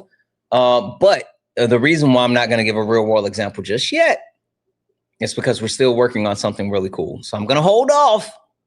But I would say immerse yourself in people who are actual communists and people who like have read the theory and who actually engage in praxis on a daily basis. So W's in the chat. W's in the chat for Lee for the $25 for the kick fund, said permaban fund for dickhead JB. I know that's right. W's in the chat for Leslie for the 5 kick, because WTF, he sucked. W's in the chat for Bree for the $2 donation, saying Google the good man spectrum. This is the best and easiest way to understand, especially for those people, those kind of people. Please put it on the screen. Yeah, I'll take a look at that. I think that might be, depending on what it is, we might be able to go ahead and get that on screen. We might be able to take a look at that. Let's see here. W's in the chat for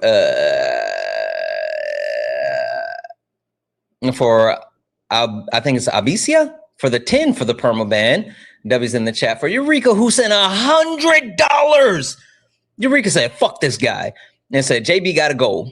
Love you, Mina Santa. I love you so much more. W's in the chat for Eureka. Holy fuck. W's in the chat for Jay, who's Jet Lee 54, who said 25 for the perma ban. And like fucking crazy, Don sent $150 and said, bye, JB. That is nuts. That's nuts. W's in the chat for Lamar for the 10 for the perma ban. W's in what book you? Oh, I'll tell you guys that in a second. W's in the chat for Alicia for the 2. Said it never stops. I appreciate the hell out of you. W's in the chat for Jocelyn for the $1. Saying what is bro waffling about? OMG, which one? Who was waffling? They all waffle. W's in the chat for Nicole for the 1. Said, how do we buy your book? Oh, endofaspecies.com. If you go to endofaspecies.com, the book is on endofaspecies.com. W's in the chat for Jay. What up, Jay? Who sent a $5 donut? Said, every time you say live, I think you're talking about the donut live. Oh, no. We're talking about live to be great. Live to be great. Debbie's in the chat for Joseph for the 10 to say, I'm totally serious about wanting to do the movie. I can fly myself out to where, like, I'm going to send this to Solid right now. Hold on. Because Solid, are you still here? Is Solid somehow still here? I know he said he had to go feed the kiddos.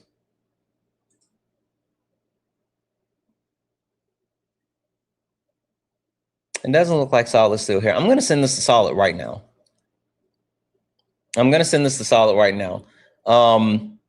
Like I don't know what he's actually doing as far as how he's going through the process, but like the thing that I've learned is that we have so many super cool and talented people within our community, and like the way when I tell you, there's no way that I would be where I am today if it were not for the people that are in our community, because there's been so many different aspects of like the things that I've been able to do that's powered off the back of just like the genuine support of people just saying, hey, can I help you with that? And I'm like, yeah, fuck yeah, because I don't know any of this. Well, this is what you do. So like, I think that's so important. And so I just sent that over to Solid, and I'll make sure that he knows about it. W's in chat for Joseph for the 10. And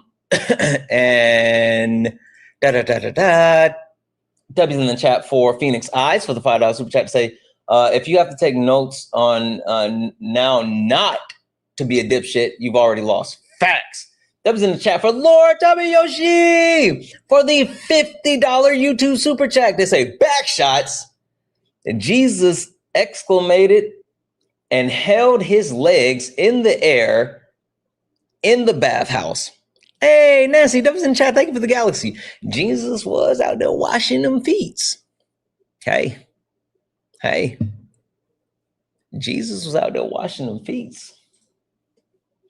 Gotta get them feet clean. Testicles. W's in the chat for let's see. Manders for the 100 tier bits to say they updated my resources at work, and based on my suggestion and called me a subject matter expert, which is my new role. Fucking crushing it. That W's in the chat for you. That's fucking awesome. Holy shit, that's so cool. W's in the chat for Manders for the 1. Yes, Curvestone. What the fuck are they doing? I don't get it. W's in the chat for Manders for the additional 1. We all love Ari. W's in the chat for Manders for the 1. I'm not shaming anyone. I didn't shame anyone. I ain't shame nobody. Baby. Nobody, baby. Anyway, listen, guys, we're gonna get out of here. So tomorrow, I don't know. I might be around hanging out with some of my TikTok friends and all that good stuff or whatever. Oh, book. So I finished Feminism is Everybody. Feminism is for Everybody by Bell Hooks, right? Okay, so I haven't started a new book, and that's on purpose. The reason why, and it's connected to what I was about to say, tomorrow management and I will be traveling. And I'm going to be streaming in the morning, but then we'll be traveling after that. And the reason why I haven't started a new book is because what I'm doing this weekend, first and foremost, doing something super fucking cool this weekend.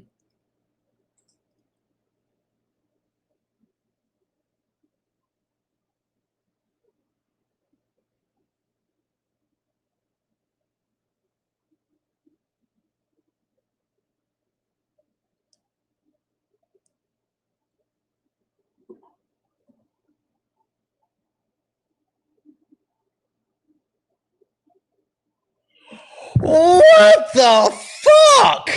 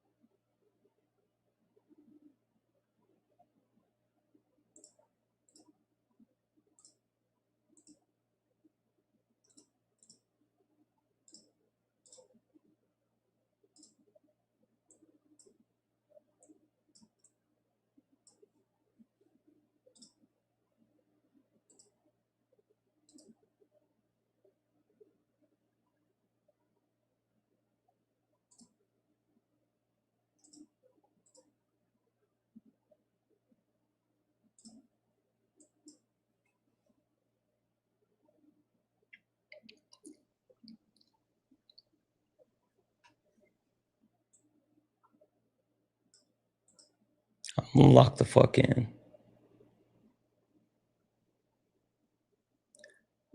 I'm locked the fuck in. When I tell you it's go time, I am locked the fuck in.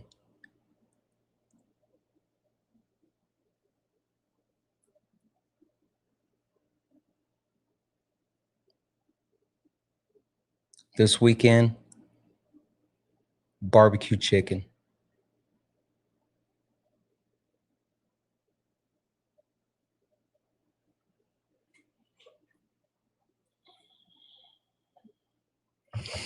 This weekend, management and I will be traveling. I can't say what I'm doing, but it will be one of the biggest things that I have ever done.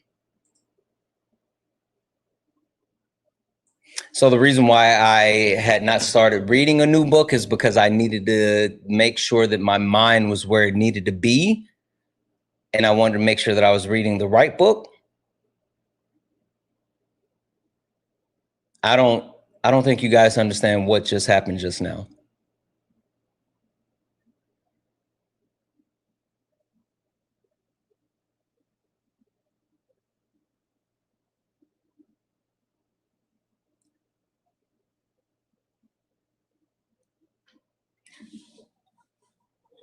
I don't even think you guys understand what the fuck just happened. So, no. As I was saying, I'm going to be traveling. And I think the next book that I'm going to read, I think there's 2 books that I need to read immediately. When God Was a Woman. Yeah, I'm going to start today, When God Was a Woman. And then I'm also going to read Jesus and John Wayne, How White Evangelicals Corrupted a Faith and Fractured a Nation. Ari, if you have any other book recommendations or that are like, that run parallel with those books, I would love it. The next 2 books that I'm going to be reading over the next couple of days is When God Was a Woman and and also Jesus and John Wayne, How White Evangelicals Corrupted Faith and Fractured a Nation.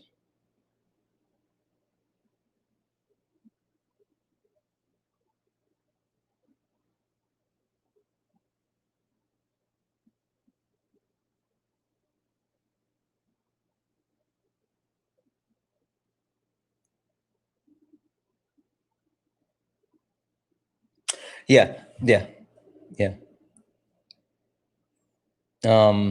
Okay. We gotta go. The book isn't actually about John Wayne. The book is not actually about John Wayne. That's just the title. I promise you. It's just the title. All right. It's just the title. All right. I got to get out of here because I got to fucking lock in. Holy fuck. Let's go. You stepped in a box. Now you're in the ring. Ain't no hugs here. You better take your best swing. Mike Hot, who wanna step in the flame? This ain't a debate, this a mind game. Facts type lies, get left in chain. One wrong word, get slapped out your name. This ain't TikTok T, this a war zone talk. No script, no filter, no safe walk. Bring stats to get scrambled like a glitch. I got fire in my mouth like I came from the pit. Hey, W's in the chat for the chat. W's in the chat for the chat. Guys, God damn it, I'm so pumped right now. No cap, no shield. Better know yourself before you get Time to lock in. I love you. I love you. I love you. I love you. I'll see you guys maybe tomorrow now. I don't know. Maybe. I don't know. I fucking love you. Thank you. Thank you all for being absolutely fucking amazing today. It was a crazy day, and I appreciate the hell out of each and every one of you. Thank you for all the gifts, taps, likes, and shares. Thank you all for being absolutely amazing. Thank you all for being here. I love you all, and as always, peace.